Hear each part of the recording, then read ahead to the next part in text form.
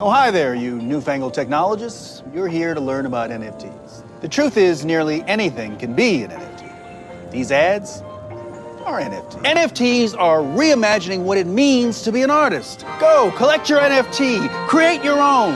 Get out of here.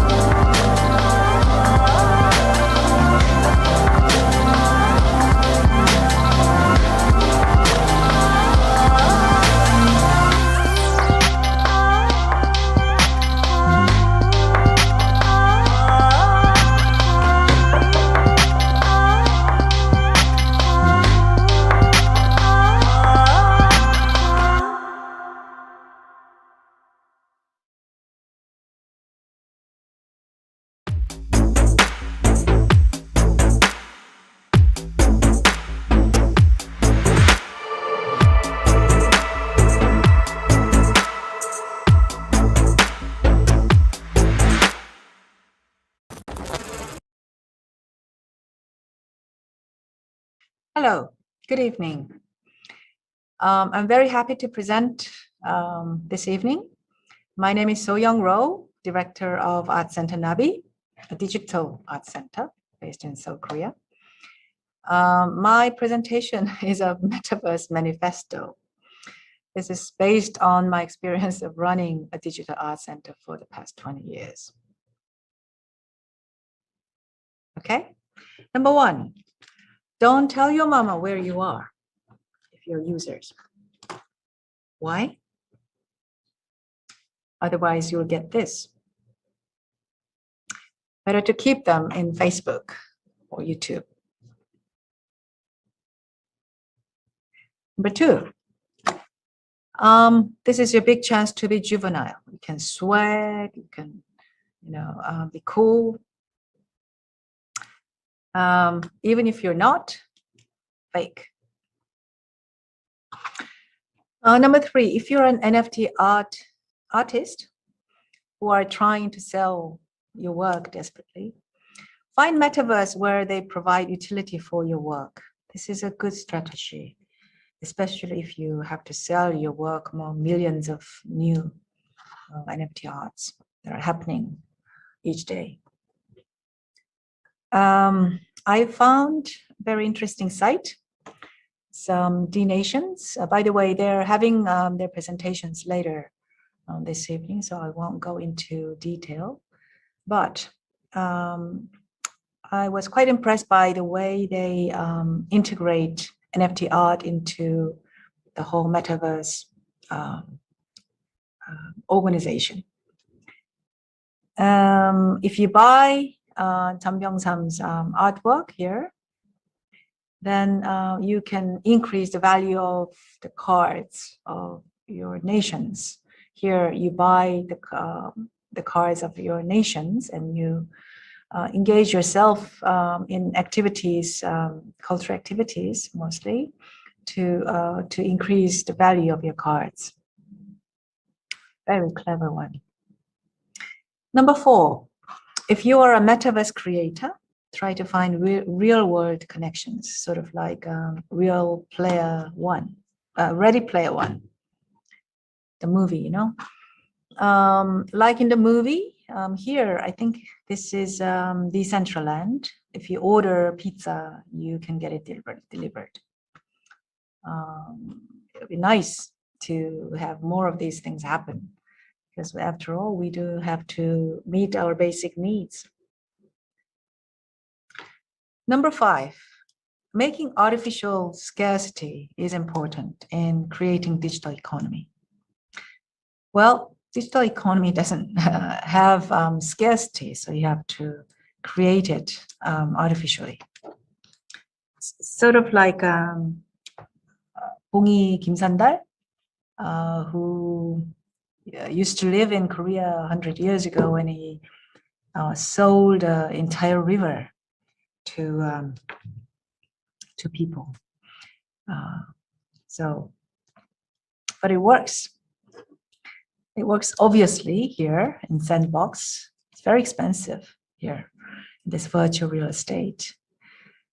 I guess we all have this desire to own something and occupy some space, either virtual or real. And another company that is doing very well, and their land is more expensive than some of the land in states in America. Number 6, flex hard. You can't flex hard enough in metaverses. Thanks to these luxury brands, you can also flex stylishly. I expect to see more luxury brands coming in here, and they will turn up their MZ generation version of it. Number 7, confuse work and play. Play is fun, but work is not always fun. But if you combine them together, make the boundary blur somehow and make it fun, what a nice world. And it is happening in these new metaverses. Like, as you know, in Roblox, you can design your own game, but you can also make money out of it. I wouldn't complain about it. Number 8, while playing though, we might want to feel good about ourselves by serving some higher purpose or some causes. And Art Center Nabi has embarked on such project in here because we're constructing our metaverse space. And one of our first project there is this one. We are making heritage NFT artwork in collaboration with Kansong Art Museum. Kansong Art Museum, as some of you might know, is quite well known in Korea as a bastion for preserving national treasures and traditional artworks from the past. Its founder, Chun Hyung-pil, from since 1930s, when we were under Japanese colonization, he sold everything he owned and he started collecting, investing all his money into preserving national treasures. Now, the museum has beautiful collections, thousands of great artworks from the past, but they in some financial need. So I approached them and tell them there's such thing as NFT artwork, and suggested that we make we turn their beautiful collections into these digital art. I proposed several projects to them, and this is the very first one that are being made. So we're making 38 Midak card. Midak means in Korean virtue. So these 38 kinds of virtue card is out of their collections. It's sort of like a good luck fortune card. So if you own it, then good fortune will follow you. So what a great news! You know, if you buy this meetup card, then you not only bring good luck to yourself, but also you contribute to preserving national cultural heritage. So doing good, and it will benefit the Art Museum Kansong financially. So we're coming soon.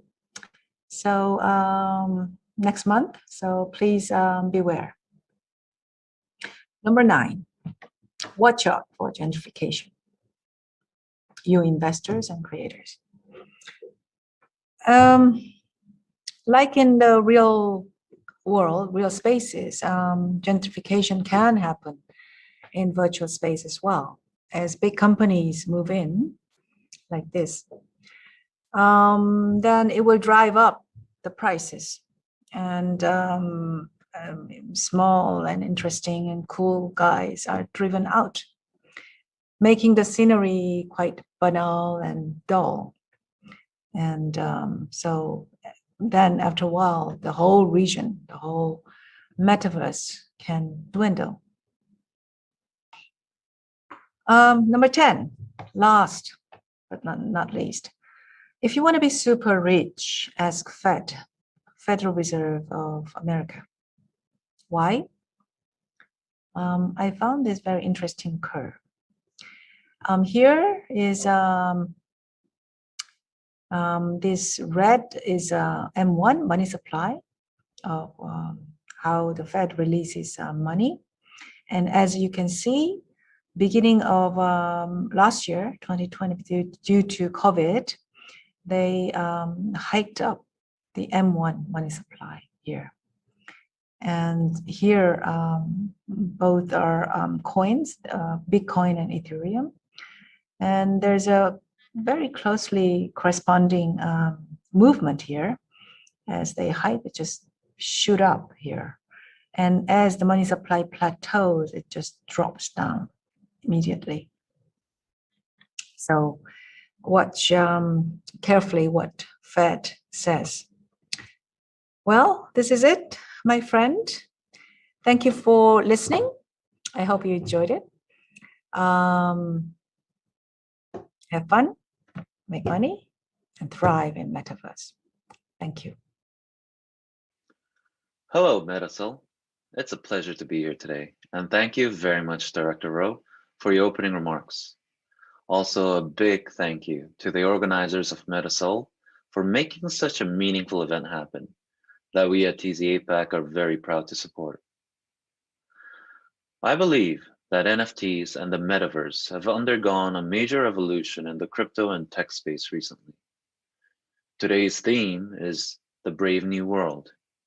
And judging by the lineup of speakers today, we're all in for a fantastic set of presentations. But before we begin, I would like to say a few words about Tezos and our efforts to make this brave new world a little greener. First, I would like to begin with a quick introduction on what the Tezos blockchain protocol is. For some of our audience members that may not be too familiar with this technology, Tezos is an open source platform that addresses key barriers facing blockchain adoption for assets and applications, backed by a global community of validators, researchers, and builders. By design, Tezos embraces long-term upgradability, open participation, collaboration, and smart contract safety.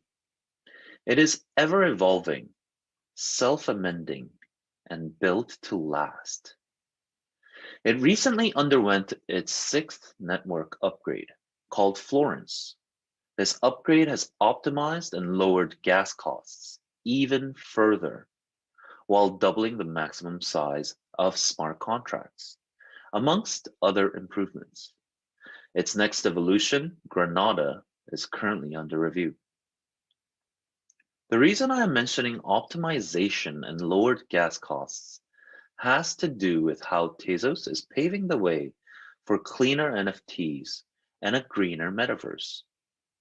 The environmental sustainability of NFTs in some ways comes down to how energy efficient or green the blockchain it exists on is. Bitcoin and Ethereum are being heavily criticized for the amount of energy they require to operate, meaning they cannot possibly be great for the environment long term. Fortunately, not all blockchains operate the same way. Based on how they are designed, different blockchains require different levels of energy to run, making some greener than others. Clean NFTs are those that exist on lower energy consuming blockchains, like Tezos. I believe these clean NFTs will really help power the brave new world, the metaverse, in a greener and environmentally friendlier manner. With regards to NFTs in the region, we at TZ APAC have seen NFTs being utilized in many different ways, from creators to gamers and even enterprises. Digital artists have turned to NFTs to make a living off their artworks during this pandemic.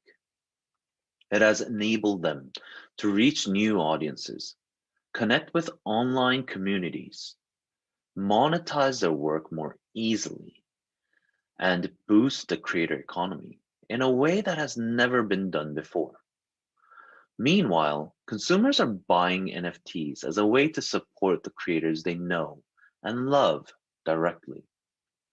Beyond art and investments, people are embracing NFTs for its everyday earning potential in growing areas like online gaming.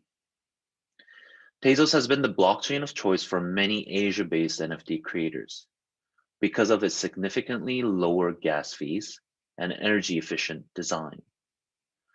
Recently, TZ APAC proudly supported an Indonesian NFT fundraiser at Art Moments Jakarta, a premium art fair with physical and virtual experiences.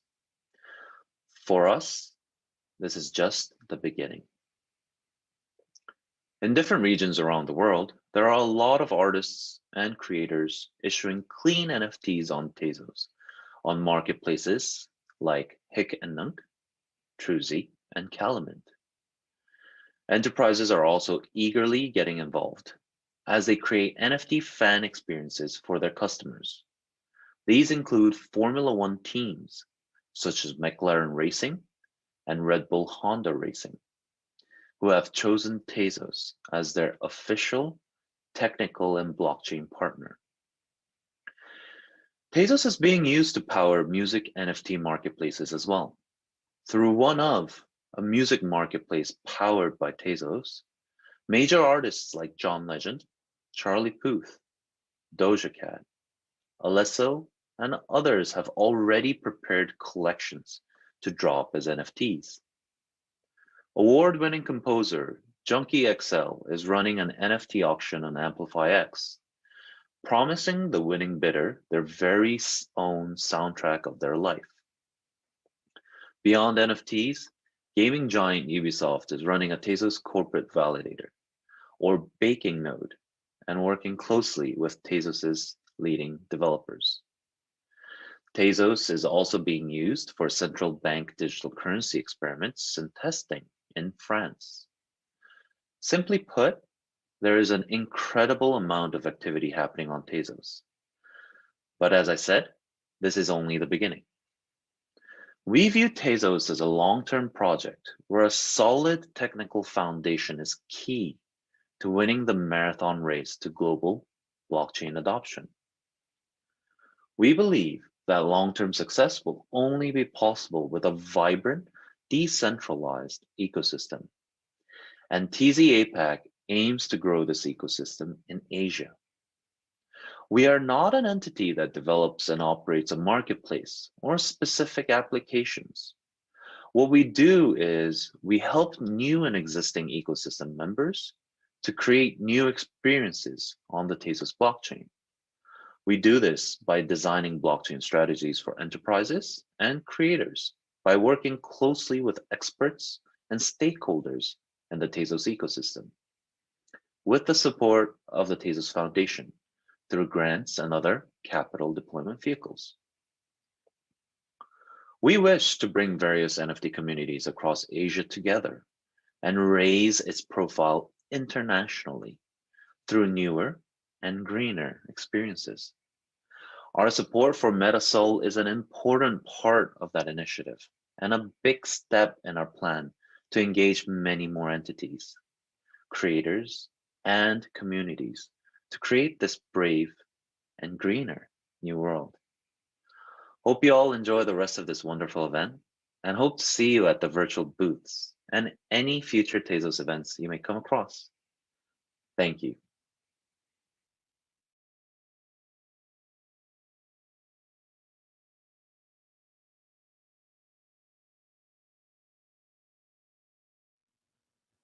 Hi, I'm Rudy, and I'm the Chief Strategy Officer at Zepeto. And today I want to talk to you about identity and the metaverse. So this is a back alley in the Gangnam district of Korea. Gangnam is famous for many things, but among them is its nightlife. And this street, like many other streets, houses a lot of members of the Korean mafia who have diverse business interests in the nightlife scene.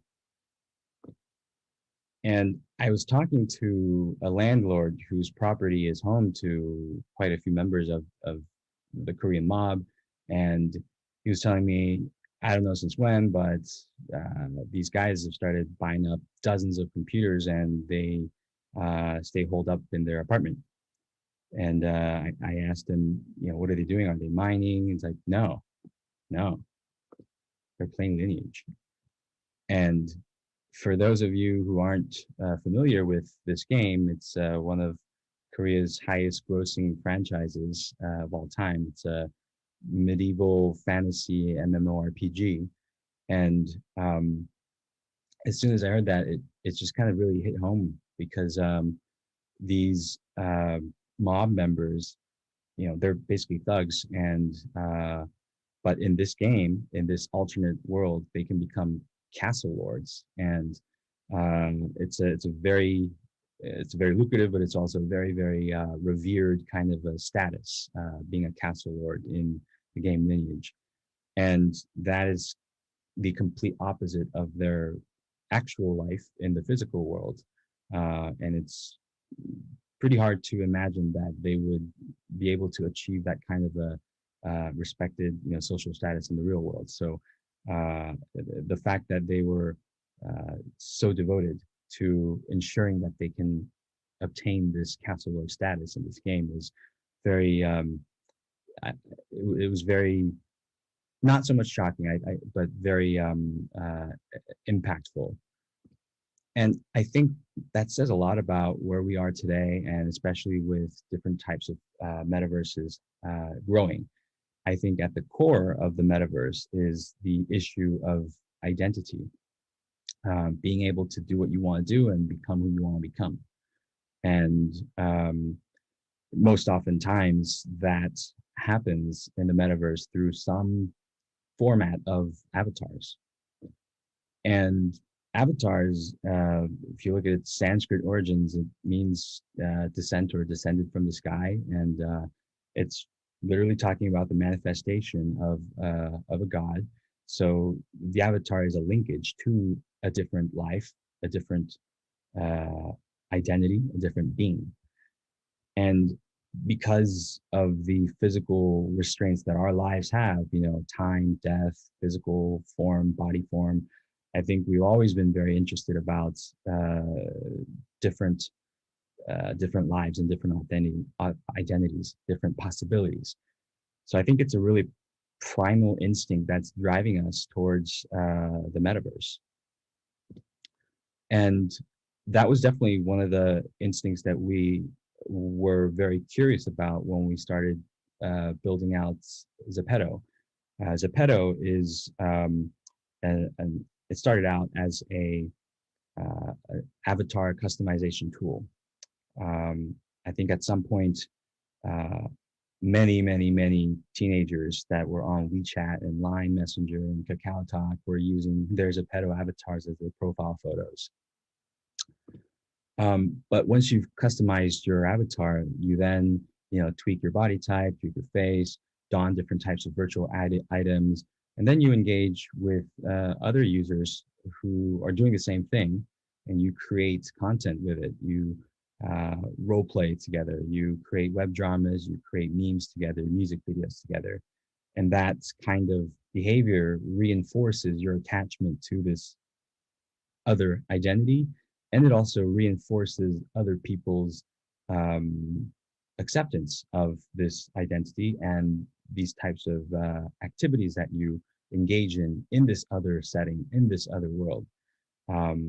So I think that content creation aspect, the circulation of content that's been created by your other identity or identities, because people can have multiple different avatars, has been key to the growth of the metaverse.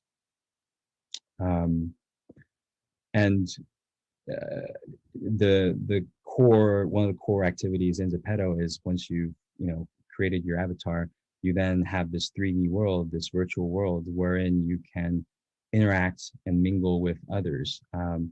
And so for a lot of our users, we have a lot of young users, and they have never used Facebook or Instagram. This is like their first social network. So to them, this type of identity and this type of activity or behavior is the kind of default setting for them. And all in all, I think we've tried to provide an environment where our users can do whatever they want. Our mission is kind of, you can be whoever you want to be, and you can do whatever you want to do in this metaverse. And I think that philosophy has been a key driver for our growth. We've been around, our service has been around for a little bit less than 3 years, but in that time, we've attracted over 200 million people to our platform. We spent, we have many minutes spent, many items consumed and created. And if you get on TikTok and search for the hashtag Zepeto, I think we have something like a bit over 6 billion views for that hashtag alone. And, put in context, that's more than Sims or IMVU or Animal Crossing, many of which are much older services. But I think it's the level of freedom that we try to provide, which in turn is the level of, I guess, it's the malleability of your identity that is offered by that freedom of activity within the metaverse. And I think that's been a very attractive proposition for many different people who are on not only Zepeto, but also on various other types of metaverse platforms. And I want to introduce one of our users. We have a lot of Zepeto creators and influencers that we call Zepeters, and Lenji is one such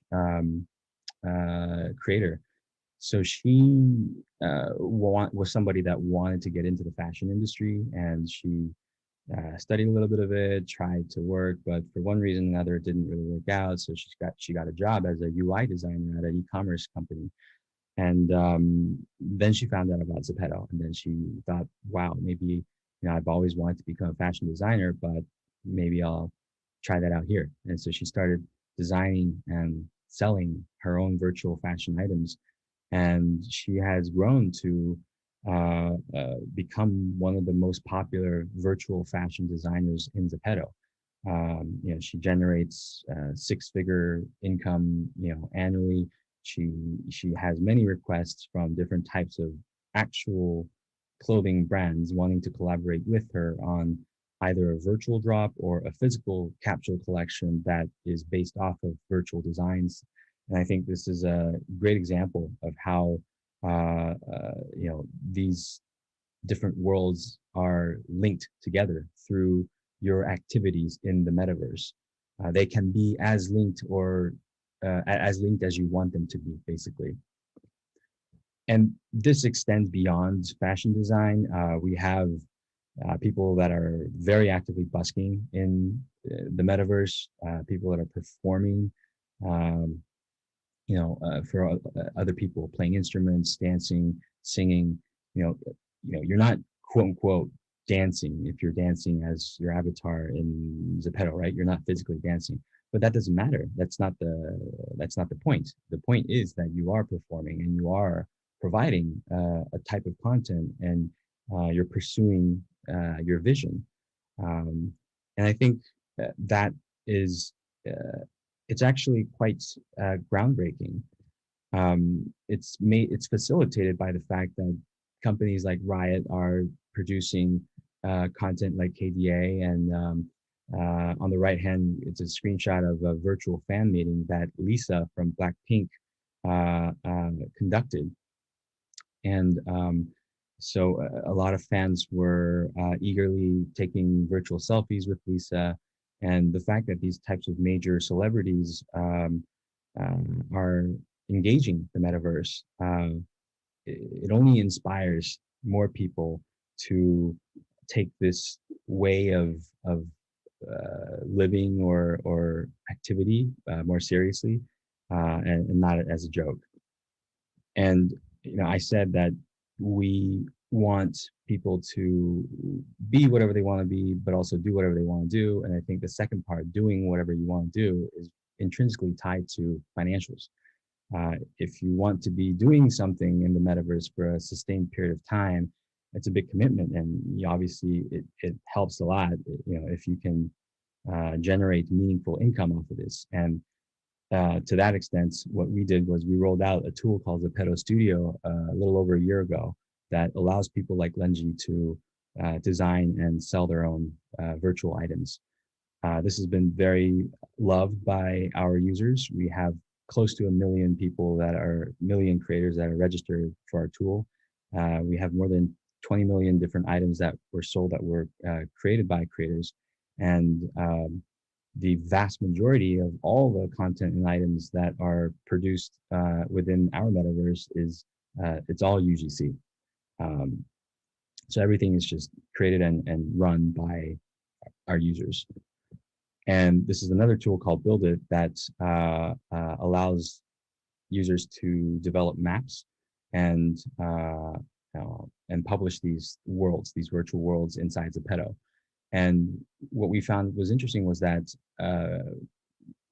quite a few of these people that were the top map creators were people that had studied interior design or were interested in getting into becoming an architect or that kind of an area. And, again, for whatever reason, it didn't pan out in the way or at the speed that they wanted that to happen. But through Zepeto, they've become virtual architects or virtual interior designers and are making a living off of this because there's many different types of corporations or institutions that want to carve out virtual real estate and have this branded space. So, whether it's performing or architect or design or whatever it is, more and more we are able to offer people real avenues of achieving their dreams and becoming what they wanted to become. And I think this is important. I remember a couple years back, I think there was a survey in Korea about asking elementary school students what do you want to be when you grow up, and I think in the top 3 or whatever responses was YouTuber. I think if you had the same survey today, you'd probably see like K-pop idol, esports gamer, and quite a lot of these responses that were probably unfathomable 5 or 10 years ago.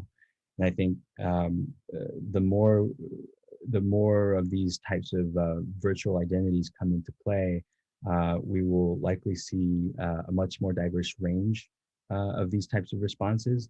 And it's really important because it's a way of it allows you to not limit the depth or the scope or the range of your identity. Certainly helps that you can make money off it. It helps to persuade your parents to allow you to spend more time as a kid on different types of virtual platforms. And I want to close with this little souvenir. This is from this is a screening of a movie called Arrival of a Train, which was the first movie ever to be produced and also screened at a movie theater in the late 19th century. And here we see these people their first time ever at a movie theater watching a movie, and they see this movie coming at them and they think it's real, so they jump and they flee. And I think what's interesting is over the past century or so, with stuff like TV, films, this is technology driven content, but the more we got acquainted with it, the more we kind of thought, okay, this is entertainment. This is just content. It's a show. It's not real. It's not my real life. this is just a movie. But I think where we are now with the metaverse is a little bit of the opposite direction. This is also very much a technology-driven content, but here, you know, it's very hard to say that this is not linked to real life. It's very hard to dismiss it as, you know, unreal, not real, if it is in fact, you know, becoming a larger part of your real identity. You're making a living off of it, you know, on many other platforms like TikTok or whatever. You see more and more of these identities and these activities being proliferated. So I think it's a very interesting time, and we will only continue to see that grow with the arrival of more platforms, better technology. But I think at the end of the day, what is driving us to engage in all of this is our innate desire to live different lives, our curiosity towards different opportunities, and by extension, our curiosity or passion for new identities. Thank you for listening.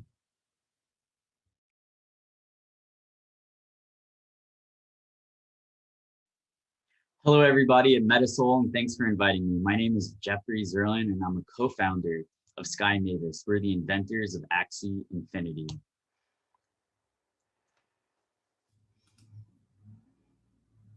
Axies are fantasy pets that you can battle and collect, but the key ingredient is that we've added blockchain technology to allow all the markets in our game to be controlled by players. We think that player-owned economies are going to be so important in introducing blockchain to the masses.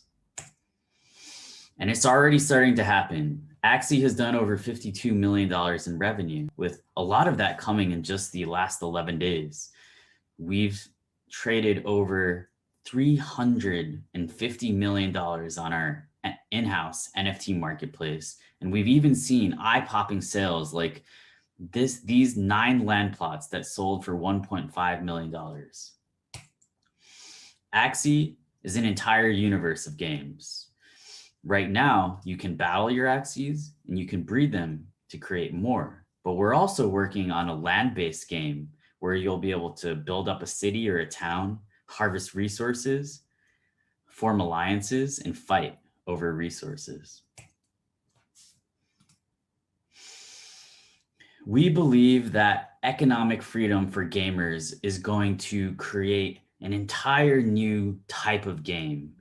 Games that are actually entire digital economies where people can live, work, and play. We see ourselves as nation builders. We're building both the virtual worlds of the future and the infrastructure that makes them possible. Our business model is quite different, and I think this is the key to why we've been able to succeed so far. Traditional mobile game developers, they make their games free to play. Oftentimes they'll sell things to the players. They'll sell resources, skins, game copies. Some people might think of it as quite extractive. It's a one-way street. At Axie Infinity, we've turned the model on its head. We open up the in-game economy through a couple of different ways. First, we give distribution rights to our players by allowing them to create and distribute the Axies required to play the game. So when new players come to buy Axies, they aren't buying them from us directly. They're buying them in a player-to-player transaction. Secondly, we believe that the player market is king. 95% of all the value flowing in our ecosystem actually goes directly to the player base. And this makes sense for us. The way that we monetize is that we simply take a 4.25% commission on all the trades happening within our ecosystem, as well as a fee each time an Axie is bred.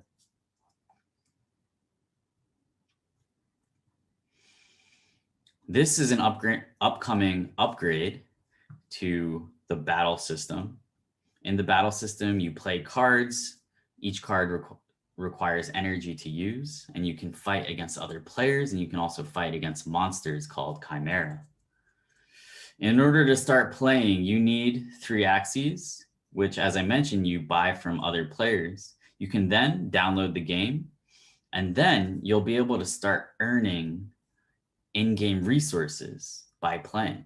The key thing is that these in-game resources are actually tokens with real value. For example, the Smooth Love Potion is the only way to create Axies. Each Axie requires both Smooth Love Potions and Axis tokens to be bred. And the only way to earn Smooth Love Potions is by playing the game. So this means that each Axie is really tokenized human effort. For the first time in history, we've been able to capture human effort in the form of a game asset. This has created an entire new movement, an entire new type of game. People are calling it play to earn. How does it work?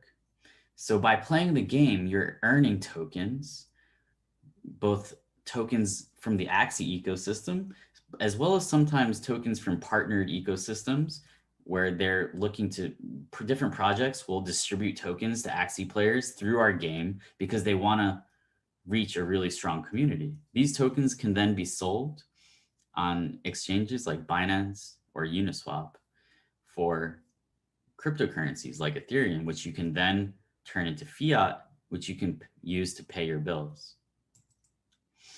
This has made Axie far more than a game. This is a still from a documentary called Play to Earn. I really suggest each and every one of you to go and watch this. This couple, they're not like your average blockchain user, but during the pandemic, they found Axie and it's helped them so much. They own a store, and during the pandemic, foot traffic has gone almost to zero. While they're manning the store, waiting for customers to return, they're able to play Axie. And because they're able to earn tokens with real value that they can exchange for Filipino pesos, it's been a huge help for them in the pandemic, paying for medicine and basic goods. A lot of people focus on the economic aspect of Axie. That is the thing that is most obviously new. But I think it's important to recognize that over 50% of our players prefer either the community or the gameplay to the economy.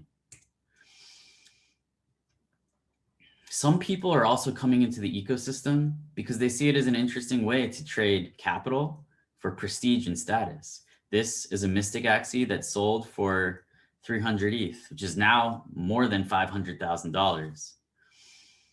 It can be used as an avatar on Twitter or Discord, and in the future, may be a really awesome thing to upgrade.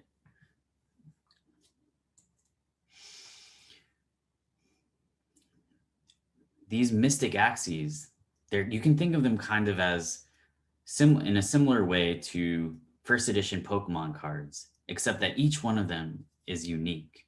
And they've sold for tens of thousands and hundreds of thousands of dollars. It's special behaviors like this that have made Axie Infinity this week the top revenue generating application in all of crypto. In fact, it's not just beating applications, it's also beating all of the blockchains. Axie generated $35.8 million this week, which is more than 7 times what Bitcoin generated. And it's even more than what Ethereum generated. So clearly something amazing is happening. How did things spike so quickly? You may have just heard about Axie for the first time in the last couple of months. That's actually when most of the world find out about us. But actually, we've been building since 2018, right? You can't even see the numbers here, but you can see that something was happening. These were golden days where we had a community. We were building during the bear market when people weren't chasing profits. It wasn't all about the money. It was really about doing something fun and interesting. And we built and we built, and eventually we deployed many upgrades to our system, continuously upgrading it. The big upgrade that made the last couple of months happened was the deployment of Ronin. So Ronin is our custom scaling solution built specifically for Axie and NFT games. It allows people to use blockchain games in a really easy and fast manner. On Ethereum, life was really difficult in many ways because there are things called gas fees. Gas fees can be expensive. Ethereum is also slow. It was pretty stressful, and it was quite difficult to play Axie back then. So what we've done is we created a scaling solution to reduce or eliminate gas fees, make things quick, and that is actually what caused this huge spike in traction. You can see that also our DAU has been growing hundreds of % each month since April. People stay within our ecosystem. They see it as a social network, a place to make friends, but also a form of work in many cases. This means that when compared to the traditional mobile gaming, mobile games, Axie is doing stellar retention numbers. But Axie isn't just about the numbers. It's a community of artists, developers, competitors, and even people who have taken the lifelong pledge of getting an Axie tattoo. This is an amazing new trend from the Philippines where people are even making Axie birthday cakes for their loved ones. But Axie is still small.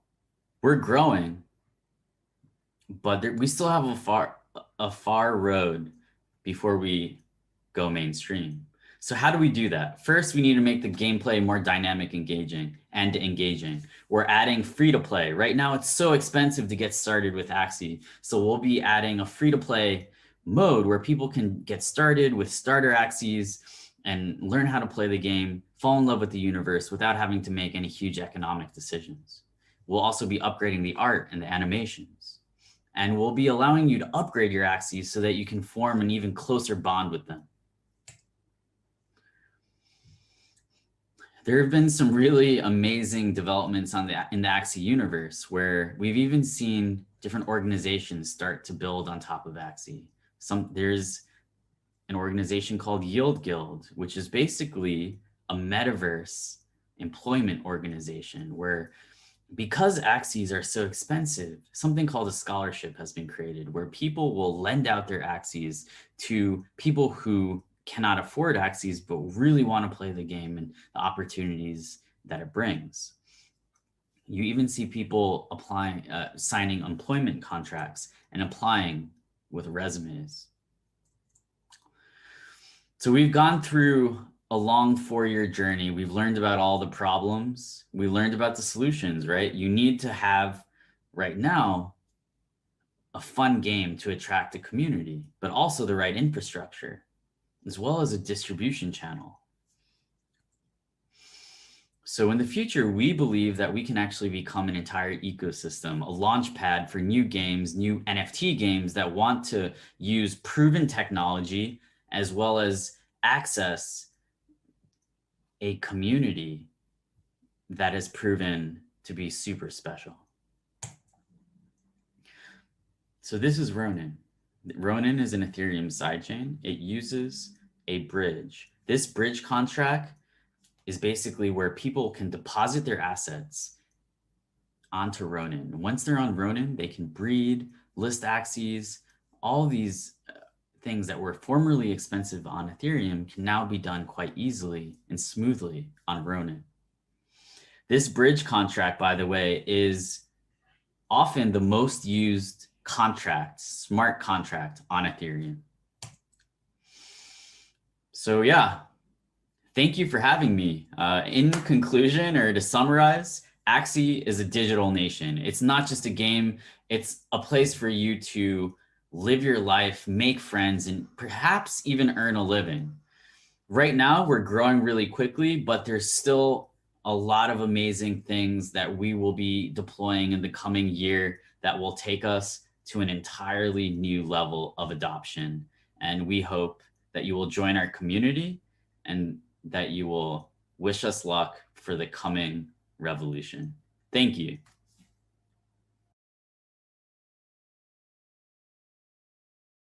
Hello everyone, my name is Daniel Hwang. My presentation is called The Frontier of the Metaverse, Opportunities for Crypto Native Operators. I'm a protocol specialist at StakeFish, and we're talking about castles in the sand. So I'll briefly go over a little bit about myself, my role at StakeFish, and then what I do at HanDAO. I'll go into some concepts of the metaverse, why crypto is important, and how it adds value to NFTs. And I'll go into a little bit about why StakeFish has been interested in building our virtual HQ on Sandbox, and how this is important to a very vital part of our services, which is delegator communication, which we need to do more of. So yeah, I'm Daniel. Quick background about myself. I was a minor back in 2013. Used to work at a law firm.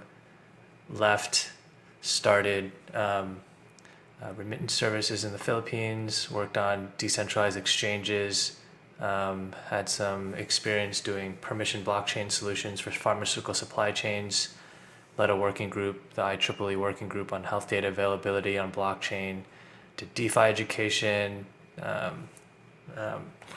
some smart contract development with NFTs, DAOs, and now kind of working with HanDAO, the first DAO in Korea, and also helping out with a lot of the metaverse stuff. So as a protocol specialist, I handle protocol research and governance at StakeFish, and this includes ecosystem relationship management, protocol-specific research, delegator communications, and protocol-related governance, voting, and analysis, and then also special projects. And so my involvement with HanDAO I had been looking for ways to support creators, and there was a lot of Korean artists and creatives that I ended up supporting in the NFT space. Been helping them deploy and mint ERC 721s and 1155s. I really wanted to stress the importance of the self-sovereignty aspect of what cryptocurrency can do for a lot of these new creators that are coming in, and so tried to help people establish and deploy their own smart contracts and mint from them without having to rely on centralized platforms. And so this eventually ended up formalizing into what HanDAO is today, supporting the Korean creator ecosystem. Okay, so what is the metaverse? And I'm sure you're familiar with kind of like this movie Ready Player One.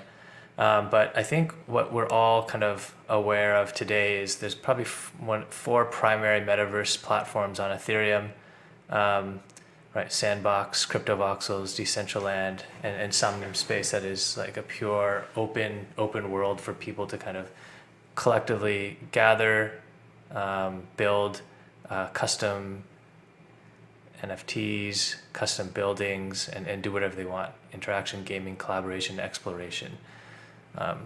Obviously, Axie Infinity is like a very fit for purpose one, but I mentioned like the open worlds here.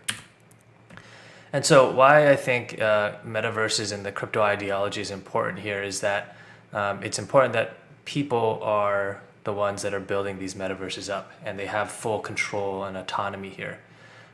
Pseudo-anonymity should also be a default, and then the aspects of decentralization and censorship resistance are the rights basically of the people in these crypto metaverses. And these are values that are important to me as a protocol specialist, as working at a validator that is trying to maintain decentralization in these blockchain infrastructure networks. And we always want to continue to push initiatives that will stress decentralization. And right, this is obviously in contrast to what we see with some centralized platforms like Facebook Horizon. So Zuck. So I had written some stuff on NFT value in the context of interoperable utility on different metaverse applications. And I think that's pretty applicable to how we can kind of view metaverses in terms of what they can provide NFTs themselves natively, and then also what they can provide users using them and why they would use them, right? And so the context here is basically that the interoperable utility is basically providing value. NFT value can be derived from its utility through interoperability among these different metaverses. And so you had seen like those 4 different types of metaverses. Having an NFT be able to span all 4 of those would provide utility to it, and then eventually value because it is more useful. And then the second important concept is the point of kind of the pseudo-anonymity that these metaverses will provide you. Right? I think a lot of us are familiar with crypto Twitter. There's a lot of LARPing, people hiding behind, or just like using different accounts to express more opinions more freely behind like cartoon avatars or profile pictures that are CryptoPunks. And then finally, to tie that together to how like you would want to have pseudo anonymity with your operation in a metaverse, right? You can think of, let's say in Ethereum, an address is basically your avatar. And so what does this mean? And so let's say, for example, you are on Sandbox, and you can think of Sandbox is this blockchain-based metaverse. Let's say there are multiple games or applications in Sandbox. And let's say there is sort of like an NFT, let's say a CryptoPunk NFT that can be used in multiple different metaverses interoperably. So for example, there can be a racing game, and that singular CryptoPunk that you have can manifest itself as like a hanging decal on your car and gives you 10 plus horsepower. That same CryptoPunk maybe can be used in the maze game, where it manifests itself as like a companion that alerts you whenever you're close to an exit or treasure. And then again, that same CryptoPunk can maybe manifest itself as a necklace in a battle arena that gives your character like 10 plus HP. And so you have like this native integration with an NFT that can be used in many different areas, and then that in itself imbues value because it is inherently useful, right? Anywhere you go, it should follow for that. And so that's like the value that you can get from this interoperability within these metaverses. And then that can kind of be tied into who a person holds, who a person is, and how and what items and NFTs that they can hold. And so, for example, this is a wonderful drawing by one of my coworkers that kind of describes how a lot of people use Ethereum addresses, right? And Ethereum, you can say, is a platform. An Ethereum address you can think of as your avatar. You can think of like the tokens that you have in that Ethereum address and the NFTs that you have on that Ethereum address as your gear. And you can imagine that the contracts, the DAOs, the dApps, the games that you interact with can be like different realms. So some applications might see an Ethereum address that is interacting with it only as a yield farmer. An application, let's say like Axie Infinity, will see an Ethereum address only as an NFT monster battler. Like Super Rare might only see an Ethereum address as an art creator, right? And you have hedge fund managers like in DeFi with like lending and borrowing and liquidity provisioning. Politicians, right, where we have governance tokens where you vote on protocol changes, and you have traders. And essentially, like each Ethereum address, you kind of carry around your story publicly, again, because we're on these public blockchains. And you can see the full history, the path that has taken, where your Ethereum address wears all of that to see for people. And so you have that kind of natively as like a fundamental building block of how metaverses are interacted with people and these addresses. And so that kind of leads us to like what these metaverse HQs look like. So obviously StakeFish is building on Sandbox, but right, you've seen a lot of different HQs in Decentraland, crypto voxels, storefronts, NFT projects that have built their little stores and buildings there, and then even companies that are building there. And why are they building there? And so, right, StakeFish is obviously one of them. Like we have been fortunate enough to be working with one of the top tier metaverse builders, Poligonal Mind, which we're super lucky to have. And so, right, they have provided basically so many opportunities in these metaverses as an entity that does interact directly with Ethereum addresses or whatever addresses that we are on these networks, to engage with. And just to stress, right, the concept in these metaverses, whether or not it's a specific game or even Ethereum as a metaverse, these addresses are pseudo and anonymous.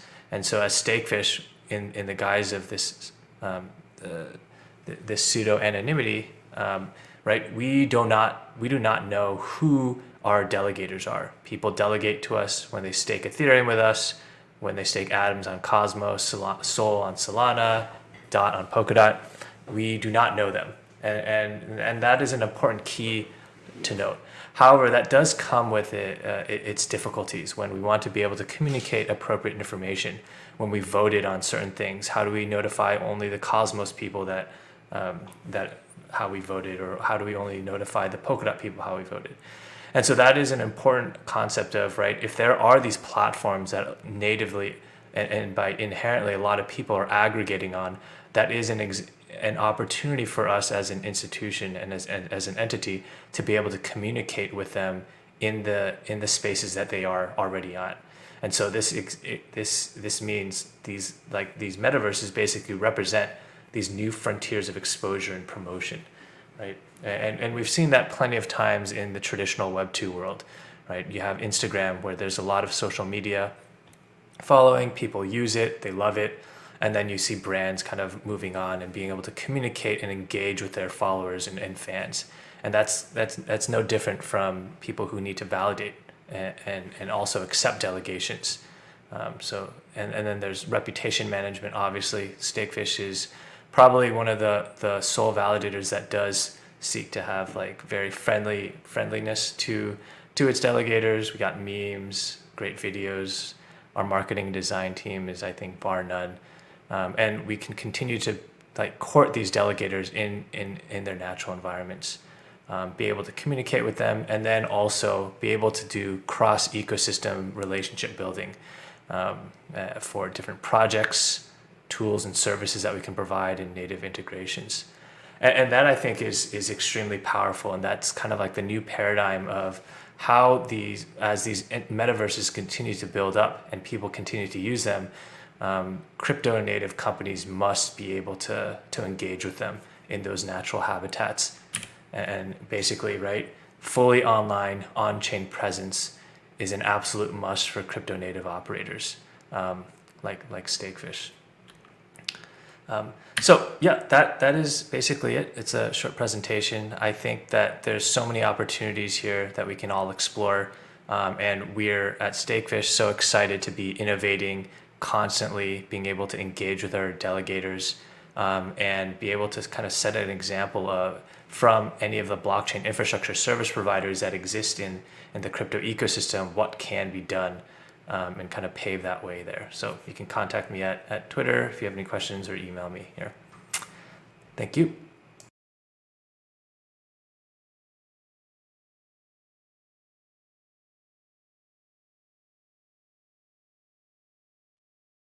네, 안녕하세요. 더 샌드박스 한국 매니저 이요한입니다. 오늘 이렇게 메타소울에서 더 샌드박스를 소개할 수 있게 돼서 매우 기쁩니다. 네, 그래서 웹사이트에는 저희가 Decentralized NFT Creator Ecosystem in the Sandbox라는 주제라고 표시를 했고요. 저희 한글 제목으로는 NFT 활용을 통한 크리에이터 중심의 생태계 활성화, 이 주제를 가지고 더 샌드박스를 소개하도록 하겠습니다.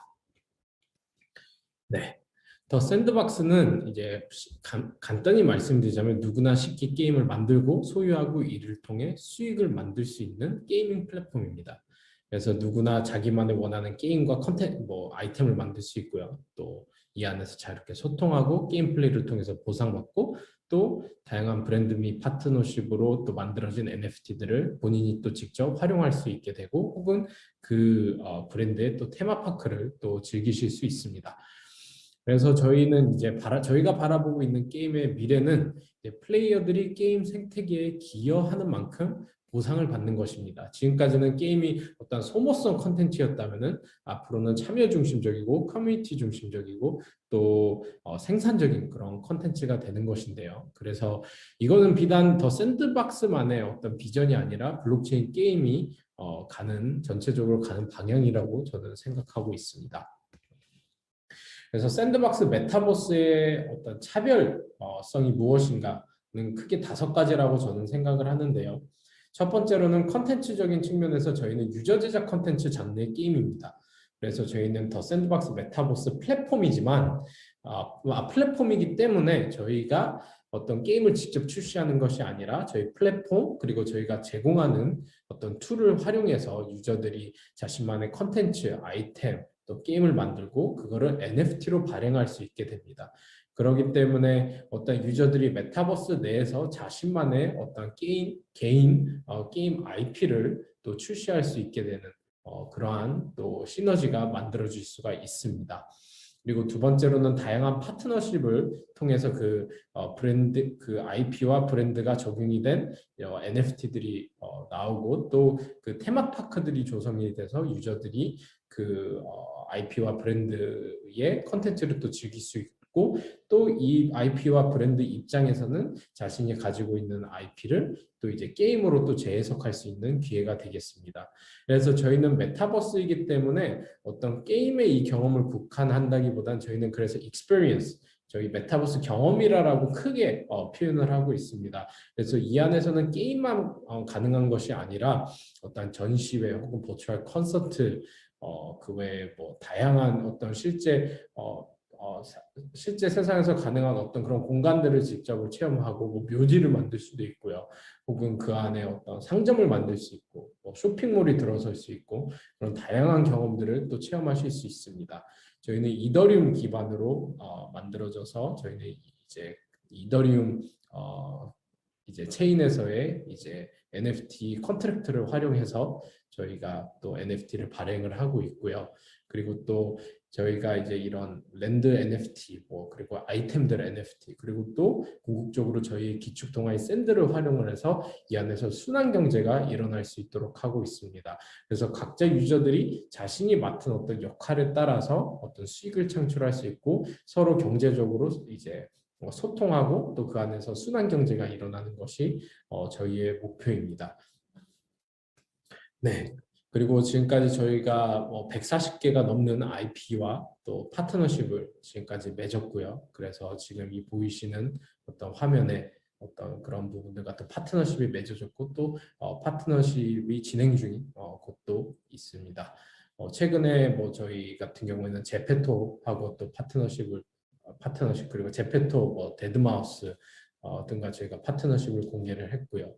그리고 한국 크리에이터 아티스트 분들 중에서는 저희가 진케이님, 한국 레고 브릭 아티스트 진케이님, 이제 브릭랜드라고 하는 브릭캠퍼스라는 어떤 레고 전시 회가 있을 때마다 그때마다 또 진케이님 작품을 확인하실 수 있는데 이제 진케이님께서는 본인의 소유하시는 저희 메타버스 가상 부동산에 이제 거기에 이제 브릭 테마의 그런 컨텐츠를 테마파크를 올리실 예정이고 또 이제 한국 최초 NFT 아티스트인 미스터 미상님께서는 이제 본인이 가지고 계신 그런 어떤 아트 어떤 세계관 스토리가 있지 않습니까? 이제 그거를 또 게임화하는데 샌드박스를 활용하실 예정이십니다. 네, 그리고 또 최근에 한국 뮤지션 파트너십으로는 스컬 파트너십 저희가 공지했고요. 그래서 이제 스컬 같은 경우는 3곱하기3 가상 부동산을 소유하고 있는데 인수를 했는데 그 위에 카리브 테마의 약간 소셜 허브가 출시가 되고 그 안에서 이제 스컬이 이제 버추얼 콘서트도 하고 또 팬미팅도 진행하고 다양한 또 소통도 하고 그리고 또 본인 브랜딩화된 또 NFT도 판매할 예정입니다. 그래서 샌드박스를 이루는 핵심 구성은 크게 3가지로 첫 번째로는 복스 에딧 그래서 이 안에서 유저들이 자신이 원하는 캐릭터 혹은 아이템 등들 게임 에셋들을 여기서 디자인하고 다 만들 수가 있고요. 그래서 이거를 마켓플레이스를 통해서 NFT로 발행하고 또 마켓플레이스에서 자유롭게 거래하고 수집하고 판매하고 구매할 수 있고 그렇게 모아진 또 NFT 혹은 본인이 직접 만든 NFT를 활용해서 게임 메이커에서 자신만의 게임을 만들 수 있습니다. 그래서 샌드박스라는 플랫폼을 통해서는 누구나 이제 NFT를 발행할 수 있게 되고 자신만의 개인 게임 IP를 만들 수가 있습니다. 그래서 게임 메이커 같은 경우에는 코딩이 전혀 필요하지 않고요. 뭐 심즈 혹은 뭐 마인크래프트 게임을 해봤다면은 그 원리입니다. 어떤 아이템을 선택해서 본인이 만든 아이템 혹은 구매한 아이템을 선택을 해서 그거를 이제 레벨 디자인 할 때 배치하는 형식이고요. 그리고 이제 제공하는 저희가 어떤 비주얼 스크립팅을 통해서 그냥 마우스 클릭으로만 그러니까 어떤 트리거 설정, 게임 룰을 설정하고 그리고 뭐 물리 조건들을 설정할 수가 있습니다. 예, 코딩이 필요하지 않습니다. 이런 부분은 지금 저희 유튜브에 들어오시면 다양한 또 데모들 확인하실 수 있습니다. 그래서 지금까지 랜드를 여러 번 언급드렸는데요. 저희 메타버스, 샌드박스 메타버스 안에는 총 16만 6,464개의 랜드가 존재합니다. 그래서 이 랜드를 직접 소유를 하면은 그 랜드에 자신만의 게임 컨텐츠를 출시를 할 수 있고요. 랜드가 없다면은 그 어떤 랜드를 임대를 해서 거기에 게임을 출시를 할 수가 있습니다. 혹은 랜드는 있는데 게임을 만들 수 없을 경우에는 크리에이터들이 만든 게임을 이제 NFT화 할 수가 있는데 그 NFT화된 게임을 이제 그 NFT를 구매해서 그 게임을 자신이 보유한 랜드에서 또 출시를 할 수 있습니다. 그래서 저희 랜드는 16만 6,464개로 또 제한된 어떤 개수로 저희가 이제 정해놨기 때문에 이 개수는 늘지도 또 줄어들지도 않고요. 그렇기 때문에 게임의 수요에 따라서 이 랜드의 가치가 또 증가할 수가 있습니다. 지금 현재 랜드 하나당 저희가 1,000샌드 판매를 하고 있고 이번 7월 달에도 저희가 랜드 세일을 계속 진행하고 있는데 거의 3초, 5초 만에 지금 계속 완판이 되고 있습니다. 그렇기 때문에 저희 랜드 세일도 많은 관심을 가져주시면 감사하겠습니다. 네. 그리고 샌드 토큰은 말씀드린 대로 저희가 이제 샌드박스 메타버스에서 기축통화로 활용되는 토큰이고요. 그래서 이 샌드는 모든 거래 수단으로 활용이 되고 또 거버넌스에 참여할 수 있고요. 샌드를 홀드할 경우 그리고 또 스테이킹을 통해서 이제 그 어떤 아이템 보강 어떤 그런 자원을 얻을 수 있게 됩니다. 그러면 그 자원을 얻을 수 있는 방법은 그러니까 샌드를 스테이킹을 하거나 게임 플레이를 통해서 그걸 얻어야 되는데 얻었을 경우 자신의 아이템이나 캐릭터를 그거를 가지고 더 강화할 수가 있습니다. 네, 그래서 지금 저희가 현재 같이 협업하고 있는 뭐 지원하고 있는 복셀 아티스트 크리에이터 분들은 저희가 글로벌하게 150명이 넘고요. 그분들이 지난 2년 동안 저희 샌드박스 메타버스 안에서 활용할 수 있는 3만 5천 개가 넘는 NFT를 지금까지 만들었습니다. 그래서 매 주마다 이제 NFT를 계속 만들어서 올려주시고 있고요. 그래서 이분들은 모두 샌드로 보상을 받고 있습니다. 그래서 많은 아티스트 분들이 벌써 이 안에서 복셀 아티스트로 활동하고 계시고 그리고 그걸 이제 그 활동에 따라서 이제 샌드로 보상을 받고 또 그거가 판매됐을 시 또 그거에 대한 수익을 또 얻으실 수 있게 됩니다. 그래서 저희는 이제 크리에이터 중심의 생태계를 계속해서 조성해 나가고자 합니다. 지난 이제 반년간 랜드 소유자도 많이 증가하였고 또 어디 저희의 등록된 계정 수도 계속 증가하고 있습니다. 네. 첫째 날에 사실 벌써 NFT가 많이 다뤄졌기 때문에 사실 여기서 구체적으로는 들어가지 않을 테지만은 저희가 봤을 때 NFT가 주는 가장 큰 혜택 중에 하나는 바로 진정한 컨텐츠 소유권이라고 생각합니다. 그리고 또 희소성이 되겠죠. 그래서 메타버스 안에서 NFT를 통해서 자원의 희소성이 주어지고 또 그런 희소한 가운데 소유권이 있기 때문에 그거를 소유한 사람은 그 NFT 거래 혹은 판매를 통해서 또 수익을 창출을 할 수가 있습니다. 그래서 창작자분들 같은 경우에는 본인들이 만든 아이템이 또 이제 오픈시와 같은 P2P에서 유저 간의 거래가 되시 이제 원작자로서 또 수수료를 얻으실 수 있게 되고요. 또 구매한 사람은 본인이 그 구매한 아이템에 대한 대해서 완전히 소유하기 때문에 그 컨텐츠를 자유롭게 활용하실 수 있게 되겠습니다. 그래서 저희 크리에이터 분들이 이제 다양한 어떤 이런 캐릭터들, 뭐 판타지 혹은 뭐 짐승이나 뭐 다양한 종류의 이런 아바타 캐릭터들을 지금 만들고 또 그거를 또 지금 마켓플레이스에서 지금 판매를 하고 있고요.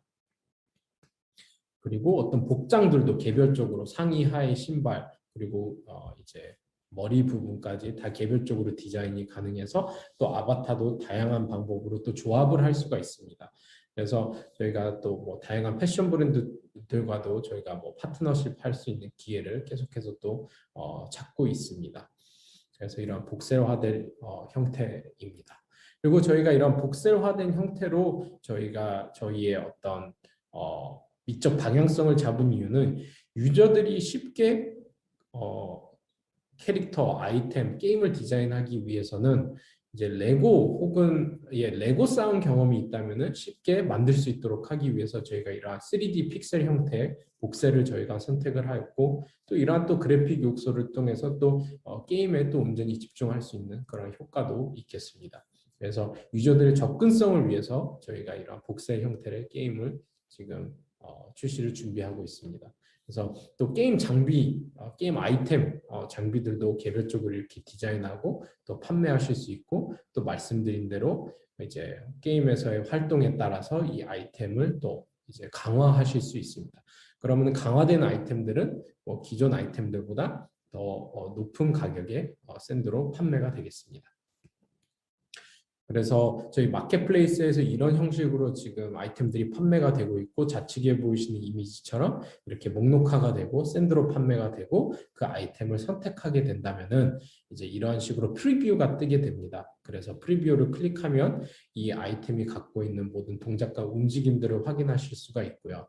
그리고 이거를 만드실 때는 애니메이션 하는 방법을 몰라도 충분히 고퀄의 아이템을 만드실 수 있는 이유는 저희 복스 에딧에서는 미리 애니메이션 템플릿을 제공하고 있습니다. 그렇기 때문에 그 템플릿을 활용하시면 거기에 모든 애니메이션 동작들이 만들어져 있기 때문에 그 템플릿의 디자인만 이렇게 스킨 바꾸듯이 디자인하시면은 자신만의 캐릭터 혹은 이런 뭐 중장비들 이런 것들을 디자인하고 만드실 수 있고, 또 이제 잼을 어떻게 사용하느냐에 따라서 이 아이템들이 또 어떤 티어를 갖게 됩니다. 그래서 뭐 커먼, 레어, 에픽, 레전드리급으로 이렇게 티어가 정해지고 그거에 따라서 또 가격이 모두 다르게 됩니다.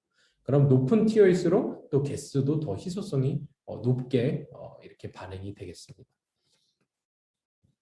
네, 그래서 이러한 형태로 지금 게임이 준비가 되고 있고요. 말씀드린 대로 일단 실제로 지금 나와 있는 게임들을 보시기 위해서는 저희 홈페이지에 들어오셔서 게임 메이커를 다운받으실 수 있고, 그리고 저희 유튜브에서 다양한 데모 컨텐츠들 확인하실 수 있습니다. 저희가 아직 게임은 정식적으로 출시는 안 했지만 지금 현재 게임 메이커를 통해서 벌써 자신만이 원하는 게임을 직접 만들어 보실 수 있고요.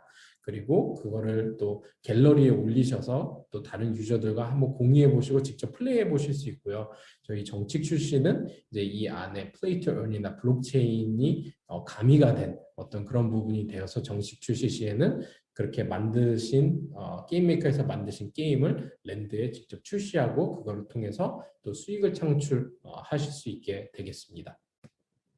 네, 그래서 저희가 뭐 크리에이터 혹은 다양한 프로젝트나 기업들과의 어떤 파트너십은 크게 세 가지 단계로 진행되고 있습니다.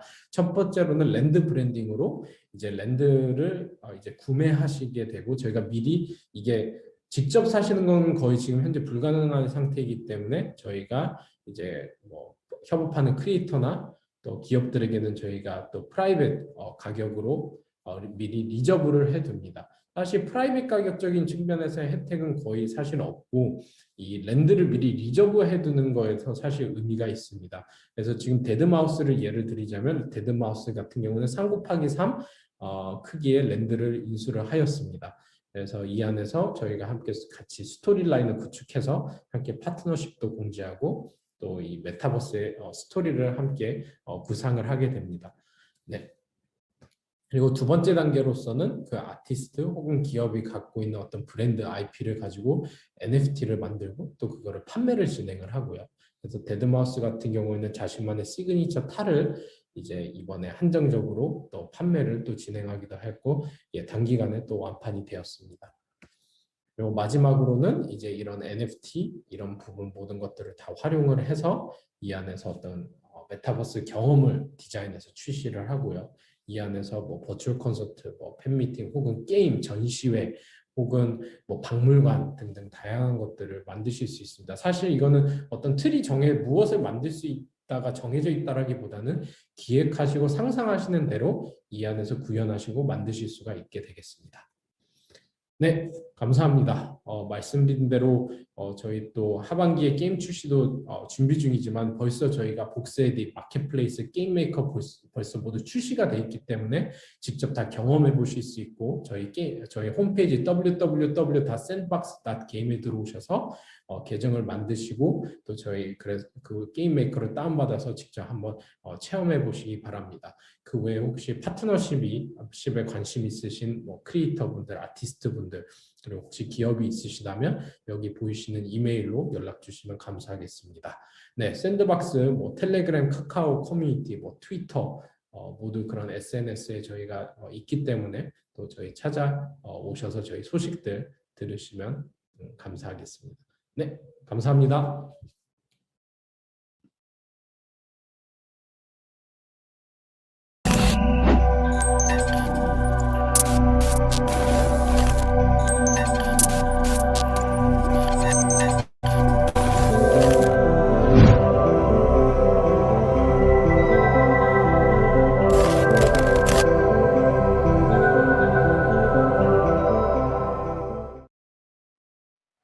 Hello, I'm Summer, an art ambassador of DeNations, a blockchain-powered decentralized metaverse where anyone can build and run nations, cities, and civilizations.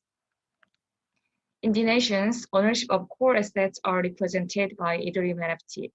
People can register their NFTs at DeNations and start to run their nations and earn DeNA token profit. The value and the liquidity of the NFT and token is supported by DeNations DeFi platform. These NFTs are currently trading on OpenSea. Nation NFT card characteristics are based on actual country and city information. Nation NFT card is based on the country joined to the United Nations. The initial price of each nation NFT is determined by DGDP. DGDP is an indicator of national power created by the nations, which reflects the actual population, economic power, number of visitors, education index, and the level of the digitalization of the country. For example, recently the price and DGDP of El Salvador NFTs has doubled because of their recent announcement that they will officially classify Bitcoin as a legal currency.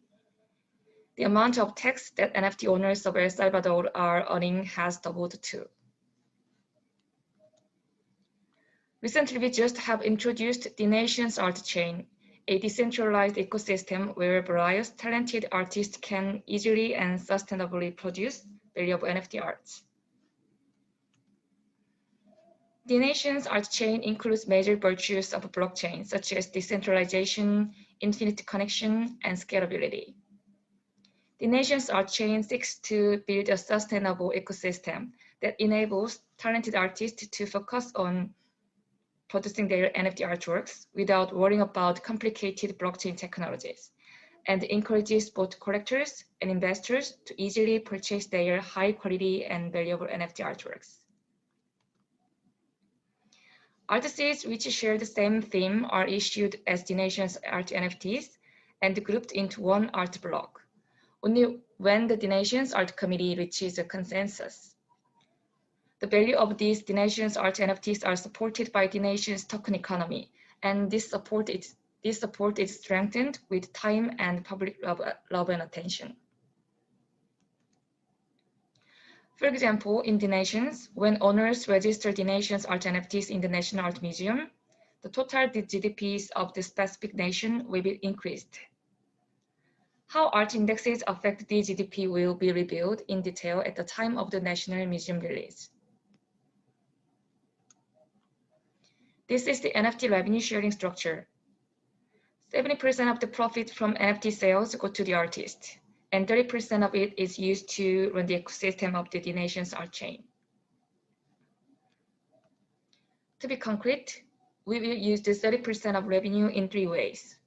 First, 20% of our share will be distributed to those who hold nation ownership card that matches the nationality of the artist of each art NFT.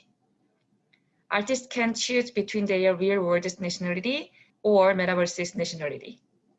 The other 20% will be distributed to the NFT owners of the previous block at a certain rate in the form of a block reward. The remaining 60% will be used for the art farming, platform development, marketing promotion, and the token economy. This is our block reward structure.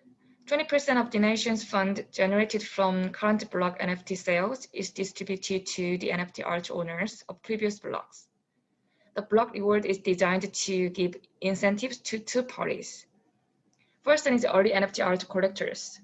The collectors who buys NFTs in the block will enjoy continuous block rewards for every block connected after the block. Second one is DeNations Art Committee.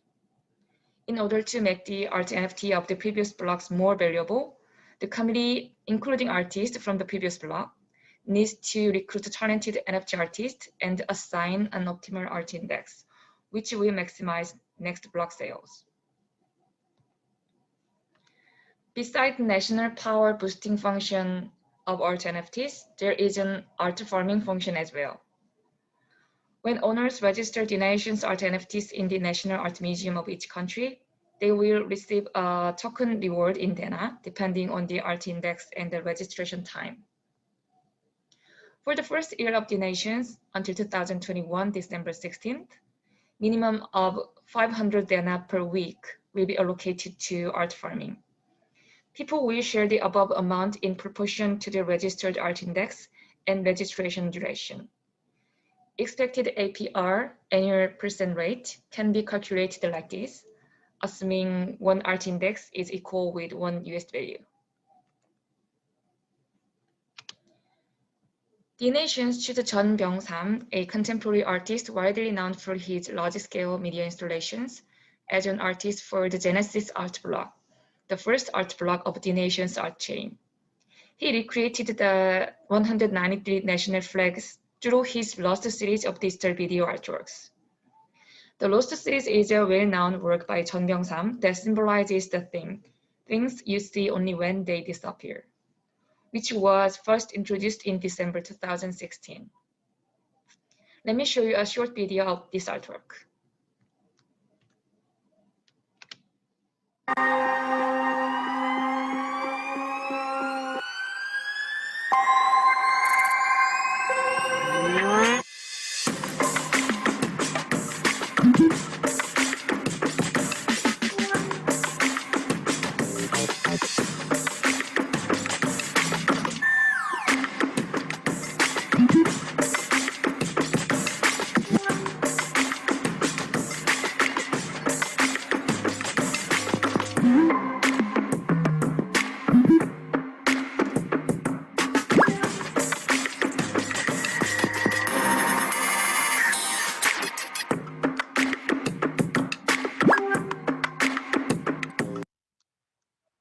DeNations and the artists are sharing similar values and philosophies that we can reinterpret and reinvent the things like the order of the universe, order of the world, way of being, things like this.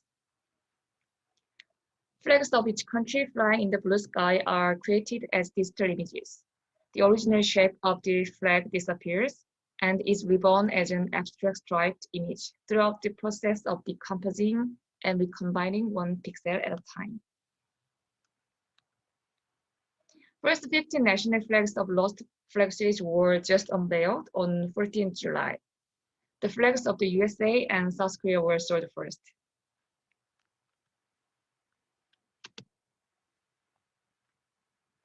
To celebrate these works, the artists and DeNations prepared to hold an offline exhibition under the title of Illuminations, Nations in Metaverse, that exclusively reveals 207 NFTs and 207 pieces of physical art called physical token, which relate each other. Those physical arts displayed in the offline exhibition will be sent to initial owners of unique edition.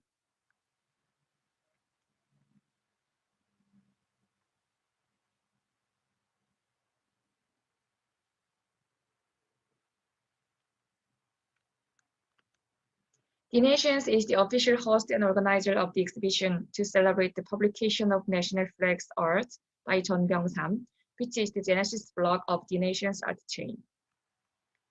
Germany's luxurious brand MCM and Seongju Foundations are the official sponsors of the exhibition. The venue is MCM House Museum located in Cheongdam, Seoul. Please stop by. More than welcome. For last 8 months, we have learned a lot of lessons while running this platform. Above all, we are learning that there are great synergies from the combination of Metaverse, DeFi, and NFTs. Metaverse with a well-organized universe can provide a context and story to NFTs. And in that universe, DeFi can make NFT even more valuable.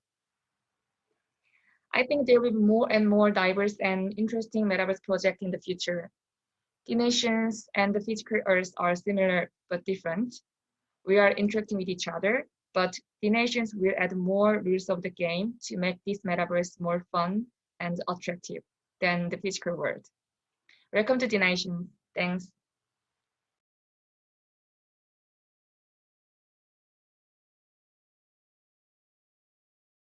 Hello, everyone. My name is Tox Sam, also known as Daniel in real life. And this is me, my little crypto avatar. How are you doing? So today I'm going to speak about Poligonal Mind, the company that I'm CEO and founder of, which we like to call it the gate to the metaverse. So what is Poligonal Mind? Poligonal Mind is a creative independent development studio that imagines, designs, and develops stunning environments, avatars, and games that contains a huge artistic value. We like to call ourselves artists rather than engineers or coders. And pretty much the whole team, or the majority of the team, is an artist. Actually, my background is a character design artist, and I made myself my own avatar. So let's go back into the past. Let's get back into the early beginnings where we started in 2015. We work with different people around the world and around the ecosystem of the metaverse and real games like Morphight. Morphight was a mobile game, low poly mobile game that wanted to be No Man's Sky for mobile, and we pretty much succeeded after a year and a half of development. Then we have totally reliable delivery service, which we work with the guys of Teeny Build, and we are 5 games. And we also work with the Beat Saber guys in the Green Day and making this awesome, cool avatar for the advertisements material. We also created some of the most famous avatars in VRChat, like Cool Banana, Good Tomato, Milk, Butter, Nutter, and a lot of them with the project's 100 avatars. And that's pretty much it. Then we started joining into the metaverse in what we like to call the NFT metaverse. I'm going to say that we started very early. We started around 2.5 years ago when I discovered Decentraland by a chance of life. And when we joined, there was nothing there, but a few months we joined their Discord and their ecosystem. We started to get some people interested into our background, how we could implement our knowledge into doing art in games into Decentraland. And then we got in contact with these guys, the guys of Momo's Collection. Momo's Collection are a group of art collectors that have over 400 NFTs from Super Rare, and they wanted to do an art gallery inside Decentraland. So we created for them what today is Momo's Park. Momo's Park is the biggest and the oldest art gallery in Decentraland and contains 260 lands divided into 11 states to optimize resources and pretty much connect even more art galleries in itself. So it's an art gallery inside an art gallery. And if you pay attention to the whole park, it is inspired by Van Gogh paintings. And there was a kind of mixture that we wanted to do there. After that, we created the transit system with 55 lands, also for Momo's people, for Momo's collection.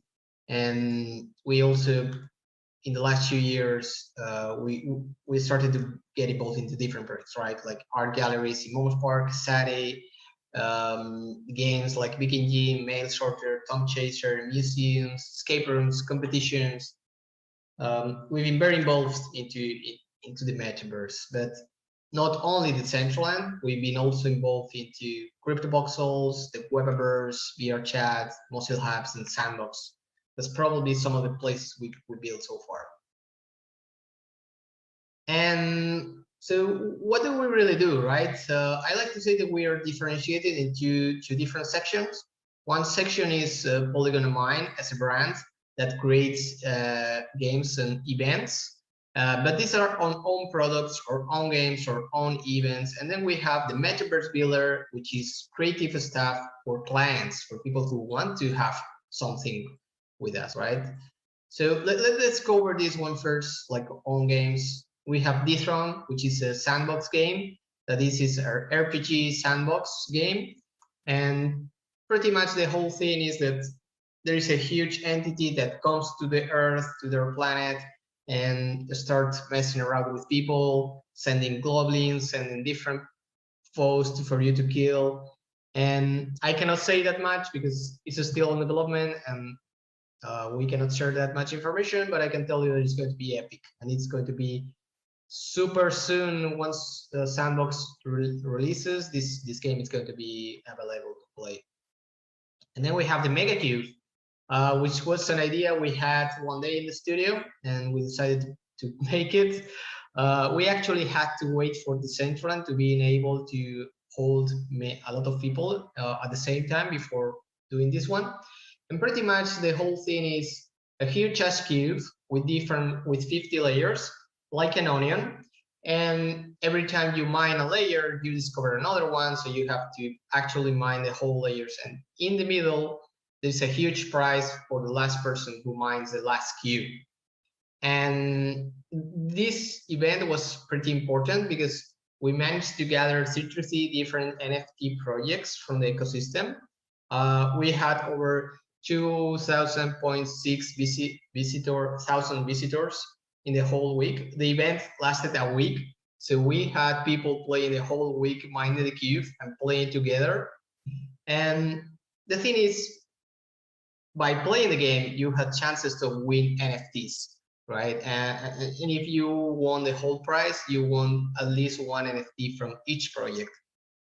Someone changed their life just playing again, right? So this is probably the first really real play to earn game and also multiplayer experience into the Decentraland so far. We want to repeat it again. We're looking for sponsors. We're looking for people to get involved. And definitely we're going to be repeating this again. But what about the Metaverse Builder, right? What about for clients? So this is probably all the places that we build for clients into the Decentraland only. We also build for Sandbox and for CryptoVoxels, but this is Decentraland is definitely one of the biggest places we ever been part of. And the services we're providing is like 3D billing, guest book lists, social media links, information displayed, and you can see different examples like the Chain Guardians, Ethermon, MetaKey community, the Nugget News, Canosay Gallery, Narcissus Gallery. Also more examples here, our own headquarters, the headquarters of Signum Capital, and this is a art gallery that I will speak more about in a few minutes.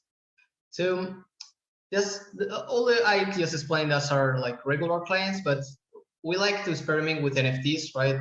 I believe NFTs are still very early, and that's like the beauty of them. You can experiment with them. So we released this thing called the WonderTech Pledge. And the WonderTech Pledge is an exclusive ERC 721 that we release every month. And once you buy it, we will have a pledge for you that we will create something epic in your land. And you will have premium features that other clients are not getting. Let's say 1 year of free updates, 1 year of maintenance on your land. We also are going to mint everything into one-on-one and send it to you, so you can own also the assets that we produce for the billion. And the most important part is that this pledge is a way for the team to be creative, because sometimes when you work with clients, you cannot really input that much. You cannot do that creative input.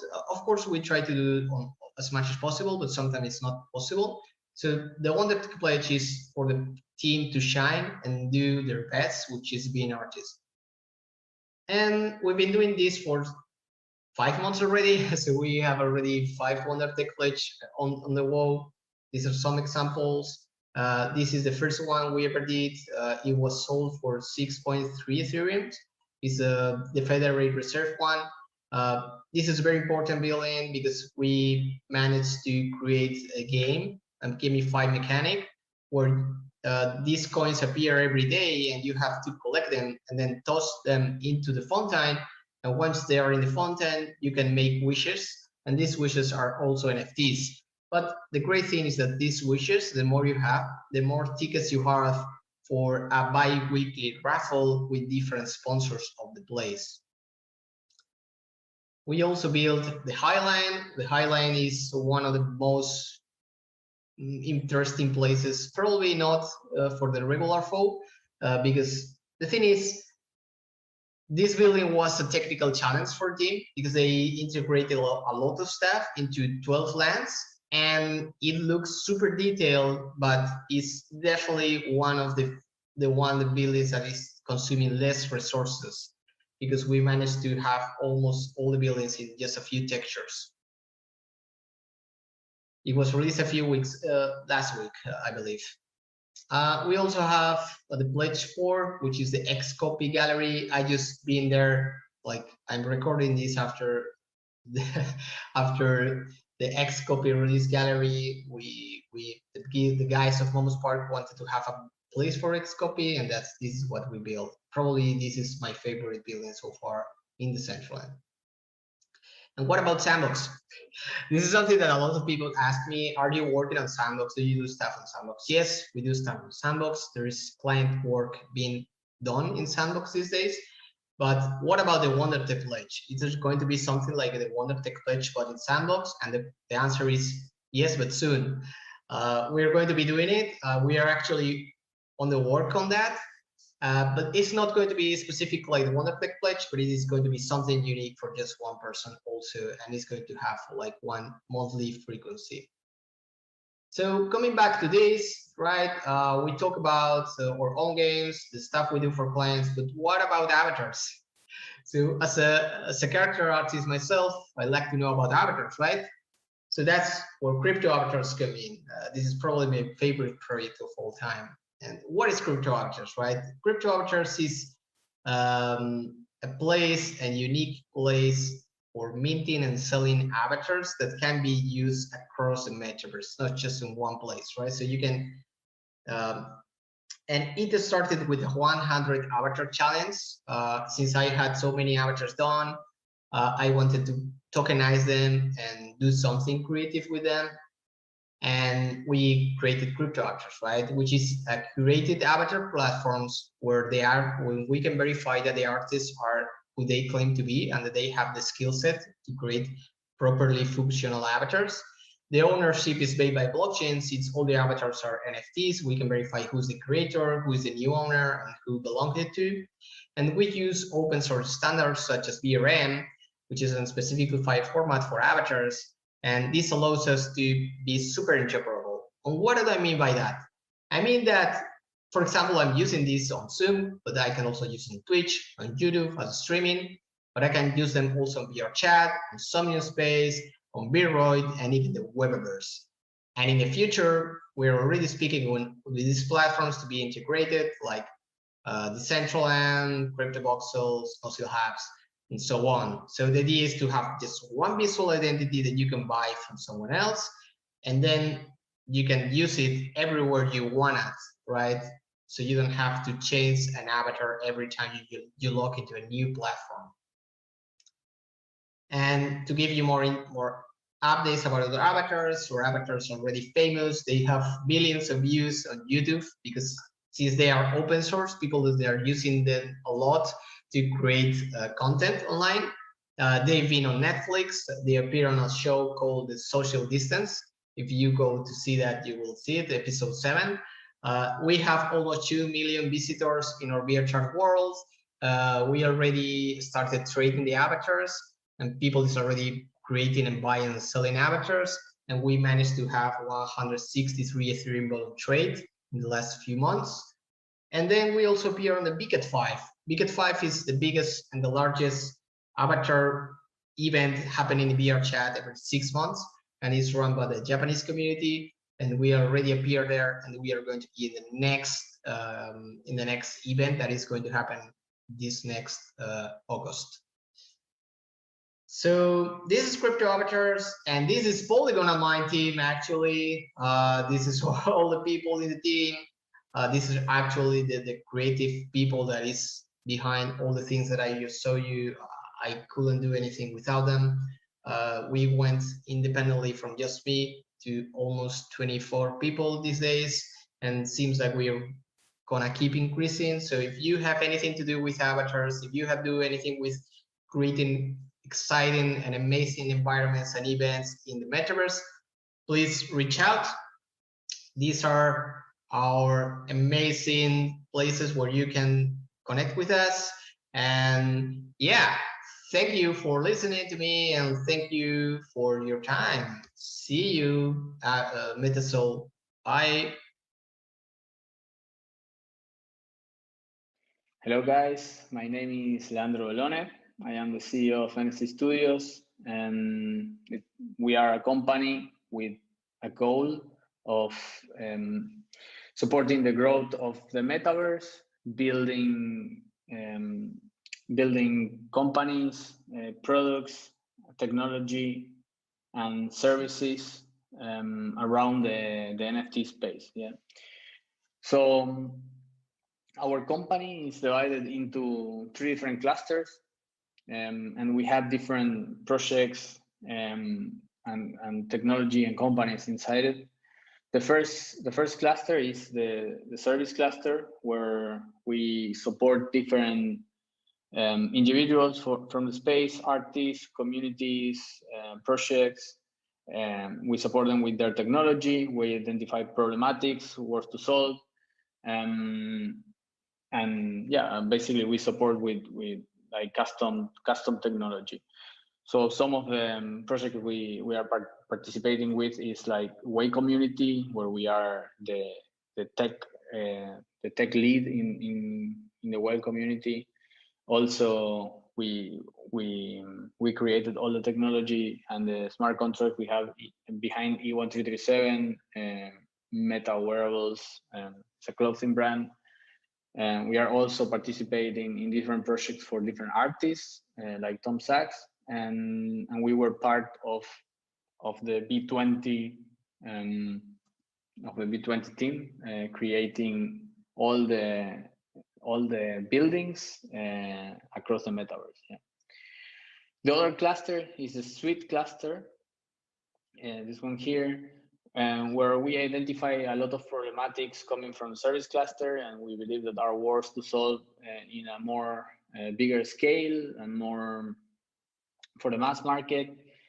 And basically in Xerox Suite, you can compare it with a similar to Google Suite, where you have a lot of different products that can be interoperable with each other. And so basically we're building within it, like the Ethereum ecosystem, and we're creating different tools to support like the NFT space and basically the Web3 space. So I will talk about this a little bit later. Yeah. And also we have a product cluster where we have all these other different companies that some of you may know, like Cryptomotors, Voxel Architects, Pixel Chain, and an upcoming project called Raregochi. So starting from the product cluster, you have Cryptomotors. It's the first digital automaker, launched in 2018. It was the first it was the project that made us enter to the NFT space. And I will let you enjoy the video of the Sport Coupe for a little bit before continuing.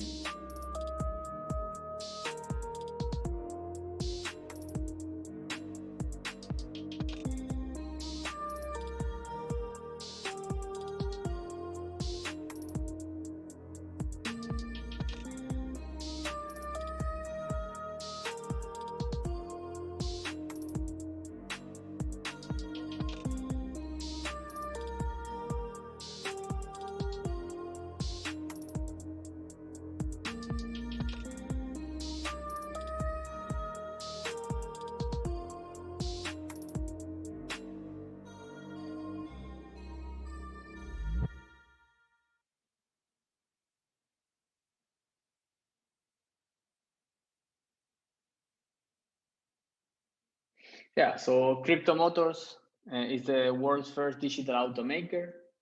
And we are the leading luxury NFT car brand and publisher of automotive virtual experiences in the metaverse. And we launched early in 2018, but we started creating the team for Cryptomotors at the end of 2017. Yeah, this was the project that made us enter the NFT space. Was our first baby, and so basically, I came from a traditional automotive work. Let's say I work as a 3D modeler for companies like BMW, Rolls-Royce. So we wanted to combine the professional automotive design and the quality of the work that we do for big OEM brands like BMW, and to bring this quality and know-how to the space of NFTs. Yeah. And since the inception of Cryptomotors, our dream was that you can own your car in the virtual world in the same way that you do with a car in the physical world. Yeah. So basically, you own the car, not the game. So what we mean with this is that when you own this asset, you could potentially bring this asset to different games, different worlds, and you can enjoy it across all these different experiences. So that's why since the beginning we push this concept of interoperability for our assets. And we manage to partner with different virtual worlds. We find ways to create this interoperability, and we are still in process of doing it. But some of the main virtual worlds where you can enjoy the cars are Sandbox, where we are building a game. It's still not launched, but we're building a Cryptomotors game, also with support of the Game Maker Fund. We're building different versions of the cars, and this is included in the metadata of the car. So basically, in CryptoVoxels, you can import your car and display it as a voxel model. Some of our cars are already racing in VR in Somion space, and all the cars also have the low poly version. So all the cars are high poly, right? But we create also the variations in low poly to support this interoperability with the central land. This is the first float of cars. Now we have 2 more cars that were added this year to the float, and that are coming from open design challenges with the community. That are the Avisus, which it was sold out early this year, and now we are doing the next drop on the 29th of current month, which is the Neon Roadster, which is the second car of this generation 1, and it's gonna be also really limited cars. It's only gonna be available 150. So yeah. Voxel Architects is the other brand that we have under the product cluster, and Voxel Architects is the first architecture brand from the metaverse. Also started early 2020, because we identify that the space was growing and there was not enough quality builds in the metaverse. So we started creating, the first project that we created was the virtual showroom for Cryptomotors. And after that, one thing led to the other, and we started to expand the team. Right now we are 15 people working. We're actually more than 15 people creating buildings constantly for different virtual worlds. Like we work with all the virtual worlds, CryptoVoxels, Sandbox, Somnium, and the Decentraland. And every virtual world that comes, we will tackle it, and we will build on it. Yeah. So our idea from Voxel Architects is that like the space need these cross builds where you can experience across all these virtual worlds. And one project that we did, like having this duplicated or like same concept of the same building deployed across different virtual worlds, was the V20 project, where we created 4 different builds to host the people artworks. So the collection that is in the V20 smart contract. And in a short amount of time, we designed a modular building that could be replicated for all the limitations for all the virtual worlds. And we have the same build, which you can see here. Same concept, but different approach in each virtual world because of the limitation. But we could deploy the same style of building across all the virtual worlds. Yeah. Other projects that we did include the Well Pagoda, 100XR. We have a lot of builds here. It's not all. We have more than 30, 40 builds that we created. Also, you have the SpaceX metabase in the parcel number 1 of CryptoVoxels that we did in collaboration for Bill Lee. And also we are creating different tools from Voxel Architects for easy deploy of your artworks in your virtual spaces. We have different tools like Twitter worlds, a Twitter world that updates automatically for CryptoVoxels. So yeah, constantly we are developing different tools to help the collectors to have a more easy access and easier to manage easier their spaces. Yeah. We are also creating from Voxel Architects an asset store.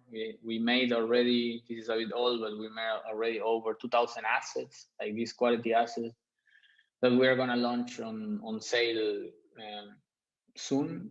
We still don't have a date on this, but we keep building assets because we believe that the space needs quality assets.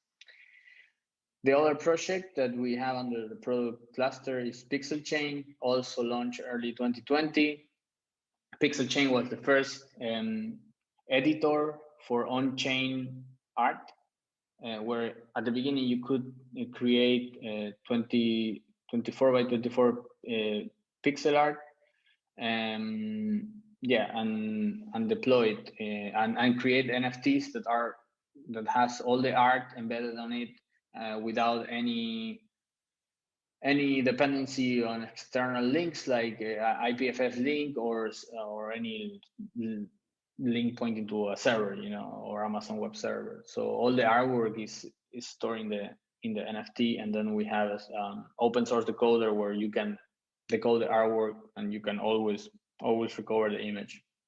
And this, I think, launched in parallel with Avastar, so it was these two were the first on-chain projects, but these allow the users to create their own creations. Yeah. There is a long roadmap for Pixel Chain ahead, where we are creating all these different blocks, like art on chain. Right now we are expanding the possibilities of how much pixels you can store. Right now we are in we expanded to 32 if I'm not wrong, But we will go up to 500 by 500 pixels. And then we are also going to include animations with pattern shifting, 3D models like voxel models that you can store on chain, music, and all of these will be the main elements for on-chain virtual world that we envision to create in the future. And the upcoming project that we didn't show this so far to anybody, but it's called Radegochi, and I won't talk too much about this. I will just show you the images. I think it speaks by itself. But yeah, you guys are the first seeing the art of Radegochi. I hope you enjoy it. Yeah, and the other cluster that we have, so we have 3 clusters, the service cluster, the product cluster, and the suite cluster. So basically the suite cluster is called Xerox Suite, and under Xerox Suite, we have a variety of different products, like different layers of products, like we have communication layer, payment gateway, minting contracts, storefronts, Web3 templates, content manager, and easy to deploy builds for the metaverse. And all of this is on development. Some projects are already on beta release. You can find Xerox Pay in e1337.pro. It's also using Xerox Mint technology. Soon we are releasing the first version of Xerox Store, and we have Xerox Chat on closed alpha. So all of these projects, our idea is that they will support the ecosystem, and because they are Web3 native, the interoperability between all these projects is going to be the key. So basically, our idea is that if you want to create your own, let's say NFT drop page, you can come create a Web3 page using Xerox Web, and mint your NFTs with Xerox Mint. So you create your own smart contract with Xerox Mint. You deploy your own store, and if you want to sell your own merch or like physical products for your own social token, you can use Xerox Pay. And then if you want to integrate also a private chat function, or you want to create communities based on your NFTs or on the tokens that your community hold, you can use Xerox Chat to create your communities. And then with Xerox Build, you will have this gateway, very easy to enter your parcels in CryptoVoxels, for example, and deploy pre-built buildings or galleries, and easy to exchange pictures in the wall and display your NFTs. So that will be the power of Xerox Suite. Yeah, then we have service cluster, where we are collaborating with different artists, companies, and projects. Yeah, so this is it. And we are very thankful for to all our partners for making all of this possible. We understand that the space, it depends on all of these collaborations. That's what we stand for, that all the spaces, it grows together, that is interoperable, one project with the other. We believe that that's the power, one of the biggest powers of the NFTs, is that you can create this interoperability.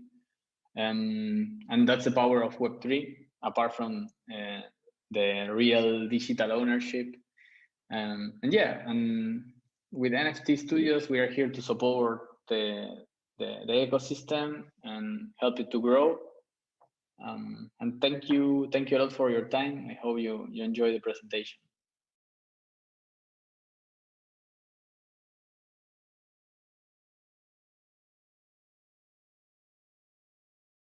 안녕하세요. 우선 오늘 이 자리에 초대해 주신 2021년 메가서울 관계자 여러분께 감사 인사를 전해드리며 원투 엔터테인먼트 발표에 참여해 주신 여러분을 환영합니다. 원투 엔터테인먼트는 소속 계약이 아닌 순수 아티스트 지원 프로그램으로 운영되는 실리콘밸리 소재의 기업이며, 저는 원투 엔터테인먼트 한국 담당자 이지성입니다. 반갑습니다. 오늘 발표는 NFT 시장의 혁신적인 콜라보레이션이라는 주제로 진행해 보려 합니다. NFT 시장에서 혁신적인 콜라보레이션은 무엇을 의미할까요? 현재 많은 미술 작품들이 NFT를 통해 발행되고 있습니다. 하지만 많은 시각 아티스트들이 본인 작품에 음악을 사용하고자 할 때 스스로 음악을 만들지 않는 이상 음악 저작권 이슈로 사용이 어려운 점을 커뮤니티를 통해 접하게 되었습니다. 원투 NFT 사운드 트랙스 프로젝트는 이러한 미술과 음악, 콜라보레이션의 진입 장벽을 낮추기 위해 시작되었습니다. 원투 NFT 사운드 트랙스는 원투 엔터테인먼트 소속 음악 아티스트들이 저작자로서 보유한 음악으로 이루어져 있으며 시각 아티스트가 작품의 고퀄리티 음악을 사용하고 싶다면 언제든지 자유롭게 콜라보레이션을 할 수 있습니다. 원투 NFT 사운드 트랙스는 현재 오픈시에서 무드별로 구분되어 고퀄리티의 음악을 저렴한 가격과 에어드랍을 통해 커뮤니티에 배포되고 있습니다. 이 음악을 소유한 작가와 콜렉터는 언락커블 콘텐츠에 포함되어 있는 구글 링크한 풀 버전의 노래와 세션으로 나누어진 mp3 파일을 다운받을 수 있으며 NFT 스페이스 상에서 저작권 문제 없이 자유롭게 사용이 가능합니다. 작품 민팅 방법에 대하여 간단히 설명을 드리자면 비디오 작품일 경우 편집을 통해 음악을 삽입하고 그림, 사진 또는 GIF 이미지일 경우 작품 업로드 후 다운받은 mp3 파일을 추가로 업로드하여 민팅하시면 됩니다. 혁신적인 콜라보레이션을 가능케 하는 원투 NFT 사운드 트랙스의 카피라이트 프리 음원은 앞으로 다양한 시각 아티스트들의 작품에 풍성함을 더해줄 거라 기대합니다. 그리고 이 콜라보레이션을 통해 향후 음악 NFT 시장이 활성화될 경우 원투 엔터테인먼트 뮤지션들이 음악 NFT로서 본인의 음악성을 더욱 다양하게 발휘하고 성취감을 느낄 수 있는 시장이 될 거라 기대합니다. 또한 콜렉터로서 원투 엔터테인먼트는 현재 다양한 본업 미술 작가님들의 NFT 작품을 콜렉팅하며 그들의 지속적인 작품 활동을 응원하고 있습니다. 마지막으로 앞으로의 NFT 시장의 다양한 분야의 아티스트들이 협업을 통해 서로 공존하고 공생하며 커뮤니티의 선순환이 지속되길 바라며 오늘 발표를 마치겠습니다. 감사합니다.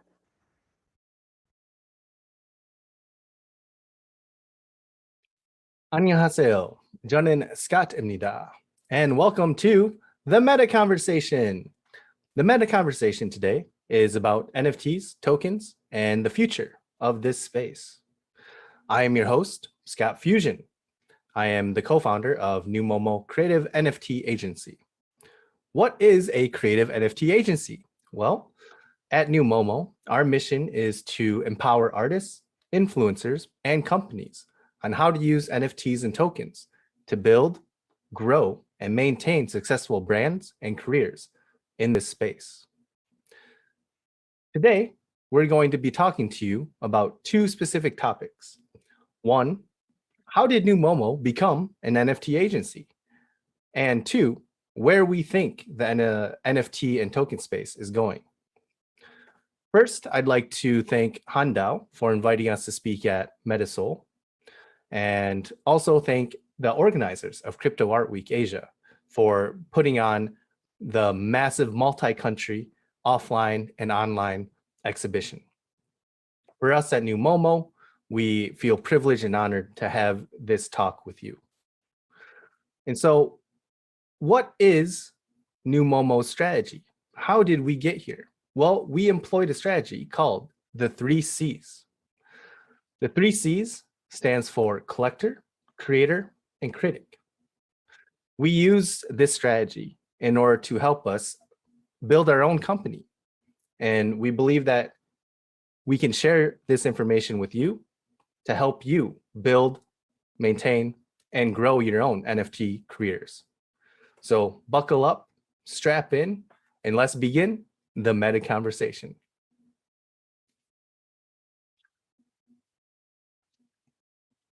So the meta conversation, again, we'll discuss our key insights from our upcoming book. This NFT book will be in Korean. It will be published in the fall. And it talks about NUMOMO's 3C strategy. And also it includes our own opinions on how the future of the NFT and token space is going to grow.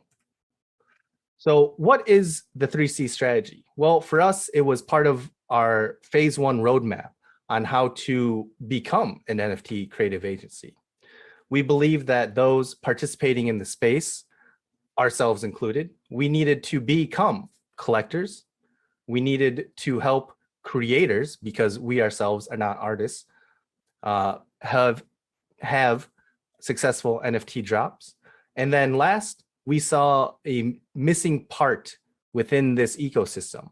And so we want to become critics. We want to have a voice to share with those within the space, but also provide a voice for those without, into understanding what was actually happening in this NFT movement, right? In this crypto art movement. So for us as a collector, we had to identify and collect artworks before they rose significantly in cultural or monetary value. And in doing so, the best example is our Beeple collection. We were able to collect Beeple's Genesis drop back in October. The Politics is Bullshit. We have that NFT. From there, we saw a lot of innovation within his next drop, because he was one of the first to pair his NFT with a physical collectible. Each NFT from the Beeple Open Redux edition came with a digital frame. In this digital frame, it was signed. There was some other collectibles as part of it. And so we were looking at artists who were not only making artworks and tokenizing them as NFTs, but also what was their story? What innovations were they pushing? And so for us, we also collected Foshis's piece.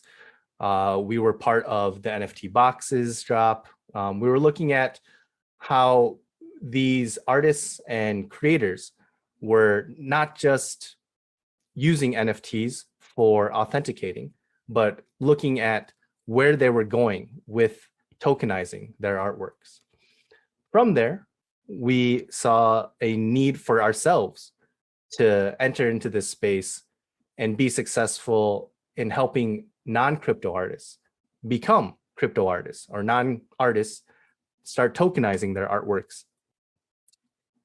So we worked with 2 artists specifically, Engwin and DeNations, helped them with their initial NFT Genesis drops. And in doing so, they were successfully able to sell their initial NFTs. And then they have gone on to have successful careers collaborating with different artists, building up their own communities, and creating their own roadmaps. From here, actually, while doing all this, we knew that we wanted to have a voice. We wanted to bridge not just the NFT gap, but also the blockchain gap.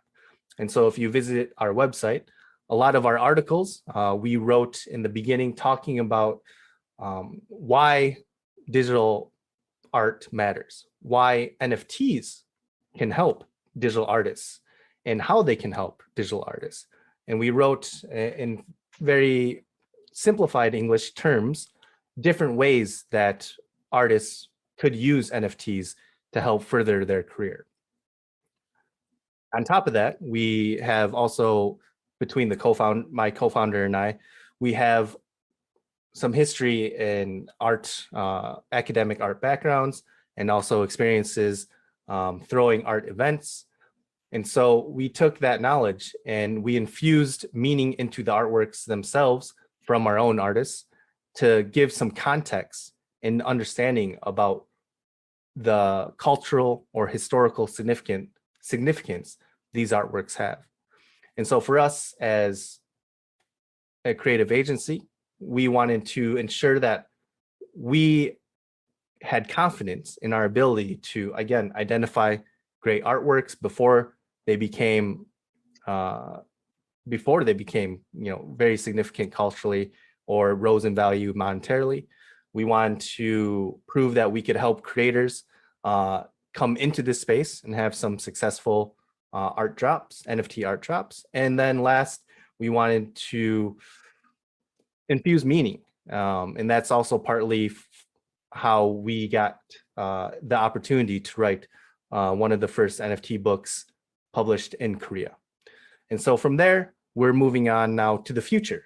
And if we fast forward to what we think is going to be the future of NFTs for the next, next year, we think that NFTs are not just for authentication. That's what's happened. That is still happening. But we also are looking at the access, utility, and how different communities are using NFTs to create an identity for themselves in a way that it will signal to others who they are, what projects they're part of, what collaborations or what relationships they've created and built during this NFT movement. And so concretely, access, we just think NFTs will be used to provide access to new experiences. They can be immersive experiences, they can be used as tickets, they can be used as different ways to enter Discord groups. For example, there's VFriends. VFriends, if you own his NFT, you have access to a conference. Utility-wise, there are a lot of ways to use NFTs to bring them from one platform to another. For example, Axie Infinity, F1 Delta Racing, these blockchain games, I can go in, play these games, use the content within, and then take the NFT out, put it up on a marketplace, have it resold, and then bring it back in to the game. Currently, can't do that with a lot of mobile games that are just centralized or run by companies not using NFTs. The last is identity. For us, one of our pieces is we have Trust Your Intuition by Coldy. That piece was part of NFT boxes. For us, that's a signal to others that we were participating in basically in a new project that was exploring different possibilities, as in putting NFTs within other NFTs. We want to ensure that we are also part of this new frontier. And so we look at a lot of the NFTs and NFT creators who are pushing innovation into this space. And so that's really, I just want to wrap it up and say thank you for watching.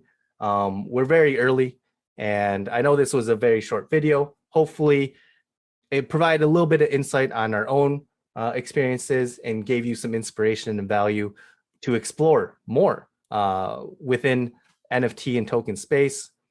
Look into the metaverse, continue the meta conversation. You can find us at NUMOMO.com. You can connect with us, NUMOMO Art, both on Instagram and Twitter. And I hope to see you again in the metaverse or even offline. Have a great day and take care.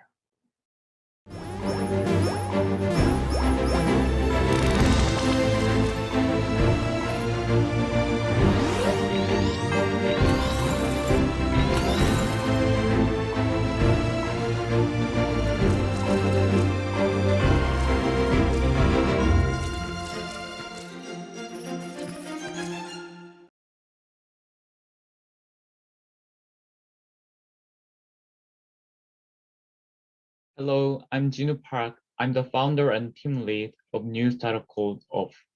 Today, I'm going to talk about our thesis around metaverse and digital persona. Let's get started. I'm jumping right to the metaverse context, assuming all attendants in MetaSoul are quite familiar with metaverse already. So as we all know, interest in metaverse has been growing rapidly. I believe some components are essential to define metaverse.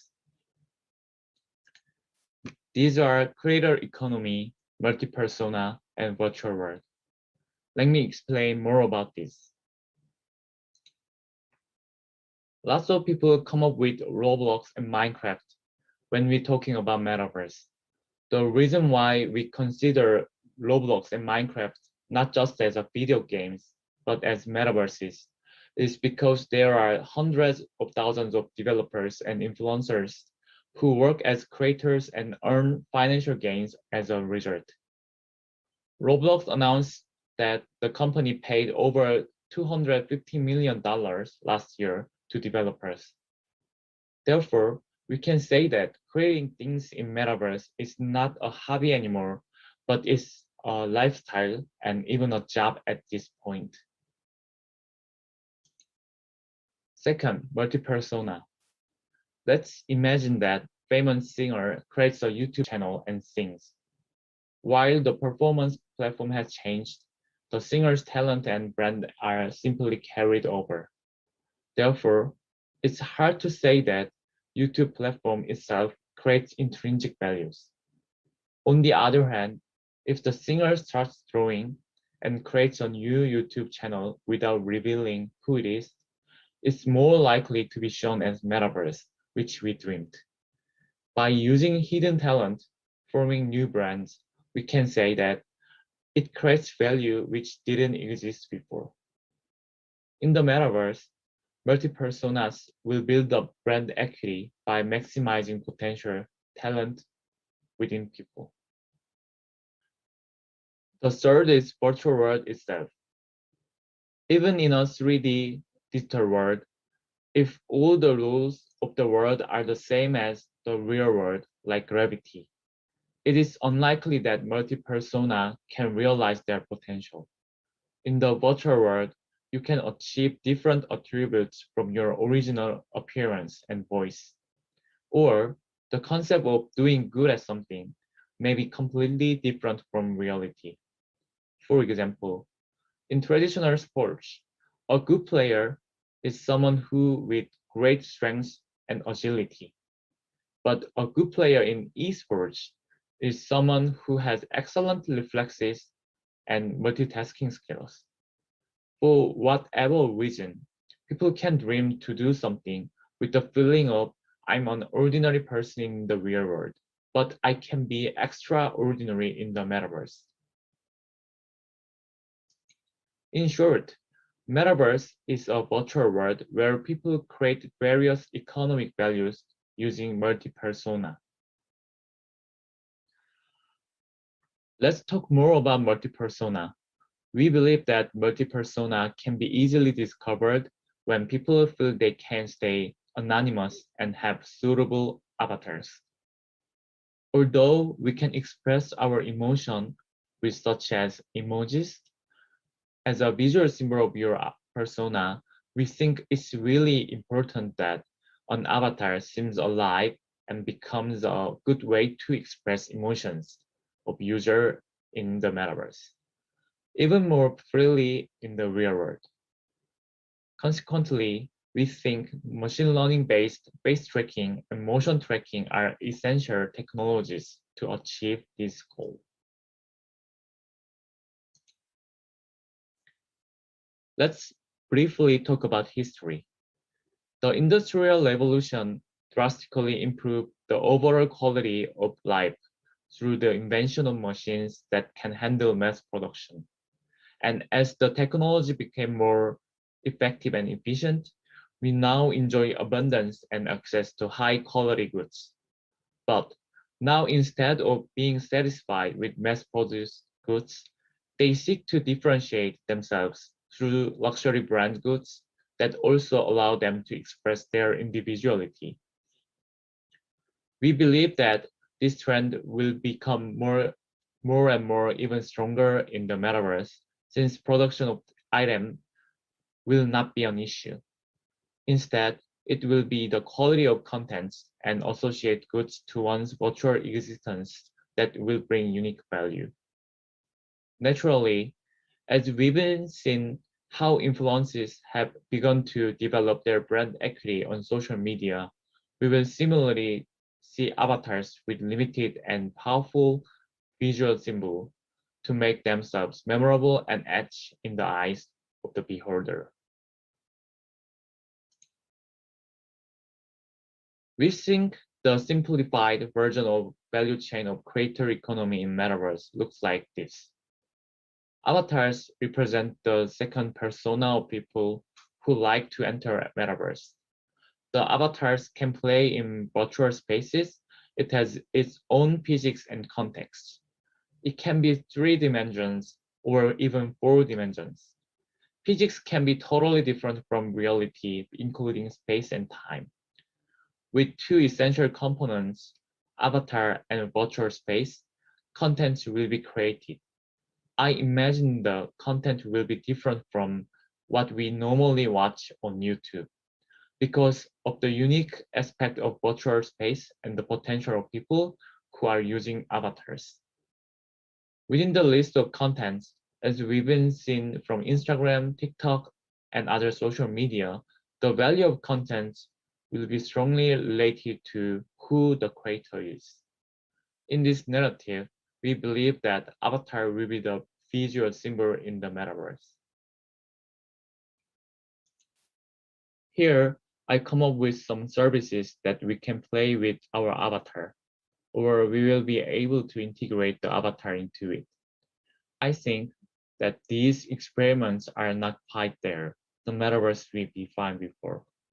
With the components, create economy, avatar, and virtual world, it's more likely to be better application. For example, we've all seen Clubhouse's boom. If the app had a creator economy, it would continue its popularity for a longer time. If users can use their avatar, or at least speakers get feedback from audiences when they're talking, it seems more alive. Nobody wants to have the same avatar to present oneself. We think that this avatar has to be unique, and checking ownership is one of the important features. NFT ERC 721 is perfect standard for this. Thus, we would like to introduce the NFT standard to create non-fungible avatar, which we call NFA. The non-fungible avatar has 3 characteristics. First one, artists can create motion and face tracking avatars without any restriction as long as they apply the tracking rules we provide. Thus, it has unlimited styles. As the community around the NFT is solving the ownership problem of digital arts, the copyrights of the creator and ownership of the holder of avatar are managed using the blockchain. An avatar defined by NFT becomes a unique entity in the world, just like real identity. Like NFT art, it maintains its transactional value as genuine product in a digital world where everything is easy to reproduce. If an influencer has built up brand equity with a specific avatar, it will be possible to sell avatar at high price at some point. Open community. We want to create a community where these creators will easily mint their non-fungible avatars, and the users can find an avatar of their choosing and meet other creators. We envision that we can also create a standard where the avatar can be forked, and the portion of the revenue generated from forked avatar can be automatically attributed back to the original. Additionally, we can also design our NFAs so that the creators can receive proceeds from secondary sales. Ultimately, we aim to create tokenized community so that the avatar creators can grow economically and organically with the growth of network and be properly compensated for their contribution in the network as a true owner of their creation. We are all engineering background and crypto native. Me, I used to co-found several companies and started to explore the crypto industry from 2016 and co-founded hashed in 2017 with my friends. Our product is coming soon. Please stay tuned. At the same time, we are looking for great people to work with. Especially if you are interested in Metaverse, please shoot me an email. Thank you.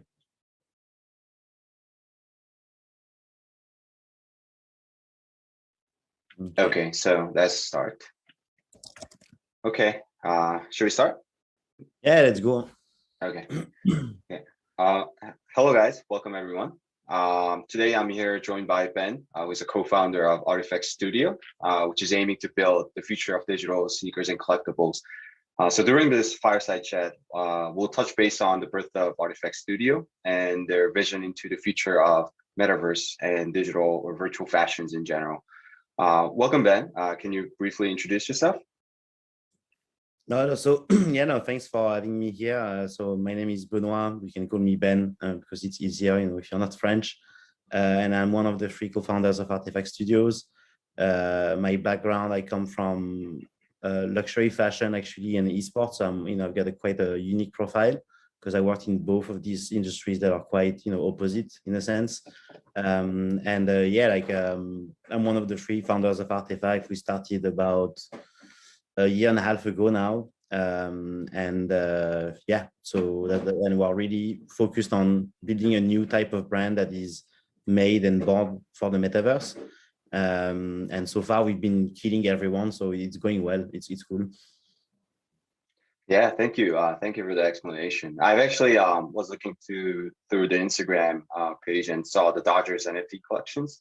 I thought it was really cool that you're actually gonna be able to redeem an actual Dodgers ring, Champions ring. Right? Yeah. So I thought it was really cool. And just on a personal note, I've been a huge fan of the brand and the work that you guys have created in the past month and year. So really actually honored to be interviewing and moderating this fireside chat. No, thank you. Okay. Well, and so going back to what you guys do at RTFKT Studio, it seems like, to me at least, RTFKT Studio is actually pioneering the virtual luxury and fashion industry. I'll talk about everything related to crypto later on, but just in general, I think from the past interview that you did with Hypebeast, you guys once said that we see ourselves as the new age Scream for a digital audience. Could you kind of elaborate and tell our viewers what you actually mean by that? Do you see yourselves as the next generation luxury brand? Yes, I mean, when we started, it's like we really it came from like the realization that all the brands that are all the fashion brands that are existing today, a lot of them, even like the new ones, but they are not from that culture. They are not born from gaming. They're not born in crypto. And it's a culture that is very alien to them. So even though, some of them started to wake up recently after the pandemic and also like seeing the Travis Scott concert in Fortnite and stuff like that, they started to pay attention to gaming in general. And recently they started to pay attention to NFT because of the headlines and the millions of dollars are being, transacted within the NFT economy. But none of them is native to that culture and audience. And we started RTFKT thinking that, luxury brands or like streetwear brands will still exist in the metaverse, but our belief is that it was not going to come up from one of the existing brands. And we had the opportunity to actually create it from scratch and really leverage on the fact that we don't have any legacy. We don't have any, past or like things we need to take care of. So we know the fashion industry really well. So, when you want to disrupt something, you need to understand it from the inside, but it's very hard to disrupt it from the inside, right? So we know all the codes, and because we are born and the 3 backgrounds we have with the 3 founders, we each come from a different generation. We have like 25, 30, 35 years old. I'm the oldest actually, and we all grew up with different brands, different IPs, different culture, different games, different anime, and we thought that if we group that all together and make a fusion of all these culture we are born and grew up with, we can actually create a brand that can be the blueprint for what the brand of the future can be. So, like we make sneakers first because sneakers were like an asset that was really, really interesting for us because first in fashion, it was like the key item, it became like the most important item in fashion in the past 5 years. It's also crossing, it's born from streetwear, but also now, every luxury fashion brand is trying to get into making cool sneakers, but also it was already treated as an asset by the young generation for them to trade or flip or make money with the sneakers. So we thought it would be the ideal iconic hero product for us to start with. But we really started from the belief that gaming culture is eating everything. Personally, just before starting Artifact, I was in esports, and I was already seeing it from the esports perspective, like that all the people from traditional sports were not understanding, what was esports about. And we thought, okay, like we have the opportunity to create a brand like no one else can do, and really set up new codes and new mechanic and like a new relationship between the digital item first and physical item second, and really, hopefully inspire a whole new generation to create for the metaverse and not really rely on buying always the same brand and from the same companies and always get the same people to make the money, but really start to leverage on especially as well on the NFT side and crypto to empower people financially and really create a new relationship between creativity and business in a new way for fashion for the metaverse.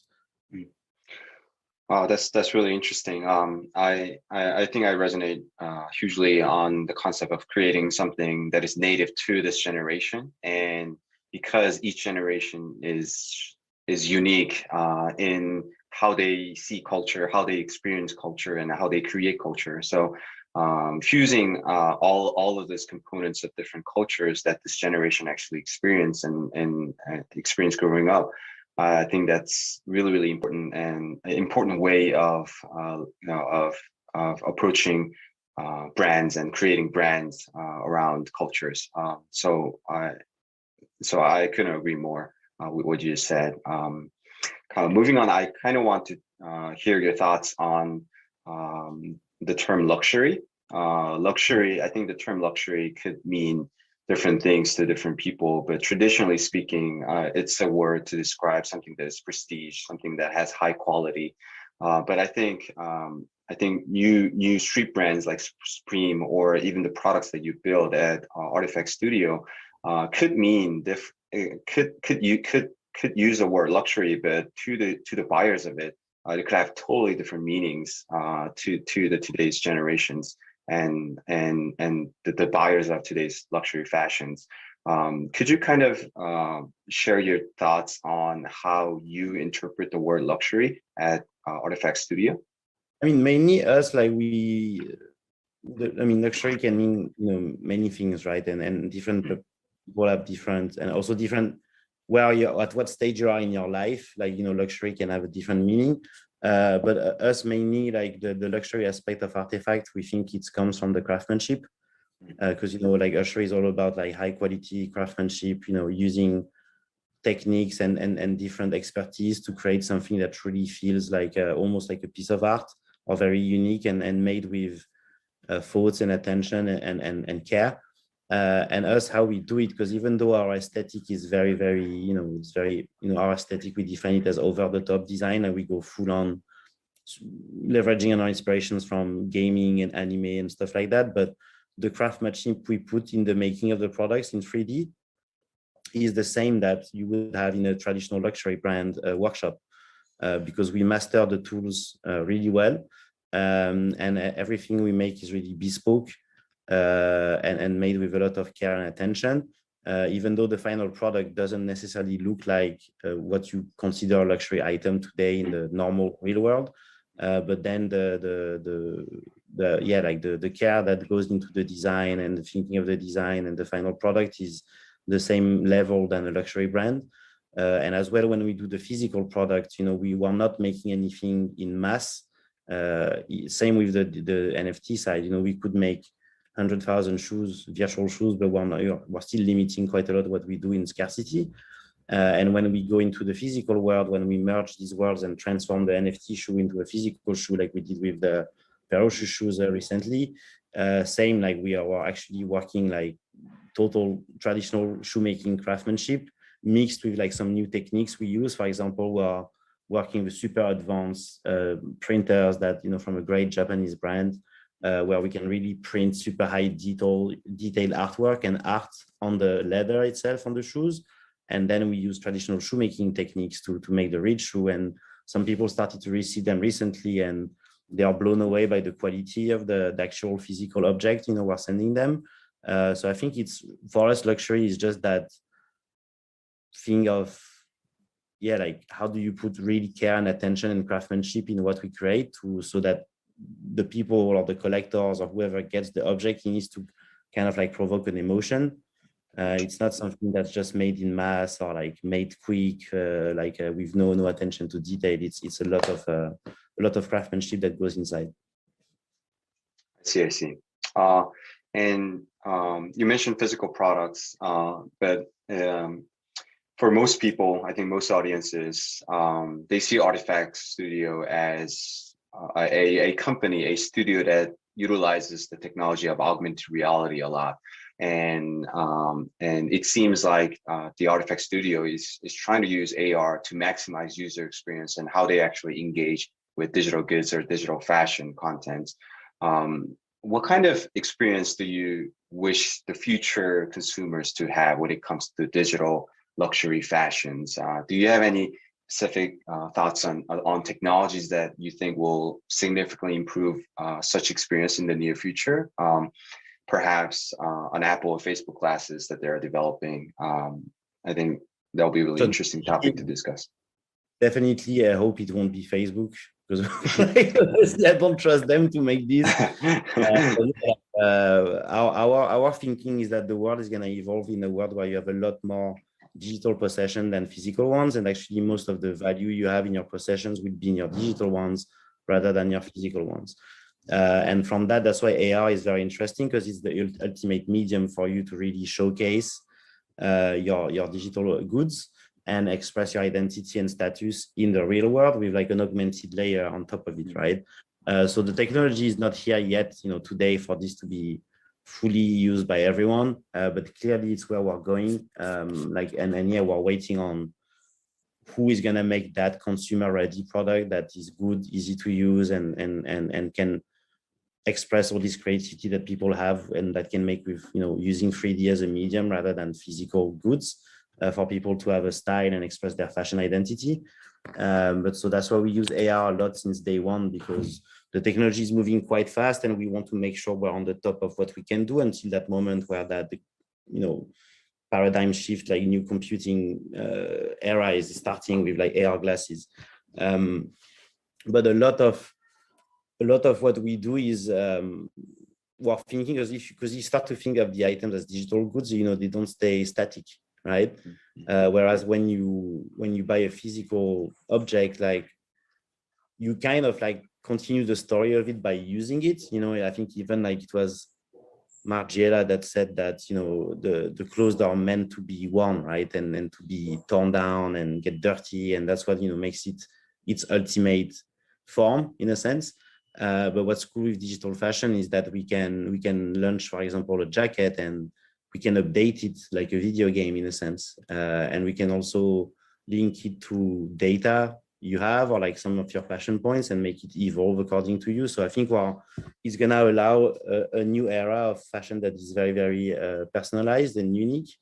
And that's the most exciting thing about it, because a lot of the physical clothes are very, very limited and static in a sense that they can never really evolve. And you just buy into something that you like or that you vibe with, but in the end, you as a customer, you're passive with that object, right? Whereas with digital fashion, I think we're going to move in a world where people are going to be active and actively creating on top on the fashion items that they purchase, to remix them and make them even better or like make their own version. And also technology is allowing us to really go at scale with uniqueness. That's what we did with the CryptoPunk projects we did with the CryptoPunk sneakers. We created 10,000 unique sneakers that people are also getting physically. So that's, I think, a big step, because to me, that's the ultimate luxury. Is like, how can you have something that is purely unique to you? And how can you make something unique for every single human being in the world, right? That's the ultimate goal for us. Yeah, that's excellent. I think that's a great segue into the next topic that I wanted to cover, which is around NFT. You mentioned your main product is virtual sneakers, and you mentioned your collaboration with CryptoPunks. I would love to hear the story about how you started the collaboration with the CryptoPunks. Was it that you identified some interesting ideas? Did you actually? It started really by us buying CryptoPunks. I see. We got some for ourselves, and the moment we got it, we realized that it was, having this avatar identity gave you access to the CryptoPunk community in a sense, which is a bit like it's a bit like a secret society, Exactly. Some way. And you get that access pass to enter it, and we started to connect with other punks and discuss with them, understand what they were doing. We were really blown away by the fact that behind each punk there was like a really amazing individual with really great ideas and concepts, and they were active in the NFT space. And we thought that actually that was really the future of fashion, of how do you create super bespoke objects or items for specific communities. And so that's how we got the idea. We spoke actually with one of the most famous punks that's called G-Money. That's like an ape, ape punk. And we spoke with him about doing something with him. And then we thought like, okay, actually, instead of doing something just for one punk, how do we do something unique for all the punks? So that's how we came up with that concept and started to do this project. And now we're doing, it's one of the things we do with other communities. We're a very, very community focused brand. So right now what we do is that we're trying to make really, really unique bespoke experiences for all these different communities that are forming either around avatar projects or like specific art projects. Like, for example, we're doing something with art blocks these days, which is going to be super cool. So that's how it came to be. And we thought, okay, that us as the brand of the metaverse, like how do we cater to all these different communities to make them something super, super unique that they can express themselves on the metaverse with, the art or the identity that they collect and that they own. So that's how it all started. Yeah, that's a really interesting story. I think just looking at NFT, I think what NFT kind of does for us is it enables us to, essentially, express ownership of any digital content, which thereby potentially acting as an identity for your digital self. You started with collaborating with CryptoPunks, and you mentioned some new collaboration with other crypto communities. But do you, what does NFT actually means to Artifacts Studio in general? Is it a means to collaborate with different crypto NFT community, or do you at Artifact Studio have any plans to natively do anything with NFT technologies just in general? I mean, that's what we do since day one. Like every product we make, it's based, it's on the blockchain, and it's with NFT. Like NFTs to us is really just a new medium. That is actually like the medium we've been waiting on forever, because we all grew up playing video games, but we never owned really any of our items or accounts. If the game decides to stop the game, or like it's as well what you see with now they are making more efforts, but usually because games now are meant as to be like always on, so they kind of stop to make new franchise every year. But usually if you play a game and you compete a lot and you have a lot of items and you bought lots of skins, and then there's the version 2 of that game that comes up 2 years later, your items don't transfer, right? So for us, it's always been the medium we were waiting on how to authenticate and allow the true ownership of digital goods. And we've been working on our own smart contracts like since day one. And there's a lot to do, I think, with NFTs as a technology. We're just first at the very, very, very early days. And the fact that it's immutable and then you can trace the ownership and the provenance forever is opening huge possibilities, even in terms of not only economic mechanics, but also in terms of storytelling or marketing. The fact that you can airdrop, if you have people's wallet address, you can send them gifts like just like, you know, in 10 seconds, or maybe more sometimes when the blockchain is a bit slow, but like, yeah, like you can do so much things, right? It's just like a medium that we're just starting to explore the possibilities of. And I think why we're good with it and why a lot of people are really good in the NFT space to think of new stuff is that because we really understand it as a medium and can think of possibilities going back into what we've always learned and experienced in video games. And I think that's why as well, a lot of the current fashion brands or other companies are completely clueless about what to do, because the main thing they see about it is a new way for them to make money. When in fact it's not that. It's a new way completely to think of your business and your product and turn your customers in not just customers but collectors and creators. That's an excellent point. Right. Moving on to the next topic, which is around community. I know Artifact Studio, as you mentioned, is hugely vested in creating a community around the brand. And you mentioned the concept of community is very important these days, but I think it's more, I think it's also very important for the crypto world. As you have been engaging and collaborating with different crypto communities through the medium of NFTs, what is your thoughts on building or how to build a fan-based community around the brand, and perhaps touch on how you think NFT could actually help this bondage between fans? No, so I mean, like, community is everything, right? And regardless you use NFTs or not as a way to structure and engage and reward that community, like anything you do today, you need to be community driven, right? Like that's why as well, a lot of YouTubers or Twitch streamers or like, you know, everyone understands that without their fans and community, they're nothing.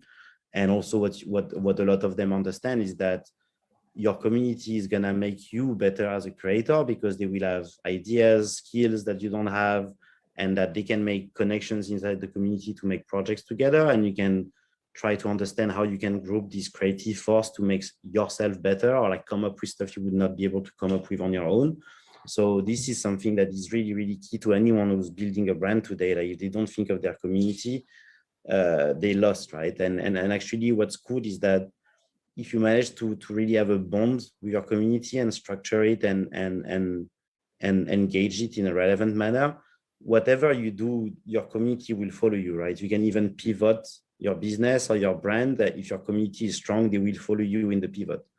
So that's key to everything. And NFTs there can play a very significant role, because it's just like membership programs, right? In a sense, except like that membership is tied to the blockchain and you can track everything. So you can really reward your community with different NFTs. You can think of building an ecosystem for a community to actually add value to your own brand. You can open source some of the things you do. You can help them monetize what they create through your brand as a, you know, an umbrella and promote what they do. So anything today, like anyone who's starting any type of business or like personal brand or whatever you want, like they need to think community first, and you can't create a community like suddenly, right? You need to have that mindset since day one. Mm-hmm. Yeah, I think that's an excellent point. You kind of touched on the concept of creator economy in a sense, and I do agree that technologies like NFT could actually help improve creator economy in general. It brings a new way of engaging with their super fans, not only helping creators monetize better, but by making their fans essentially a stakeholder in your ecosystem and the brand that you build. I think that having that you know, change in the dynamic of the relationship, I think it's going to be the future of how people, you know, create community, how people create brand around fans, and those who are vested in that ecosystem. So I think that's an excellent point. Yeah. Okay. Just talking about collaborating a little bit more and building communities through collaboration. I know Artifact Studio and CryptoBabyPunks are collaborating to create a Babyverse game. Is there? I'll tell you the story on that. It's not really a collaboration, but this is an example of what you do with communities, right?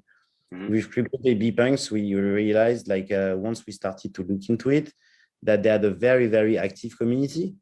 And that the moment you did a tweet with CryptoBabyPunks, like 10 seconds later, you had like 10 of them commenting under it.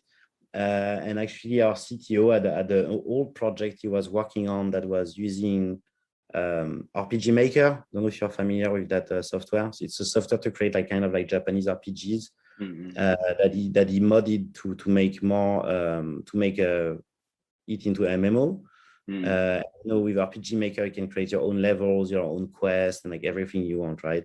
So what we did with that, and that's an example of how a brand can actually give all the tools to the community for them to create whatever they want, because they are the ones who know what they want for their community. And you as a brand, you come in and you give them resource and help to build and the tools, and then you let the community do whatever they want, right? So that's what we're doing with them, is that we just gave them access to the tool we built a long time ago that is using RPG Maker.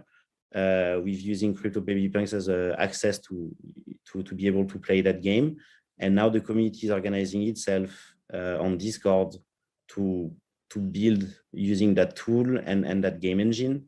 And us were like really, hands off actually on everything. So that's the cool thing, is that if you identify communities that are very active, well structured, with a good mix of people who think, people who do, people who understand 3D, people who understand programming, and they can organize themselves as their own product in a sense.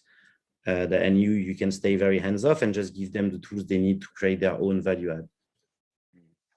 Oh, I actually didn't know that it was more of an organic. Yeah, it's super organic. Yeah. Yeah.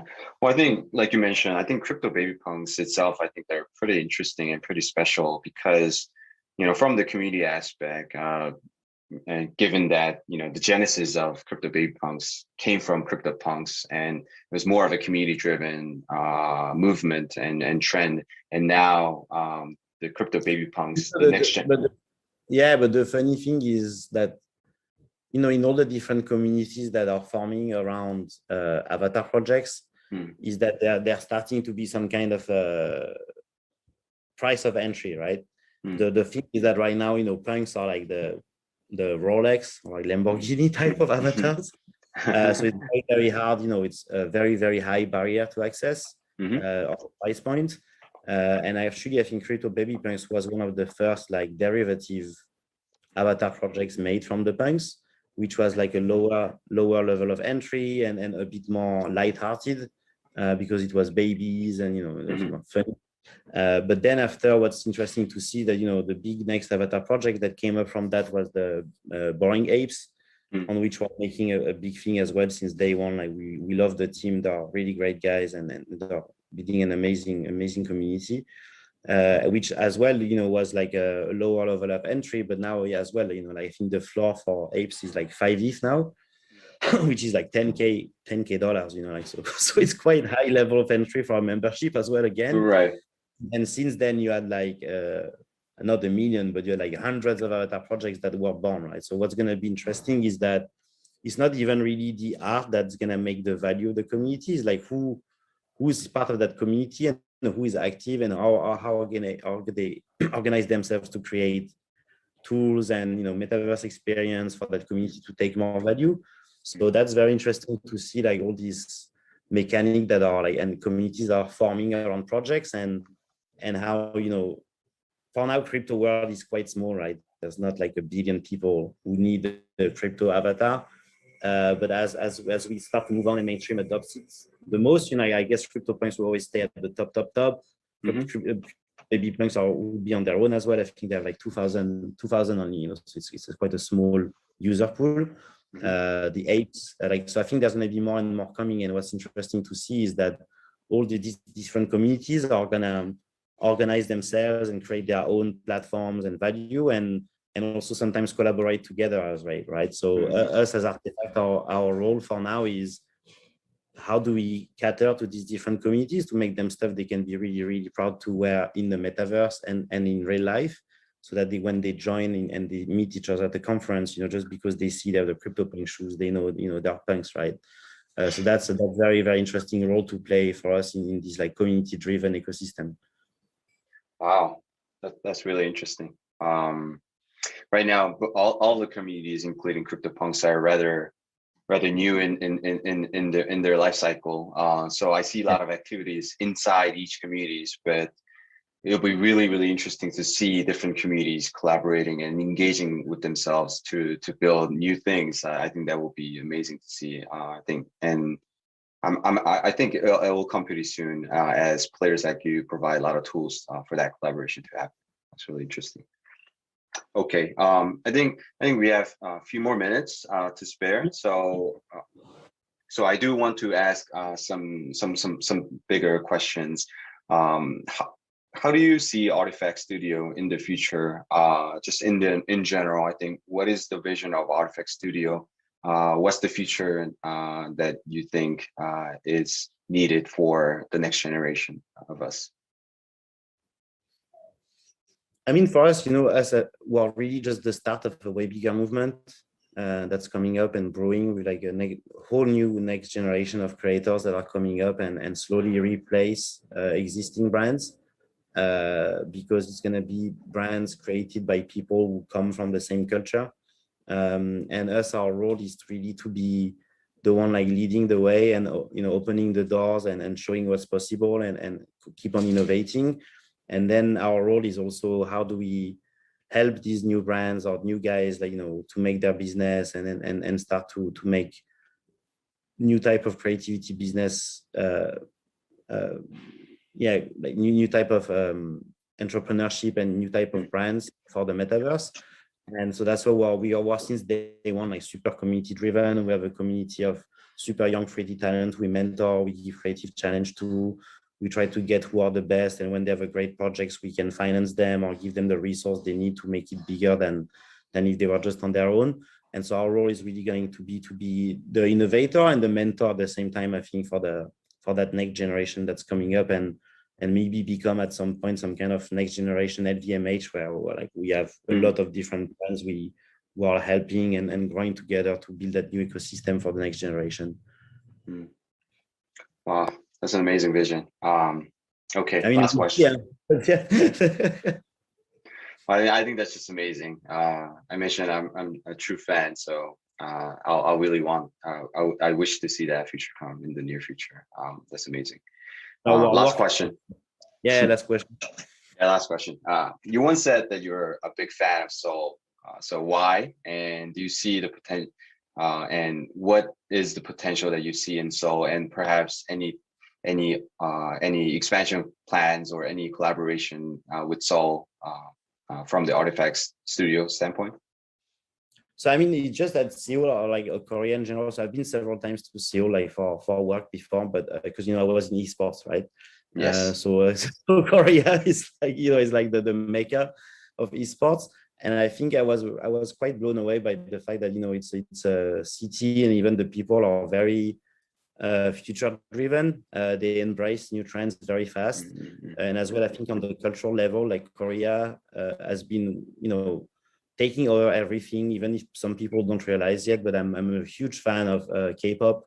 I don't listen to it much personally, but I follow the movement a lot. I think from an aesthetic perspective, the way that the music is really mixing all these kind of, it's a very, very, if you think of music of the future and how it's mixing English with new language and, different type of music genres and putting it together, and how as well it's formed around like always like key personalities. So it's all like, the K-pop band is like a super good role-playing game crew, right? Where they have each their character and each their, style and each their, the zodiac sign and all of this stuff, right? So that's why I think Seoul in Korea in general has huge potential, because it's a country and it's a city on Seoul that really truly understands gaming and technology, and then really embraces it. And when you combine that, and if you see what they've done with K-pop and taken over like a lot of the global culture on music with K-pop, I think like that when Seoul and the creatives coming from Korea really start to get their hands into NFT and how it's empowering them to do bigger things and that they can really own and form communities around these NFT projects, is going to be very cool. And I'm also personally a big fan of some Korean artists, and illustrators I follow since a long time. So I think there's going to be a great not only collectors, but creators and a high potential for great communities being born from Korea and the Korean culture, because I think it's already a culture that is ready for the next gen version of the future. Wow. Yeah. Thank you. Okay. I think that's a good time for us. Is there anything you want to say in closing to our viewers? No, I mean, thanks for watching the speech. If they have any questions, they can follow me on Twitter and DM me. My DM are open. I'm the one doing the artifact Twitter, so if they DM artifacts, usually it's me replying. So if they have questions, they can engage. We try to read every message, so don't hesitate to reach out if you have an idea or want to do something. We're always open to collaboration from anywhere. So we never know. Okay, thank you. Thank you everyone for joining us, and thank you, Ben, and thank you Artifact Studio for today's session. Thank you. Cool, man. Thanks.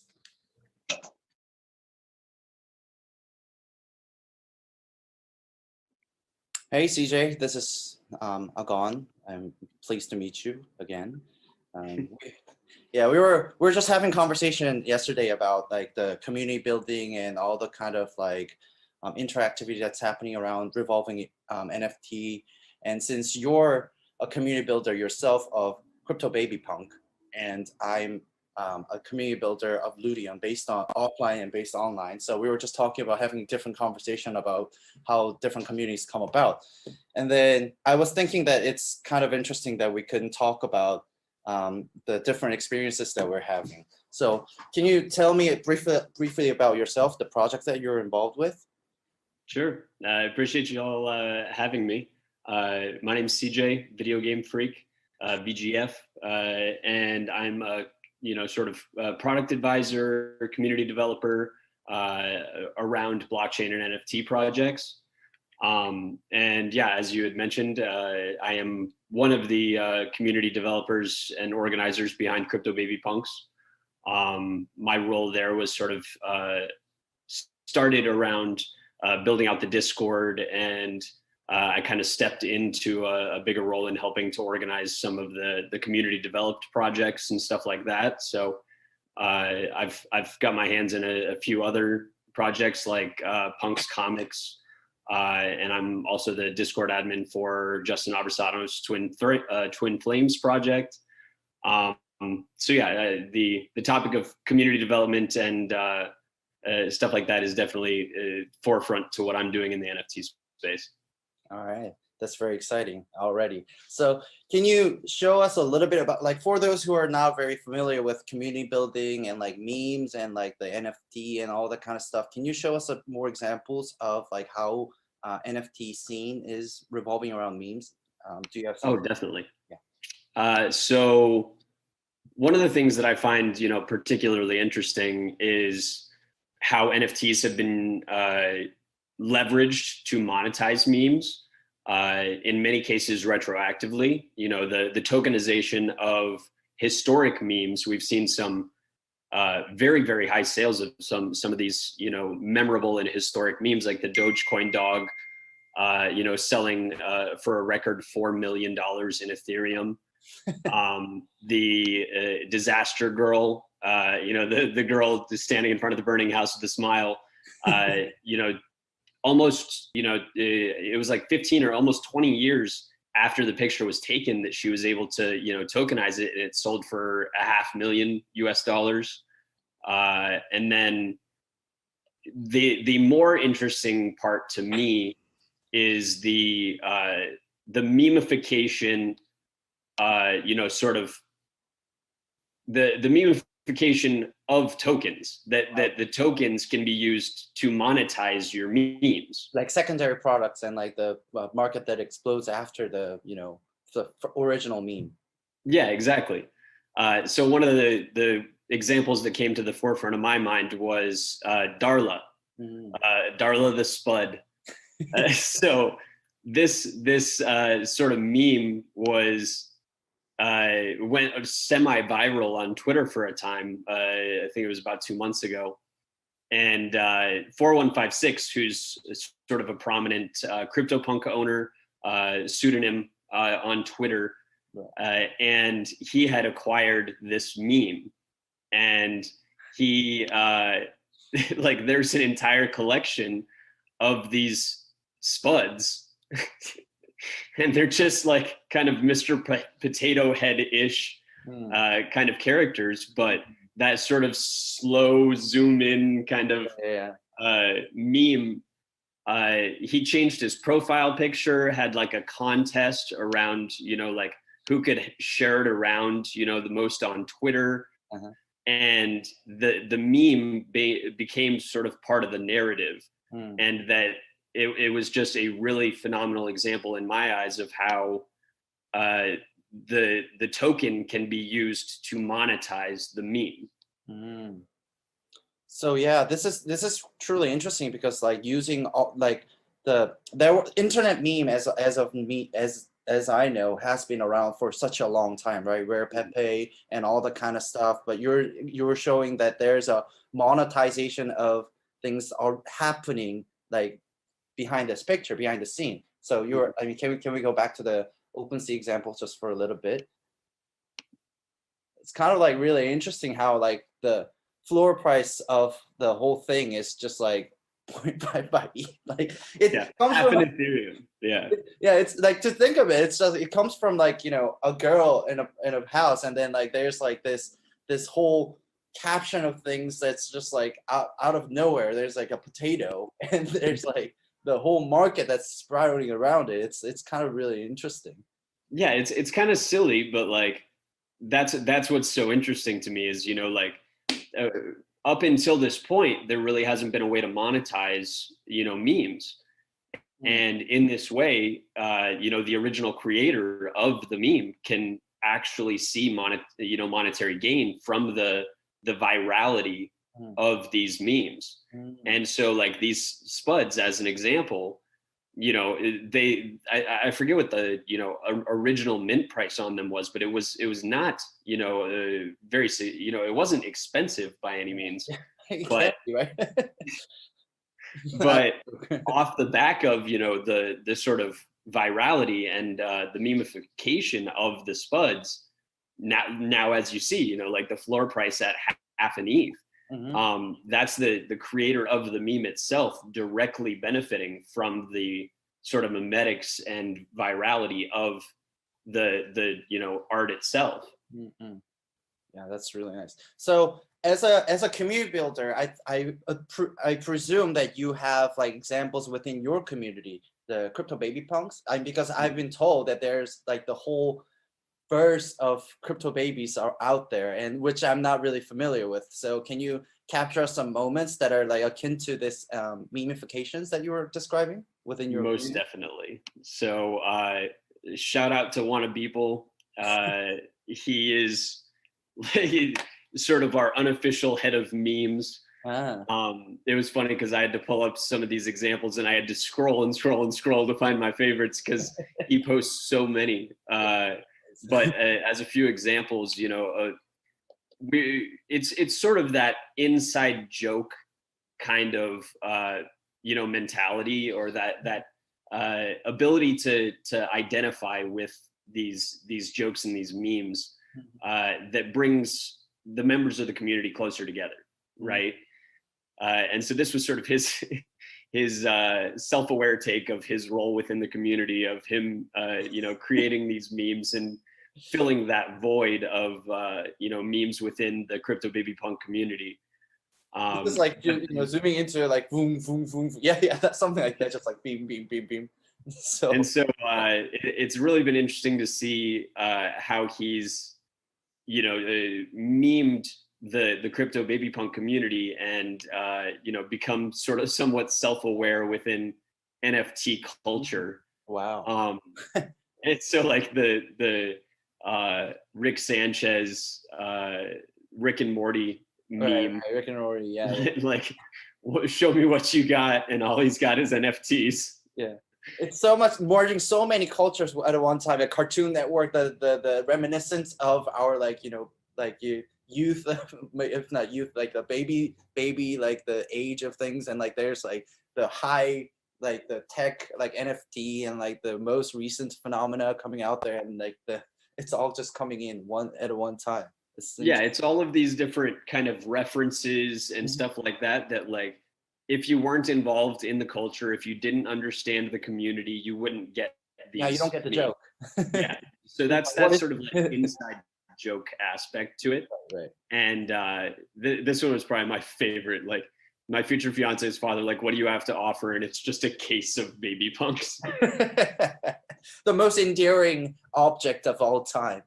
Exactly. It's like, oh. Yeah, it's like a wedding. It's like dreams come true, right? Exactly. Yeah. But so that has been really interesting for me to see from a community development, standpoint, how it gives people something to relate to. And something to kind of unify around. And that these memes are almost a subset within that, like NFT culture. You would have these inside jokes within the communities itself. And that, CryptoBabyPunks, as the example here, would be the ones that are relating to these memes in particular. Yeah, this is very interesting for me. I just shared I'm just probably going to share my screen because I'm organizing offline community. You see here, this is the place that I run.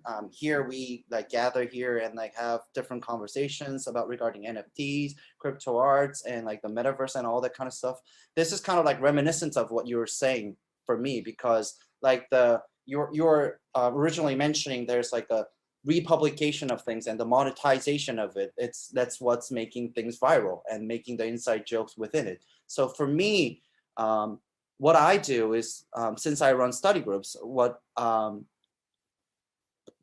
second. Okay, so I originally started from writing different things on Medium. Like, so I'm just really interested in, I got interested in Bitcoin and all the cryptography and like the spaces around it through like reading different stuff. And then I started writing things on my own, like the meaning of decentralization and like how cypherpunks affected the internet history and the metaverse and like all that kind of stuff. Sorry that it's in Korean, so you probably won't be able to read it. Some of them are in English, I promise. And after that, when I started study, it resolved into like, at first it was just me talking about different things that I wrote.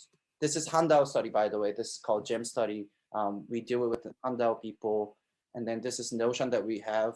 And then we meet offline. And then after a few times that this is like, for example, we're just like discussing, like having different kind of questions about the space and like what are people doing and why this is happening. At first, me trying to answer all these different questions. And then what happens later is that like this is a page of different like the participants here, and they wrote their own things for the study, and then came and like had speech about what their idea of crypto art is, and like what they're doing in the space, and what are the projects that they want to do. For example, HanDAO's the Crypto Asia Week and all the things had we were talking about like how to run it, and there's like a whole list of Gem study participants who are in there. Their speech right now has been like off of this Notion group and the offline meeting. So it's kind of like, for me, it's the your whole thing about inside jokes and the story kind of like continually like snowballing afterwards has a lot like meaning for me as a person who's running offline community. It's really interesting to me, like some of the work that you guys are doing in bridging the online and offline groups, and the talk of the metaverse. How you are incorporating so much of the IRL physical experiences and the organization of these physical communities. And I'm the opposite, where like I'm trying to bring these digital communities. Yeah, very digital, super digital. Yeah. So yeah, I mean that I think in the end it's really about like how, as you were describing, bridging the gap between the two. Like I think like one person has a diverse aspect to an identity. Like the virtual identity is something that you cannot represent within the social like setting of like people like, like job and that kind of stuff. You're trying to express that within the different kind of medium, like either it be Twitter or through different creations and all that kind of stuff. But there's also physical representation of yourself, which is kind of like more akin to like, what you do and like what you're interested in and like what you're kind of like doing in the real world that has a ring to it. That I think that those both aspects are very important to bring the metaverse into, the shooting universe at some point. Mhm. Well, yeah, and I think that it's been particularly interesting to me to see where these online communities have coalesced. Twitter has been sort of the central hub for, at least in the English-speaking countries, of a central focal point for the NFT conversations. And then we've seen Discord being the sort of hub for all of these individual sort of sub communities. And that's really where a lot of my work lies, is in the sort of curation and development of the communities on Discord. So for me to hear your side of the story of how you're doing a lot of the organization in the physical space, right? It's really interesting to me.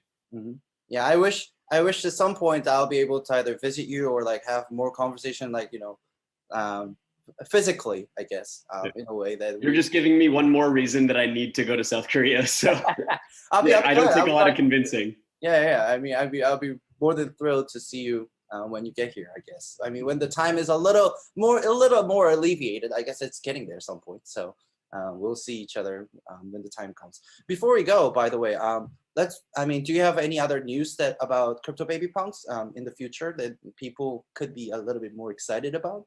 Yeah, so we've done a lot of talk about the CryptoBabyPunks, but it's kind of been relevant to the topic of the conversation around community building and the memification.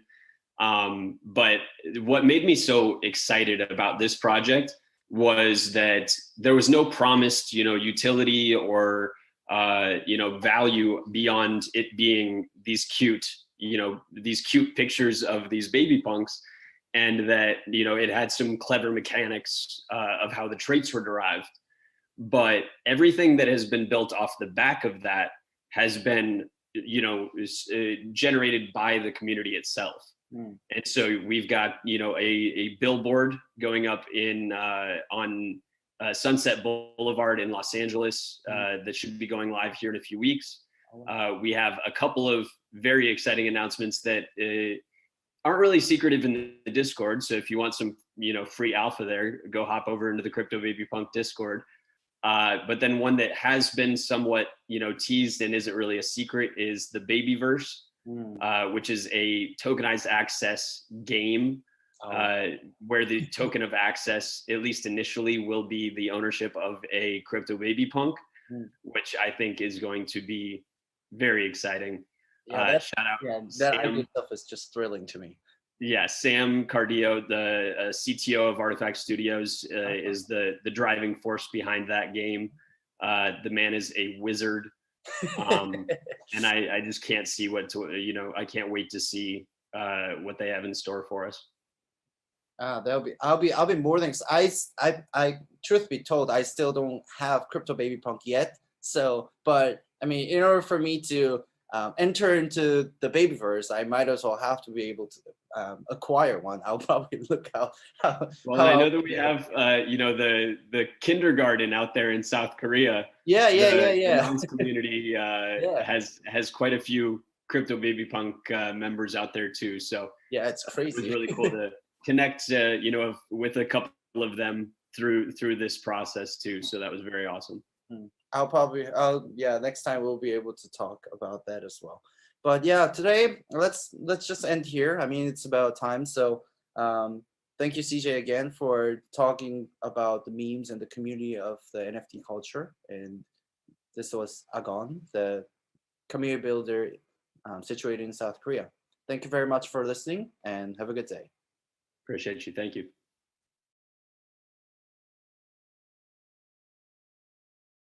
Hello. Hi. Hi, William. Nice to meet you. Yeah, right. Daniel. Finally meet you.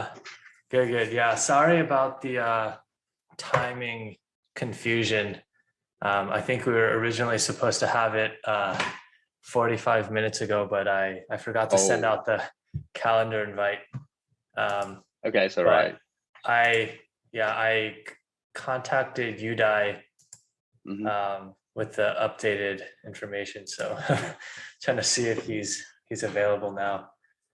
All right.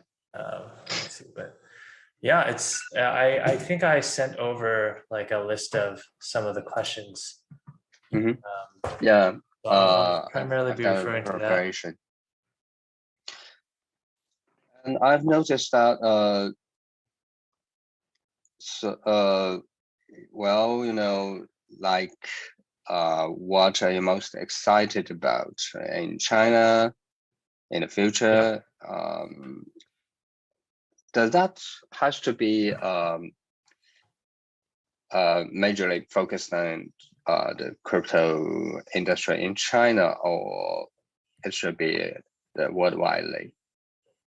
I think like what we were looking for is like, so HanDAO is like a DAO focused on like Korean creators, and then we wanted to see if we can get some information for people who are not in Asia, like they can see, oh, what's going on in Korea, what's going on in China, what's going on in Japan.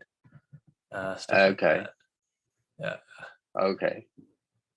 So, well, you know, especially about that question, I've prepared a lot of from the perspective of global humanity instead of just in China. Got it. Yeah, I think having that content would be good as well. Okay, great. Yeah, I apologize. The scheduling got kind of mixed up, but let's see. Let me try giving Yudai a call. Sure. Maybe that will help. I feel like Twitter is very, very popular in Japan. Like extremely popular. I think in America, like a lot of people use like Facebook and Instagram, but Twitter is like a huge social media.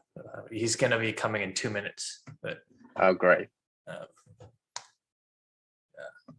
And you know, in China, most people in China mainland cannot access Twitter really? inside of the region. Yeah, but we have our own Twitter called Weibo. But well, is you that know, through WeChat? No, Weibo is it is quite different from WeChat. WeChat, you know, is a IM, and Weibo is somehow like a Chinese version of Twitter. Oh, okay. Yeah, I see. Yeah, those, you know, those region policies is quite a pain in the ass.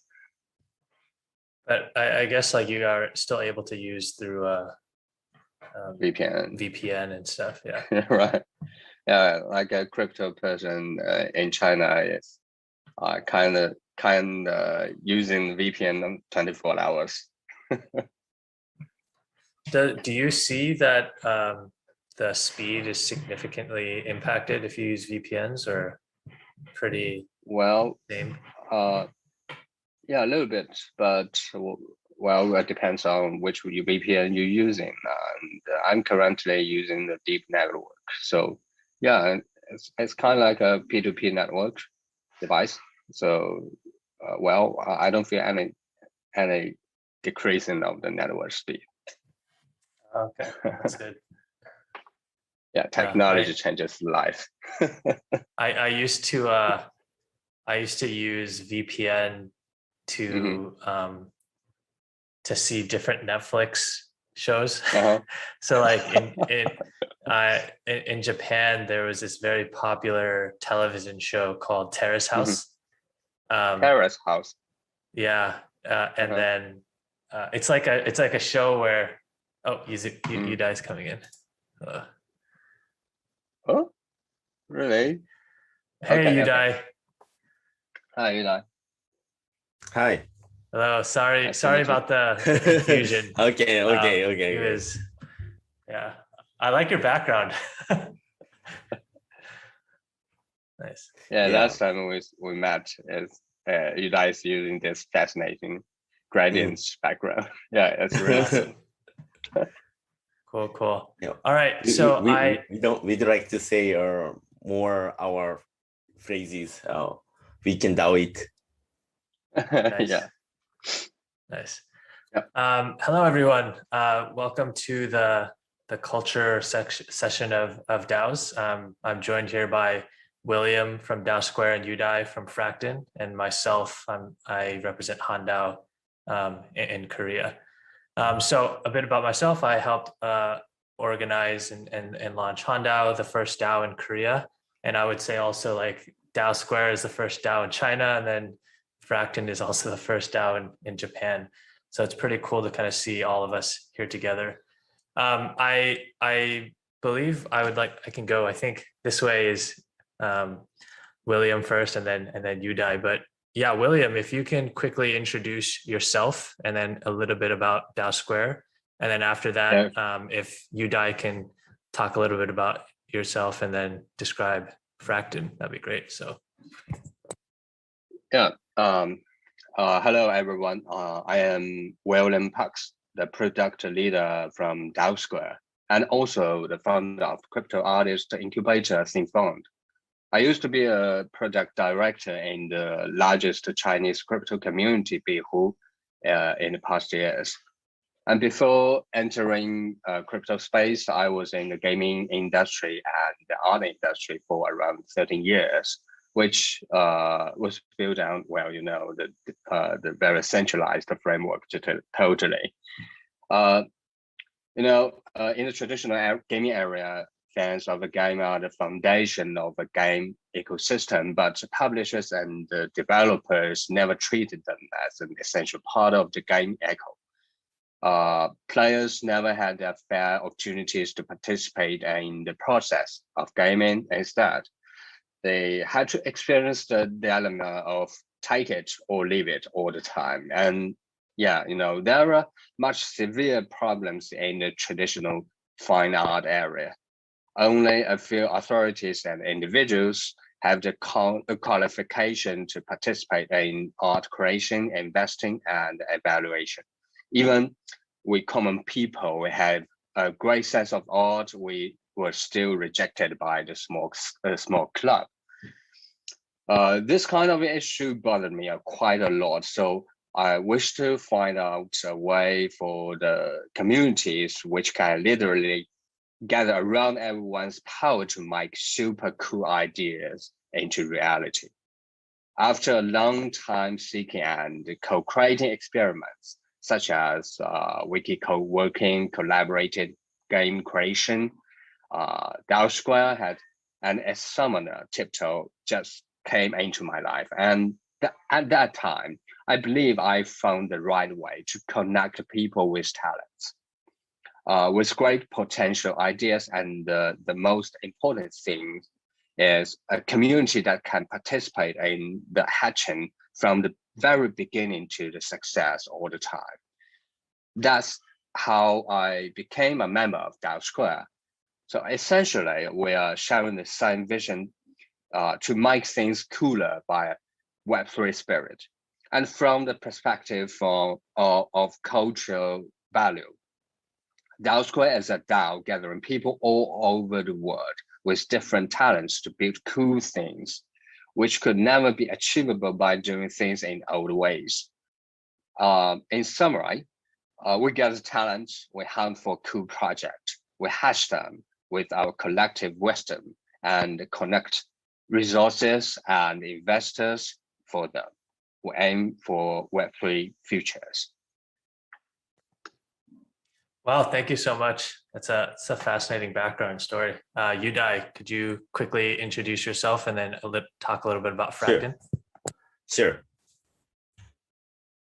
Yeah, I'm Yudai, who is a co-founder of Fracton Ventures. Fracton Ventures is a company and project which is based in Tokyo, Japan.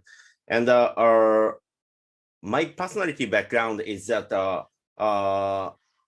first my career was started in the startup incubator in Japan. At the time, it was 2017, or it was really booming of ICO or blockchain startups in Japan also. At the time, I met many of entrepreneurs in Japan, but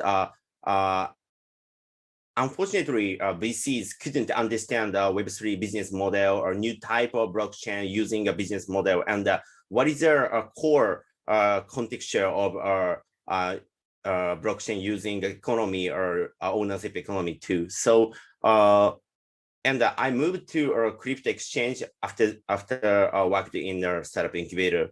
I learned about it's hard to doing something or doing innovation in Japanese market, and I decided to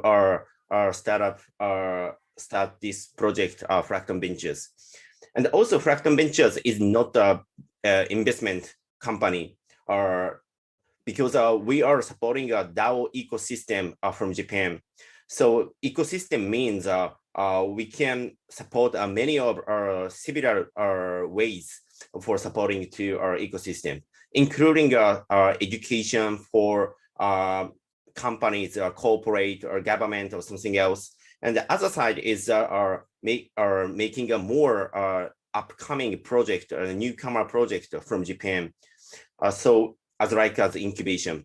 And so we are doing our both sides and supporting to Japanese ecosystem. And also our other co-founder, the background of other co-founders are former VC in Japan, and also a blockchain engineer. So we have a knowledge of how to support our Web3 native startups project, and how to success their goal using our blockchain and the Web3 technologies. Awesome, thank you. I would love to kind of talk a bit about some of the existing ecosystems in both Japan and China, respectively. Maybe because we're talking now, Yudai, how would you kind of describe the willingness and familiarity, I guess, the existing crypto ecosystem in Japan has? I am familiar with, there have been some crypto ecosystem communities. Like I remember there was like Neutrino, and then there's HashHub, there's Node, but I feel like it's definitely consolidated now a lot. And then there's HashHub, and then obviously Fracton today. Do you think that like the profile of the majority of the crypto ecosystem in Japan is aware of sort of like the other and the existing opportunities that DAOs provide? And then within kind of like the umbrella of the DAO ecosystem, there's like the whole sort of retail adoption that has been found through NFTs, metaverses, and I would assume particularly gaming, and also like artwork in Japan, which is right, like anime and stuff like that.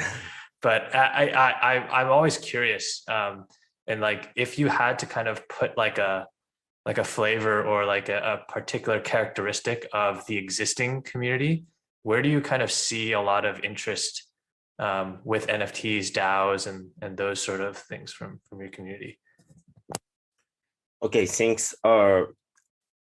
Before talking about mainly answer of your question, I'd like to share about currently ecosystem and crypto ecosystem in Japan.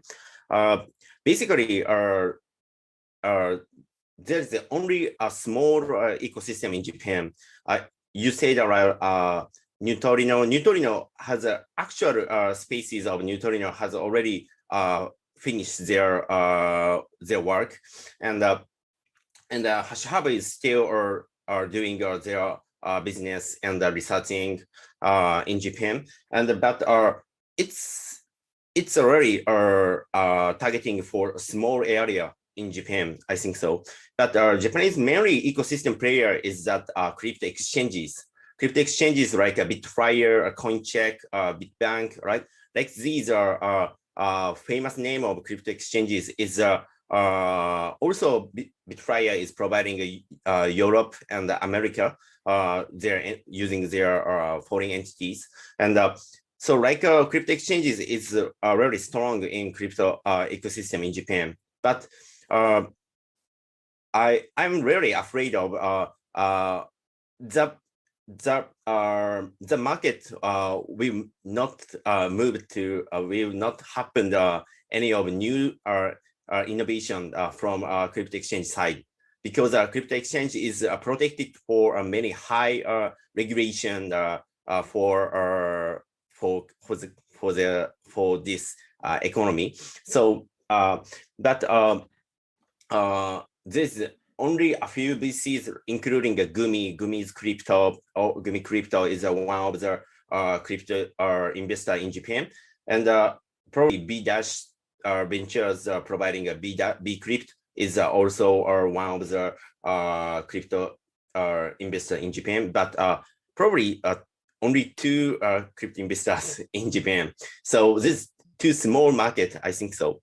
So and so that is a reason we have started Fracton Ventures for supporting the ecosystem.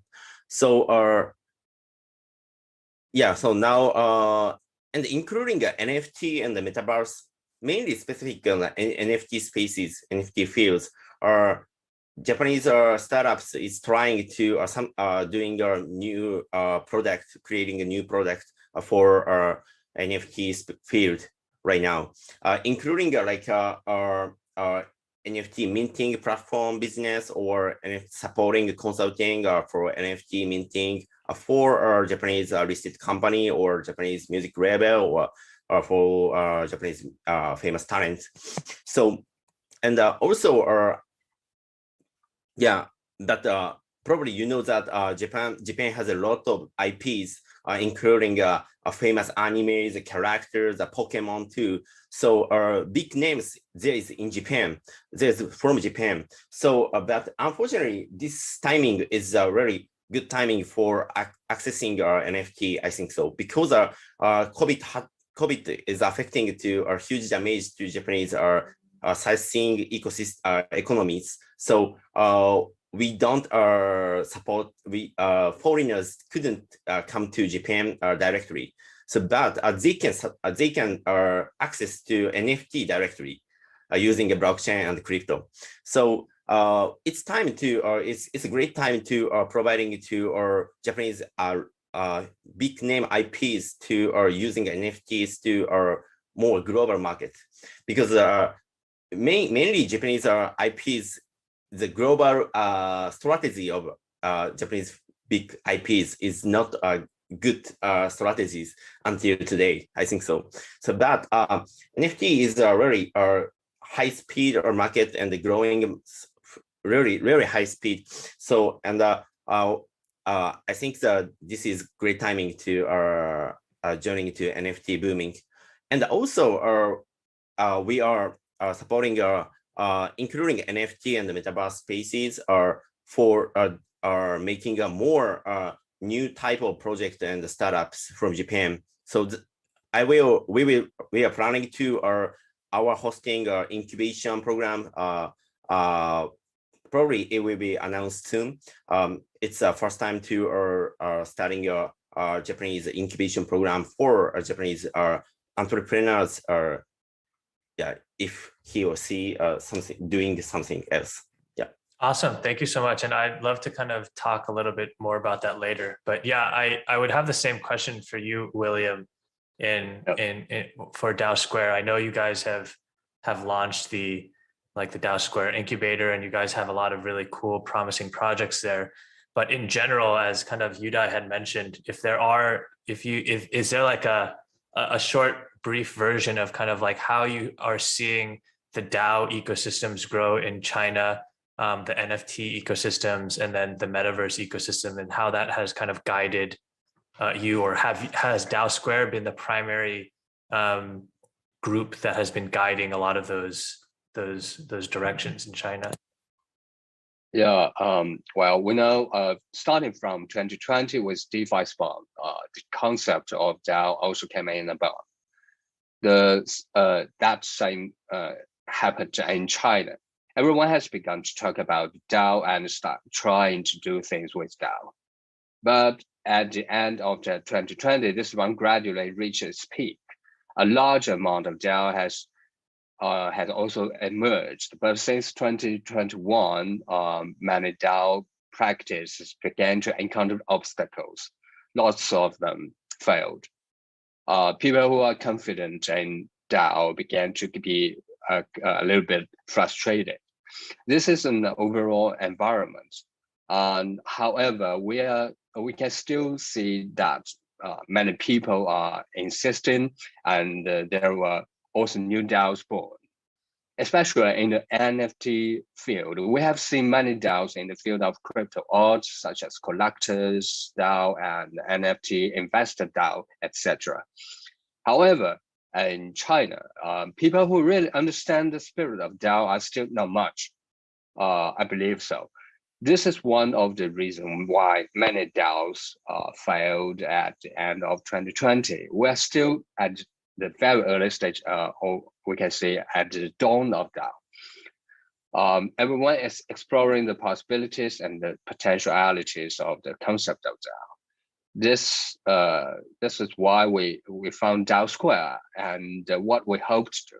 We're helping those who wish to enter the DAO space by helping them understand the spirit of DAO and sharing our experiences with them.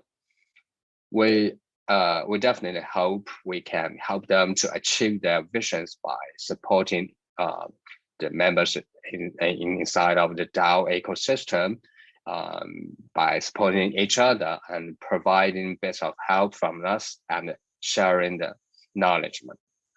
We believe this is the one true path to make DAO ecology better and healthier. Yeah.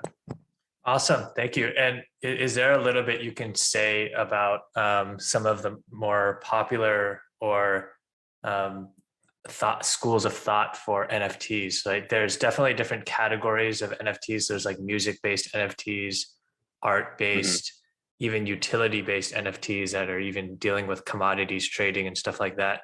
Have you seen, like, is there like a general consensus or general idea of like what people are focusing on when it comes to NFTs and what people can do with NFTs? Do you think it's music, art, or what are most people like fixating on or paying attention to there? Well, in China, there are lots of projects both in the crypto space or the mainstream area aiming at NFT and metaverse, of course. In the mainstream area, enterprises began to notice the value of NFTs and looked into the concept of the metaverse, such as Ali Group and the Dunhuang Art Institute jointly issued 2 types of NFT token in late June, and Roblox for China was just released these days by Tencent. And MiHoYo, the company behind the Honkai Impact series and Genshin Impact, has started its metaverse research and development. They even started collaborating with a local brain machine research institute to figure out the immersive virtual reality solution. However, it is still at a very, very early stage. And recently, ThinkFund has initiated a crypto artist competition with the China Academy of Art, which is one of the top art schools in China. It is also co-hosted by the top-tier art media press called Art iPhone and Art Weekly Express. This competition has been very well spread and drew a lot of awareness from the mainstream art circle. This is the first time a college in China officially cooperates with a crypto organization. It just happened at the start of this month. Even there, there are still vague areas in China's legal system, but there's a lot of progress here in China. People are actively exploring the possibilities of NFTs. Well, I think NFT is a kind of bridge that connects the traditional area and cyberspace. Many people from the mainstream notice that inevitability, and the boom of NFT successfully drew lots of attention and talents from the real world into the crypto space. Their knowledge, experiences, and well, the imaginations are becoming a boost to accelerate the development of the whole crypto industry.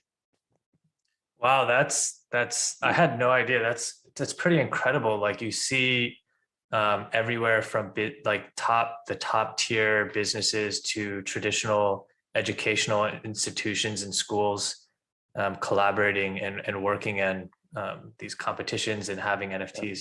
I do really think that, right, as I think all of us have been around in crypto for many, many years now, but right, the killer app of crypto, I think we've really seen as NFTs, right? I think it's the easiest way for people to understand, get familiar with the technology and feel comfortable working with it, right? And then that is kind of breaking down a lot of those barriers. I have a question. You had mentioned that, I think you said Alibaba had issued 2 types of NFT standards. Are they using specific blockchains to issue those standards, or are they using their own proprietary chains? Well, they're using, HanDAO, which is well, not really public, not really a public chain, but instead it's an enterprise chain. Got it. And I would assume it has still some of the primary tenets of crypto, like you have a wallet, you have like a private key and that sort of thing, right? Yeah, it's still based on the blockchain concept, but the end user will not feel any difference with any traditional apps. Got it. Wow, this is so exciting. I mean, it's cool. At least there are opportunities for, right, everyone to get familiar with the technology, and then eventually, right, once they get familiar and comfortable, then they can now explore, right, what we would say like our public blockchains, and whether it's Ethereum, Cosmos, Solana, Polkadot, et cetera. So cool. I would love to kind of hear more about, like, maybe if there's like 1 or 2 sort of initiatives or projects that you think are really exciting that you guys have been personally involved in. I mean, we can start with you, William, at DAOsquare. Like, is there like something that you think is coming out of what you've been working on at DAOsquare that is going to be like pretty cool and will have like an opportunity to kind of have like a presence on the global stage? And I would also love to hear from you, Yudai, as well, if you're seeing anything specifically around that too. Well, DAOsquare is actually currently working on 2 very cool projects, which are exploring the boundary of DAOs and NFTs. One of them will make NFTs not only collectibles, but also a certificate of a community governance role. So, and another project is an infrastructure letting people create or upload their own rich contents onto the blockchain. Then you can share with anyone without friction and spread their favorites creations among the social network with just 1 click. And also in Finfund, we've made a successful attempt to adopt people from the mainstream into the crypto space by using the cultural attraction of NFTs rather than using the wealth effect only. By introducing crypto knowledge to mainstream audience and encouraging them to use new technologies during their creation, and help them spread the spirit of Asian culture to the globe, we're discovering a new way to involve more cultural elements in the next generation of crypto era. Yeah. Wow, thank you so much. Yudai, How about stuff coming out of Fracton in Japan that you're pretty excited about? Yeah, many as a Fracton ventures, we are seeing researching on the investment DAO model. So the investment DAO is probably it's one of the big use case for that using a DAO. I think so, because investment model is everyone need to decide one decision and one doing real action like doing a fundraising or something else. So so we are researching on the investment DAO and how to start our own investment DAO or our own investment DAO framework for providing to our other DAOs. So we are interested in the field. And also in Japan, only a few projects has started and born in Japan, from Japan, including Asta Network, previous Plasm Network. It was a very innovative project from Japan. They have connected to Kusama for third parachain as a third parachain. So really amazing project, and doing expanding our Kusama and Polkadot ecosystem. And they are committing to these areas. And also in Japan, in this month announced insurance protocol, InsureDAO has raised $1 million from including many of foreign crypto VCs and project, and including investment DAO too. So they are really amazing projects, and for doing making insurance protocol, which is providing for DeFi field for protections.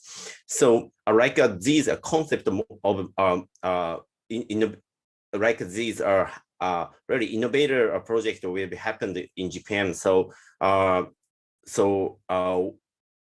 and around these projects, everyone have got energy from these projects, because same Japanese people is trying to our global market and battle with many of our supporting and contributing many of big ecosystem as a part of the ecosystem.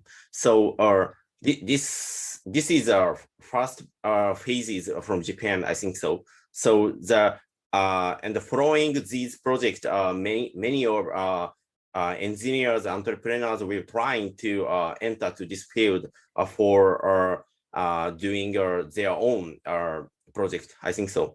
So yeah, that is exciting and expecting project from Japan. Cool, thank you for sharing that. It seems like, as you had mentioned, a lot of the primary operators in crypto in Japan have, you said, been dominated by cryptocurrency exchanges. And then you mentioned that, right, the investment model that DAOs can provide, kind of like the retail people in Japan, may be like a really great use case.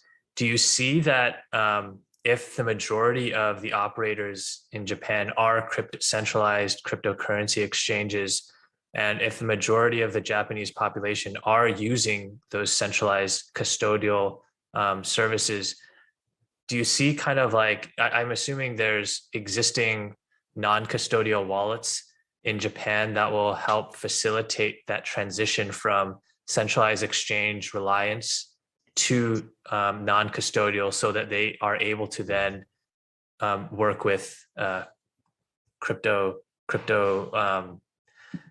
native kind of decentralized DAO models and stuff, because that seems like that step needs to be taken first, and then you can have like kind of the ecosystem explode and stuff like that. But yeah, I think one of the point is education about Japanese people, Japanese market, Japanese communities. As one of the educator of Japan is like a DeFi, around the DeFi field, or Yasashi DeFi, Easy DeFi is a community for education groups for doing hosting inside or background of architecture of DeFi, and simply and descripting explain to our DeFi.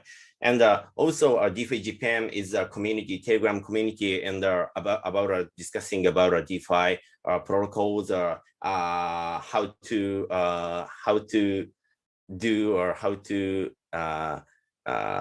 do something on transaction, on chain transaction, on DeFi. So I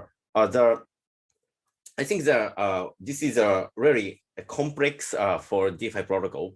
So it's many of common type of crypto people are users, including mainly using crypto exchanges. So centralized crypto exchanges it's too hard to move their amount to our MetaMask or somewhere and hold a secret key and something else. So many of the things I heard about fake account asked to or some of see the phrase as a DM, and many of known or knowledge people said replied their own see the phrase directly and store them as his or her fund. So the situation is really I think this is so sad for hearing that, but right now everyone can use like a smart contract wallet or more user interface friendly, UX friendly or crypto wallet there's in the market. So if there are many of like these are easy way or simply user interface or crypto wallet will be translated in Japanese too, everyone can use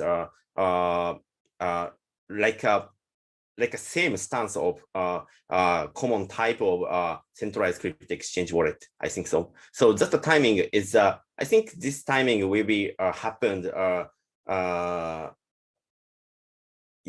happened after this timing, but I don't say about this is soon or not, but first step is actually education for communities. The community has get the knowledge. After that, they have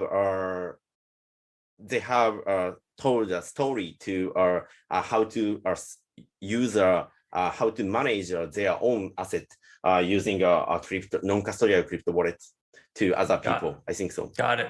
Thank you so much for sharing that, and thank you for your time, Yudai, and thank you for your time, William. I really think that like education has always been of like the most important part of getting like knowledge into people, and perhaps it's just like there needs to be a killer application, like a game that everyone wants to play, and then in order to play it you have to learn all this stuff, and instead of just like learning like you're in school or something like that. But yeah, I'm really excited just as like representing HanDAO also. Like I think each of the DAOs that we have represent like very unique kind of perspectives for how we can collaborate and coordinate together.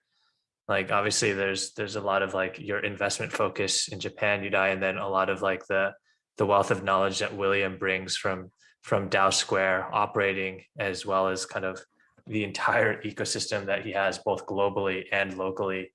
And then a lot of the stuff that we have been doing also at HanDAO has been education, kind of like knowledge sessions, people sharing ideas, and trying to formalize a lot of those. And obviously we have the opportunity to work with a lot of really great like existing museums in Korea, right? Some celebrities and stuff like that. But yeah, this was fantastic catching up with both of you. And thank you so much again for joining. Mm-hmm. Yeah, glad to meet you guys. Thank you. Yeah. Work Hard Finance is a DAO framework which unlocks on-chain project management, fair compensation, and governance. Workers are compensated with stablecoins that have the added benefit of converting into liquid stock options. Those who truly believe the long-term vision can activate their beliefs by locking their stock option to receive dividends and voting rights. Visit workhard.finance today.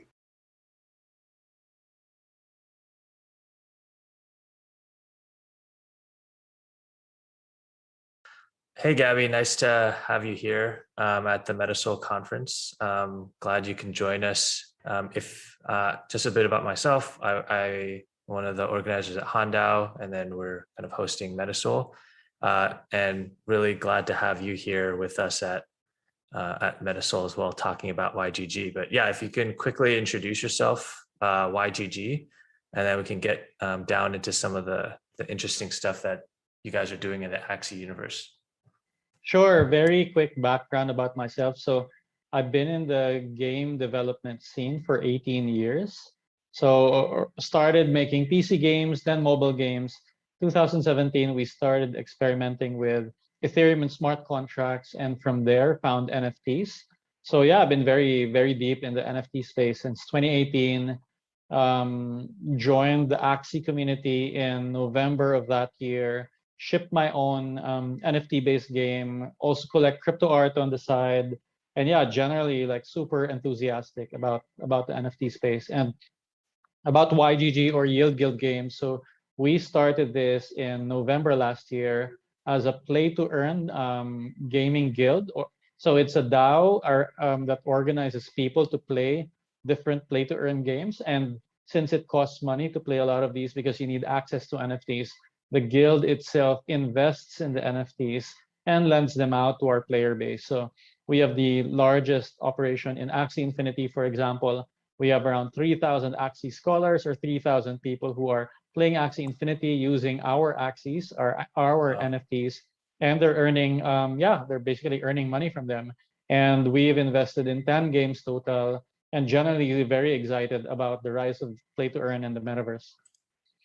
Wow, that's crazy to hear. I know you've kind of talked about like how the YGG DAO structure. I think that would be something super interesting to kind of quickly talk about, and then I could maybe get into some of these play to earn and Axie questions. But I think because a lot of people have been exploring DAOs and how to structure them. You see like things being set up in Wyoming, and some people are setting them up in other countries.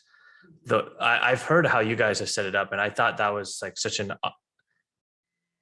it made so much sense how it operates. But yeah, if you could quickly, if you don't mind sharing how YGG as a DAO operates and how it's kind of structured. I think a lot of people. Sure. So that, yeah. We call YGG a DAO of DAOs. So that means that there is kind of an overarching DAO, which is composed of the entire community. And then we have different sub-communities or sub-DAOs in YGG.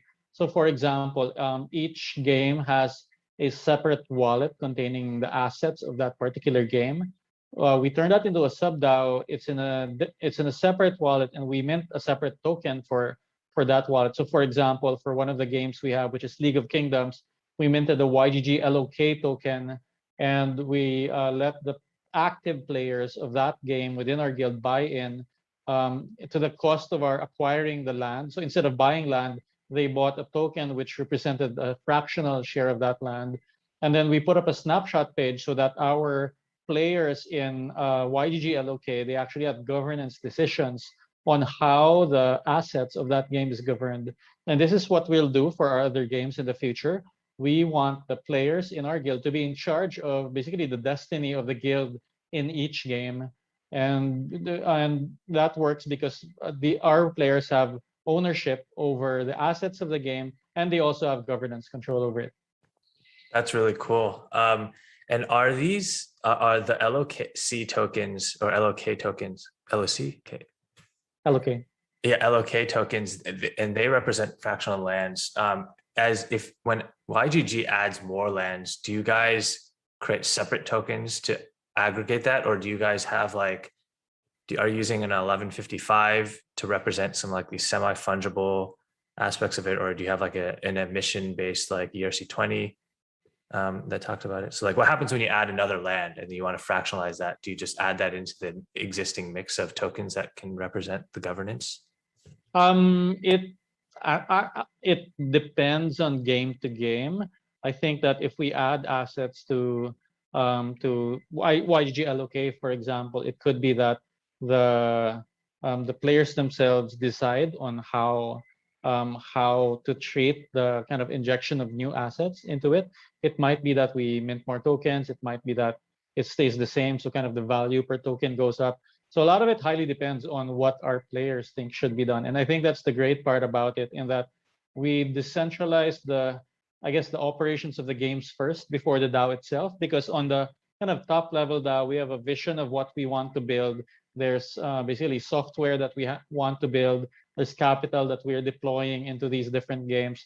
But on the actual gaming level, where our players are super passionate about, we want them to basically be in charge of how those are run. Got it. Yeah. And I guess like a final question specifically about that is, how have you guys designed like the governance processes for each of those DAOs? So they're using like a snapshot, but is there like a forum that you guys have through Discourse? Do you use like Discord primarily? Do you use Telegram groups? And how have you kind of managed that and have seen those communities manage themselves? Mostly via Discord and Snapshot right now. So we actually have a private channel for YGG LOK token holders where they can discuss among themselves. And then the voting is done via Snapshot. And once the voting is done, and by the way, the guild itself, it owns a majority of YGG LOK, but it doesn't participate in the governance because we want the players to have the voice. But if the players decide on something via Snapshot and it passes, then the guild itself executes the choice of the players. Got it. Yeah, that makes a lot of sense. And I've seen like a lot of DAOs operate like that, like too. Okay, so I guess like the interesting questions about Axie Infinity. Yeah, I think for most people, unless like they've been under a rock, like they've heard of Axie, but yeah, I mean, I think this play to earn sort of ecosystem has been so powerful, and we've seen like these articles come out, like, you know, how I think there was one by CoinDesk that had like in the Philippines, how it was literally powering these economies and like giving people like jobs in this pandemic and opportunities. Yeah, could you kind of maybe go have like a quick explainer on like what play to earn is for people who are not familiar, and kind of how you guys at YGG are empowering that and supporting it? So I guess it's like play to earn, and the concept of like scholarships, I assume in Axie, and then how that goes. So play to earn at a very basic level is that you're using NFT assets to play games that earn some kind of in-game reward. So in the case of Axie, it's SLP, which is a game resource that can be turned into a crypto token, basically. So you're externalizing the rewards in game into crypto tokens, which can then be traded by anyone and then basically be sold for Ether or ultimately to fiat. And Axie popularized this last year with SLP, or Smooth Love Potion. And a lot of people in the Philippines early on, I guess it was like August, September last year, found this because they lost their jobs during the lockdown and didn't have any work, didn't have any income, and were basically just desperate for ways to earn money. And they found Axie, and they realized by playing that game that it actually paid better than the jobs they were laid off from. So this led rise to the initial growth of Axie last year. And when I say initial rise, it's like the first 5,000 to 10,000 users last year. And fast forward to today, Axie had around 15,000 users in January. Things started really picking up when they released the Ronin sidechain in May. And now Axie has an astounding like 400,000 DAUs, of which around half of those are probably in the Philippines.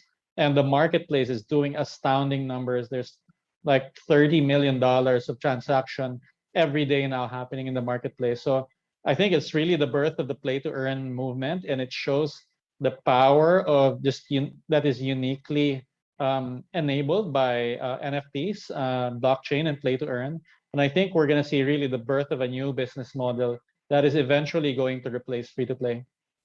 Yeah, I saw some metrics on it, and it was like 1.5 billion annualized. It was like, wow, Oh, this it's now is- up to 9 billion annualized. Oh my gosh, I think that just clearly shows, like, you know how in crypto, the cryptocurrency ecosystem, we've always been looking for like that killer app, right? Like, what is our killer Yeah. app? And I think DeFi does have a part to play as a killer app, but like sometimes it's a bit nebulous and difficult to understand. But like we've seen NFTs just like, you know, turn the light bulb on for so many people everywhere, easy to understand, and that really have been seen like that retail adoption. So that's so exciting to see. Yeah, but yeah, can you talk a little bit about the scholarship programs that you guys do for Axie? Sure.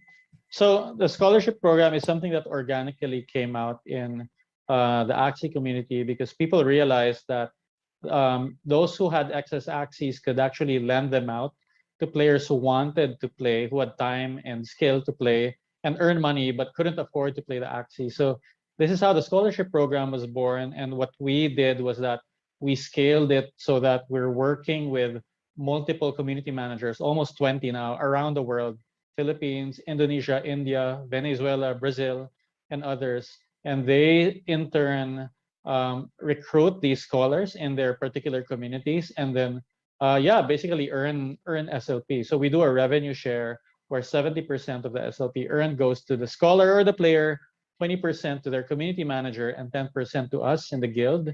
And yeah, right now we're about to hit, I think, a lifetime of 26 million SLP, and we're doing like almost 1 million SLP per day, which is over $300,000 a day, 90% of which goes to the player community. So think about that for a moment. Over $300,000 a day is being distributed to our community members. That's amazing. And I think that's like, those are numbers that are not just like, yeah, the Philippines, it's wonderful, but like even like in other parts of the world, it's like, it's huge as well. I have a question. So when when people in a scholarship program kind of get these Axies to borrow, like how does that work? Do they get like ownership? Is there like a specific contract that allows them to just like have access to play it, but then not actually own it? Because like what happens if like a guy, oh, I want to be a scholar, and then he like runs away, and I guess they'll be blacklisted, but yeah. It's not done from a smart contract level. It's actually done from a game level where a player creates an account, because an account in Axie is separate from wallet ownership. So you can create an account and then have someone else log into your account, and they can play using the assets, but not have access to the private key. So this is one of the kind of quirks of the architecture of Axie, the game, that actually led to the scholarship model, in that you could kind of trustlessly lend these Axies to someone else and have them earn money without the fear that they would run away with your assets. Awesome. Yeah, that makes a lot of sense. I would also, I guess, still along like the play to earn model, do you see like maybe key values in how like games can start transitioning to this model? I know like it's not like a one size fits all, but we've seen it clearly be like super game changing. A lot of people are like seeing the value, and right as we've seen like this unique kind of blend of how gaming can interact with cryptocurrency and blockchain, and then how you guys have married the two. Do you see any other games, or do you see like applications or kind of modifications of it, or do you think like play to earn is like, as it stands, is the de facto like gold standard of like, this is how things should be done? Well, I think it's still super early in terms of play to earn. Only Axie has really cracked the code to any meaningful extent so far. I'm pretty excited about some other games that are coming out on the horizon. Sandbox, for example, is going to empower a lot of different kinds of creators to have different jobs in the metaverse. We have games like Guild of Guardians, it's like a mobile RPG that specifically enables guild play. We have Ember Sword, which is a fantastic looking MMO, and I can go on and on. And I think there will be an experimentation of different models. I don't think it's going to be only the Axie model that is going to stand out, although it has done spectacularly well. I think there's still a lot of room for experimentation on what play to earn truly means in the context of different game genres. Awesome. Yeah, and just to also touch on like the play to earn scholarship programs as well. Do you see? I feel like it has a lot of similarities to like lending programs and like even like banks. They like give out loans and stuff. Are there is this play to earn kind of scholarship program concept? Does it have any risks associated with it? Because let's say using Axie Infinity, for example, I'm like you battle, you can be in a scholarship program, you can get Axies lent to you, you battle, and then someone loses and someone wins. Is it always like a net positive, where it's just like how much positive upside you get, or is there potential downsides or risks to this as well? Well, I guess the biggest risk are if someone really doesn't use the asset, or it becomes an unproductive one, or maybe doesn't learn the game enough and keeps on losing because they just don't care enough, right? Then you're not earning enough from that asset, and then you basically have to just reclaim the asset and maybe give it to someone else. And if someone does something kind of that is against the terms of service of the game, for example, handles multi-accounts, there is a risk that your Axies get banned and you won't be able to use them for a while. Got it. Yeah. So it seems like the only risk is like smaller benefits, right? Like it's just like it's all positive, but it's like how much more you want it to be positive. That's right. That's pretty cool. Got it. And I guess like another question I had was, so do you see kind of, right? Some people have been talking about, let's say like big spenders in these places in play to earn, and then, right, because you see right in the old, and you're probably very familiar with it, there's like pay to play, right? That was like one model, which is like the freemium model, and then play to earn. Is there any kind of connections or overlaps between those? So for example, obviously early adopters get highly rewarded in cases like Axie Infinity, but let's say like with play to earn, you have right, people who have like very large kind of, maybe they're like land barons or something like that, who have like control like larger amounts, and I would assume you can get to like governance of the platform itself. Do you see like some sort of like those decentralization initiatives going on, or is it still like in the rapid growth phase, or are there like conversations like that being talked about? So I guess there are some early adopters go ahead, who have like a lot of assets compared to people who are just coming in, because the assets were like very cheap back then, especially compared to now. But I don't think this really affects the overall governance of the platform itself. And it doesn't affect the game balance, in that it's not like they're winning more of the game because they have more Mystic Axies or something. So I think there's still a certain amount of skill involved in winning the game, even though economically you might be earning more than others, which is kind of pretty, I would say, it's pretty normal for any kind of business environment where you invested in more assets early. If it takes off, you get more of the rewards. But as long as it doesn't actually affect the balance or the gameplay of the game, I think that's okay. Yeah, got it. That makes a lot of sense. Skills over kind of just like being lucky in the beginning. So this is super illuminating. I learned a lot, and I'm sure a lot of people who are watching and super interested will learn a lot as well, especially in the Asia region. I also know of, I think there's going to be some scholarship programs in Korea that are trying to introduce like what Axie Infinity is and expand like the presence and stuff as well. But thank you so much for your time, Gabby. If there's anything maybe you want to end with and kind of tell anyone watching or listening about the play to earn model, about YGG, please feel free to share it, or any words. Sure. So we see play to earn as the future of work. I think work will become increasingly more decoupled from employment, and people will get to choose what they want to do and how they want to get paid for it. The metaverse and play to earn enables this by not really caring where you're from, or maybe like the game doesn't really care who you are, what country you're in. It kind of pays you the same amount based on the economics of each game or virtual world in itself. And I think that this just gives a really broad access to economic opportunities that most people in the world have not been access to, because they may be not near the cities or economic centers around the world where these opportunities have traditionally become available. So I see play to earn as a great leveling force in income equality that is accessible to pretty much anyone in the world. Awesome. Thank you so much, Gabby.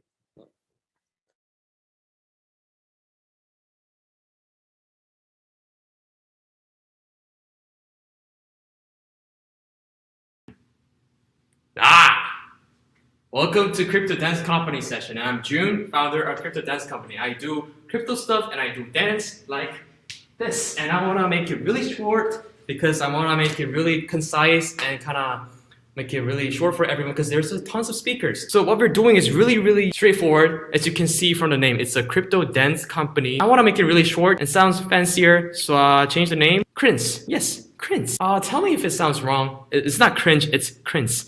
So capitalize it. It looks like a Chanel or something. In the future, maybe we can launch a Crince token. Looks scammy at this point. Yeah. What do? We collect, curate, connect, and cultivate dance creators and help them match with the collectors. Trying to make it more opportunities and values for dancers, which in short, making money for the collector-wise. Crypto art, there are a lot of like dystopian or this kind of weird looking, like, you know, this kind of artistic 3D graphic arts, but there has been no like straightforward dance content so far. But if it was like really dancey content in it, it would not be really popular, but it'll be popular if there's like 3D motion graphic and there's an unreal, like ethereal, like creatures dancing. It'll be more popular in the crypto art scene. So I want to make it, I wanted to make these two parties connected because I feel like I'm the gateway for two, because I'm a dancer and also a crypto, not quite native, but I'll just say crypto immigrant. So it's of crypto and dance, it's by crypto and dance, it's for crypto and dance. Who you doing it? And I'm the co-founder of the Crypto Dance Company. My name is Jun Jung, and I'm a dancer and a choreographer and do a lot of dances, hip hop, backing, like contemporary styles. On Instagram or Twitter, which I have to work on more as a creator. So I do a lot of things like, yeah, it's my recent post, dance stuffs into the metaverse. Yeah, this kind of emotional, like contemporary stuffs. And my thoughts about NFTs, I write them to build a community. And I do a lot of performances. I just love dance and I love crypto. I just want to make it two things combined. And this is a Non's video that you might be interested in. Non's is like a crypto, it's a crypto hacker house community with 100 people. And so far it's like 40 startups has been incubated so far, and my project is one of them too. I've been running this community for 2 years, and this is the lounge of Non's community. Just to make it short, yeah, it's just like we're just like living together. There's some famous visitors. Started as a blockchain YouTube channel, and right now we're having a lot of visitors, like politicians and so on. So we're basically living in this kind of 5 buildings and yeah, chilling together. So what makes it special for me to do this? Solving a lot of things that has been never could have been solved, but which I found it can be solved with crypto things like NFTs and DAOs. So what we're doing is choreographic copyrights with NFTs, and another thing we're doing is choreographic marketplace by form of DAO, and third, we're doing metaverse performances. Maybe I can mint this on NFTs if there are fans willing to buy. So yeah, it's a really, really niche problem defining with not a lot of players in it. Choreography has no copyright so far, and that's why all dance creators suffer.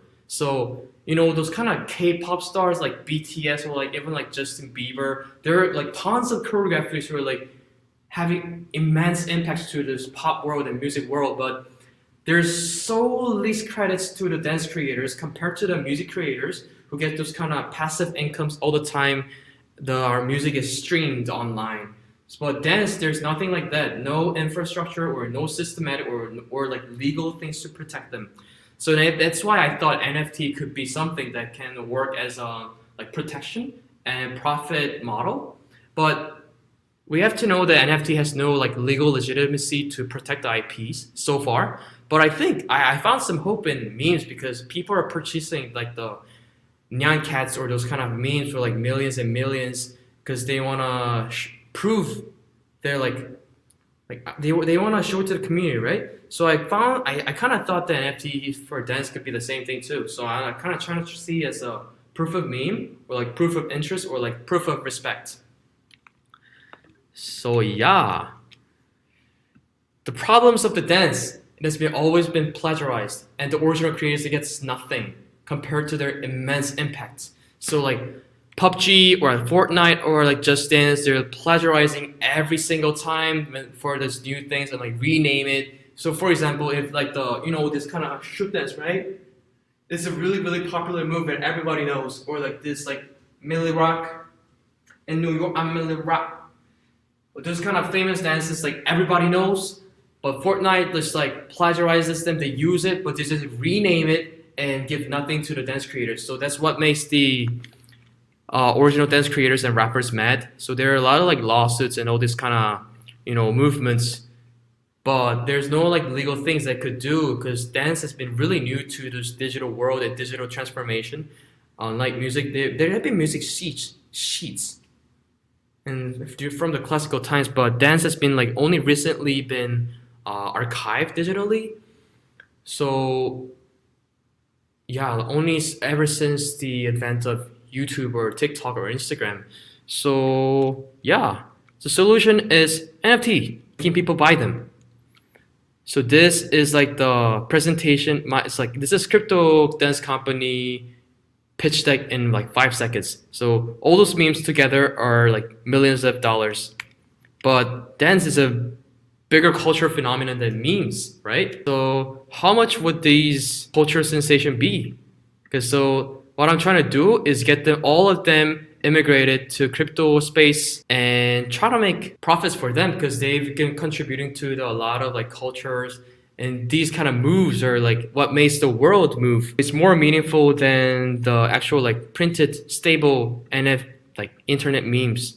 So I want to give these dancers credits to prove that they're more valuable and for them to create more and contribute more to the dancer ecosystem. And also to the original choreographers of K-pop. You know, those K-pop has immense impact to the world, right? And they're raising a lot of money, but as I said before, the choreographers get not much profits compared to their efforts.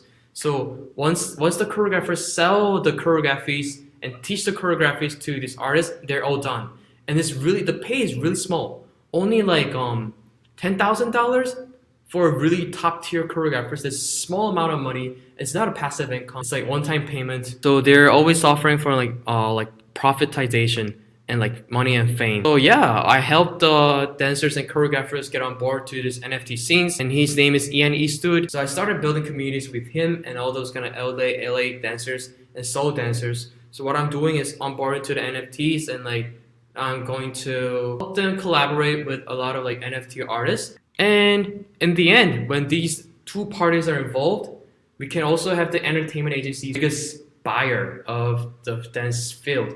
And then if 3 of these parties are combined into like a community, we can make a marketplace out of it and make the transaction flow. Because for now, all those K-pop choreographies have been working really manually. So there has been no like central like platform that could meet us. So I'm trying to make a marketplace for them. So I guess it kind of may look like Audios in dance version.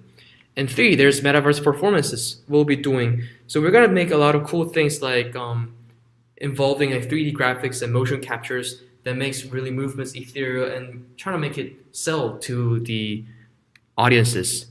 Yeah, it's the most exciting part. So most important thing. So when Moon, as soon as possible. We are on like early stage of everything, so all the feedbacks are welcome, and I hope you like us. And please follow us or join our Discord when it's posted.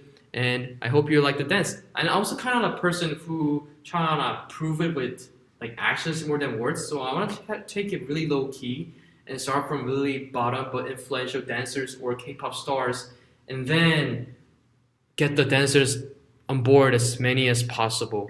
So two things, we're doing community and contents, and that's it. And thank you so much for listening to the presentation, and hope you like it and enjoy the rest of the networking sessions and the rest of the talks. We'll see you soon.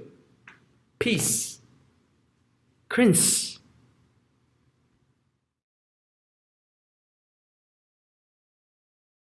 Hello, everyone. Welcome to this fireside chat about social tokens and the community economy with June, a researcher in residence at Rally.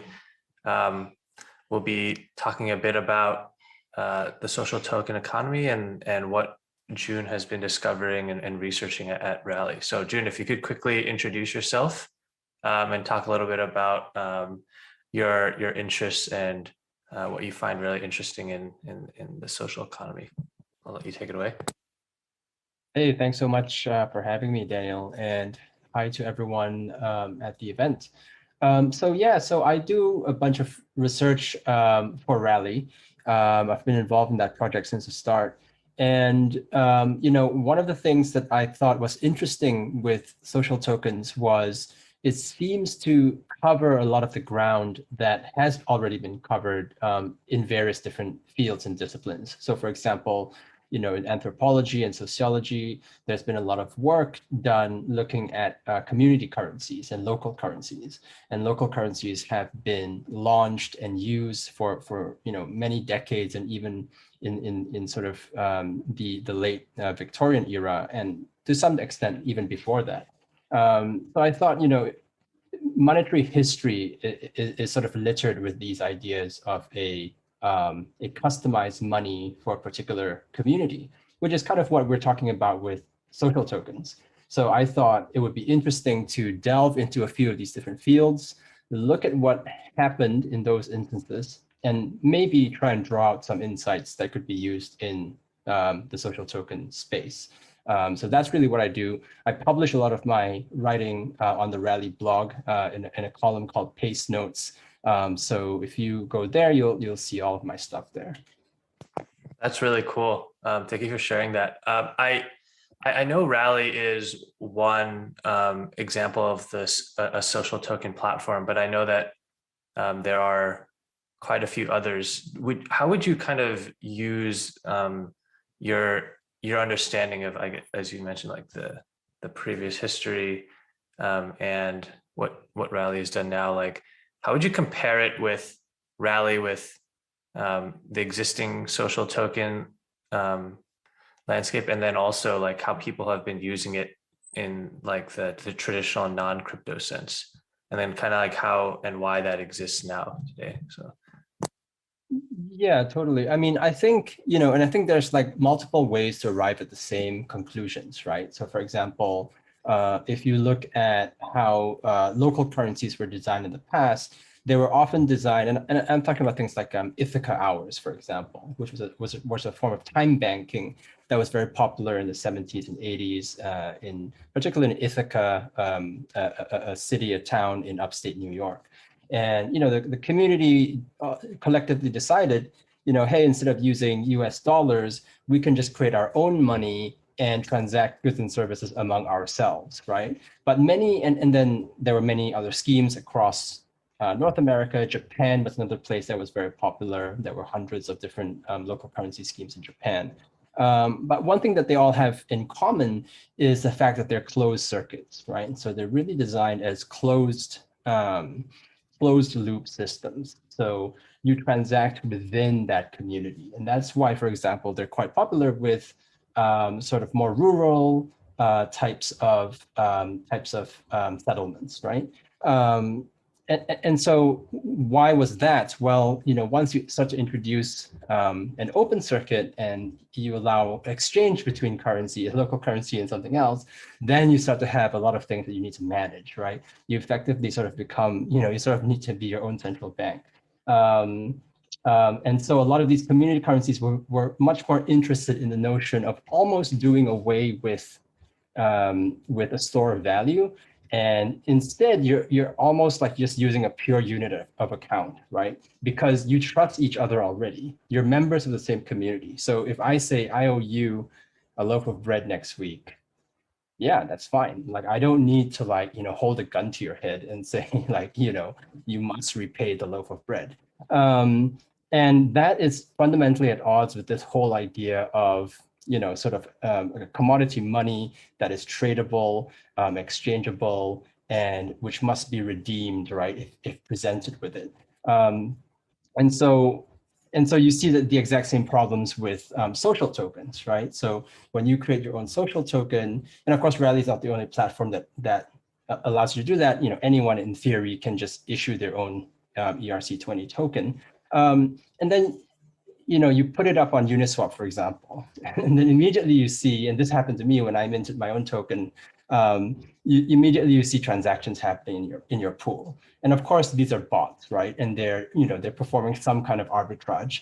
And immediately you're like, oh shit, now my token price is going down, or in some cases going up. But the point is, you can look at the history and the literature and arrive at this conclusion that okay, yeah, a free floating local currency or social token has to figure out some way of dealing with this problem of exactly the benefit it brings, which is the fact that it can be freely traded. Wow, that's so awesome. I'm very familiar with the time backing concept. I went to Swarthmore and Edgar Kahn was one of our alums and we were studying a lot of that. So it's pretty cool. And I think with the closed circuit systems you were mentioning, kind of like how the Circles UBI with the former Gnosis guys were doing. But I would say, would you say that definitely these cryptocurrency social tokens that we're seeing are primarily supposed to be external or non-closed loop systems, and maybe an example would help, because as you mentioned, right when you deploy your own social token onto Uniswap, a decentralized exchange for anyone to be able to trade and buy into, is that a fundamental risk of open social tokens, especially if you are a creator who wants to have a social token for your own fan base or for ecosystem? Are there I'm assuming some platforms try to mitigate some risks, but how have you seen sort of Rally deal with that, or do you think that are they saying that's more of a feature, not a bug? Yeah, I think this is both the benefit and the problem of freely tradable crypto tokens. So, I think there's a spectrum, right? So on one end, you can just mint your own token and do whatever you want with it. And then you're sort of very exposed to the market, right? Because you don't benefit from any of the other market tools that might help your token. For example, there are no derivatives, there are no other market makers. Where's your liquidity coming from? So that's the problem with going straight to the market, is that you can do that, but you don't have any of the other things that actually make your thing a healthy market instrument, which is problematic.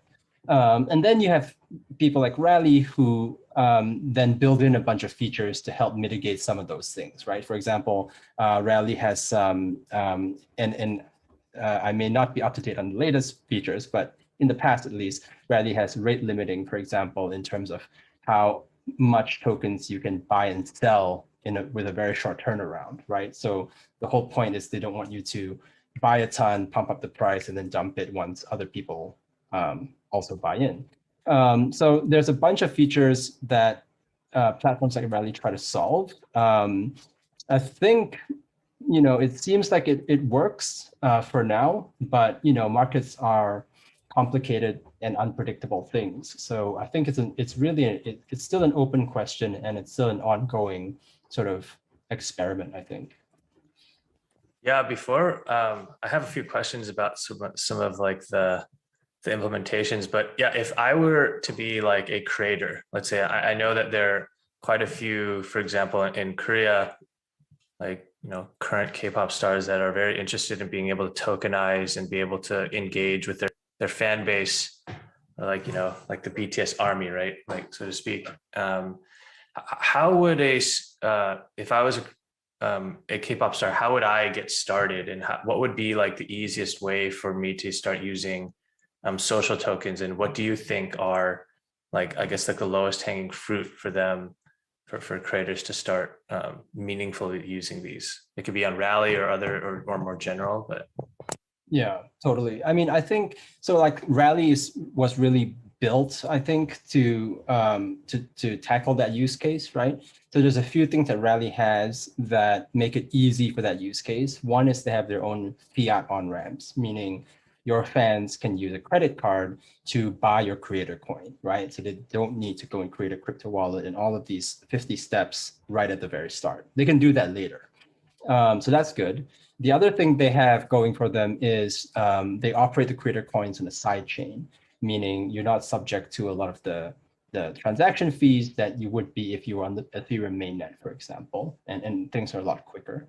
And then the third thing that's good is all of that activity is pegged to a Rally token, right? RLY token, which, you know, backs all of those creator coins. So anytime you give fiat money to buy some creator coin, that fiat money is converted to Rally, and that Rally is held in a pool that is corresponding to the amount of creator coins that you bought. So I think those sort of architecture and design features make Rally a pretty good platform for somebody who wants to plug and play. I think another fascinating area of research I wrote up for Pace Notes was, well, there's two actually. One is a study of the shares of publicly listed football clubs on the London Stock Exchange. And, you know, that's quite a direct analogy where, you know, fans can buy this thing that literally is ownership in the club that they are supporters of. And what those researchers found was that a lot of the shares of football clubs were traded much, much less in trading volume compared to the average. And secondly, those shares also did not appear to respond much to the football club's actual match day performances. Meaning, you know, you might think, hey, if the football club wins a major tournament, the shares will go up. And if they lose, it goes down. But they found that the share price didn't really move. And sort of the reason for that is, you know, these shareholders were fans and they were hodlers, right? They're not going to sell just because they lost a game one weekend, and they're not going to buy just because they won a game one weekend. So, you know, that's an interesting behavior. And then I think the second thing is, in terms of BTS, I spoke to the person who runs BTS Research, which is a big Twitter account that does a lot of academic research on BTS. And it was a really interesting conversation about how, you know, the BTS army is itself a kind of a very decentralized structure and organization, right? It's kind of leaderless, right? Like BTS doesn't tell BTS army what to do. And BTS army also like is kind of autonomous of BTS, right? They're not, like, neither side are in a hierarchical relationship with each other. Like they're actually on a flat kind of peer-to-peer relationship. And that was super fascinating to think about in terms of, you know, the kinds of communities that you're building with your token holdings, right? So the people who hold your token compared to you as a creator, like, what's the relationship? Are you like a bank issuing money to these people? Or is it something that's more flat, like a BTS and army relationship, where you're all kind of in a peer-to-peer network together and influencing each other? So I think the BTS example is really fascinating. And maybe the last thing is, there's also a financialization aspect to BTS, right? Because their record label had an IPO, and, fans, well, according to media reports, fans were also buying these shares. Many of them opening a share account, trading account for the first time. So we don't know, how the fans behave with the shares and so on, but it's an interesting thing that you see fans actually wanting to own some of these financial instruments that are ownership stakes in the K-pop idols that they love. That's really fascinating. Thank you. Do you see one very prominent example of how existing creators on Rally have used their tokens mostly? I do understand I'm a fan of a creator, or I'm a fan of a football club, and I want to buy their shares, and I'll just hold on to it because I want a piece of them. But in terms of utility beyond just having value, what have been the most prominent use cases you've seen? Yeah, and I think on this front, I'll mention some Rally ones, but I'll also talk about, I think, composability, which really helps utility. Okay, so on the Rally side, you've seen, for example, token-gated discords, right? So there's a group called the Most Famous Artists. They have an art coin. You buy a certain amount of art coins, and you get access to a Discord server where you can chat with other token holders and artists and so on. So this is the ticketing function of social tokens, which I think is super interesting, right? And you can, of course, do the similar things with NFTs. They're a kind of hybrid tool that represents ownership as well as some kind of ticket key that unlocks certain things. So I think that's one design space that lots of people are playing with. But then, when it comes to utility, there are benefits to being just fully exposed to the Ethereum mainnet and the market, right? And why do I say that? An example is a coin called Friends with Benefits, FWB. They're a really successful, big, healthy, and robust social token community that was created, I think, initially seeded by a guy named Trevor McFedris, who does a lot of art and technology on the internet. He created a thing called Little Michaela, who was a very early virtual influencer that existed only on Instagram.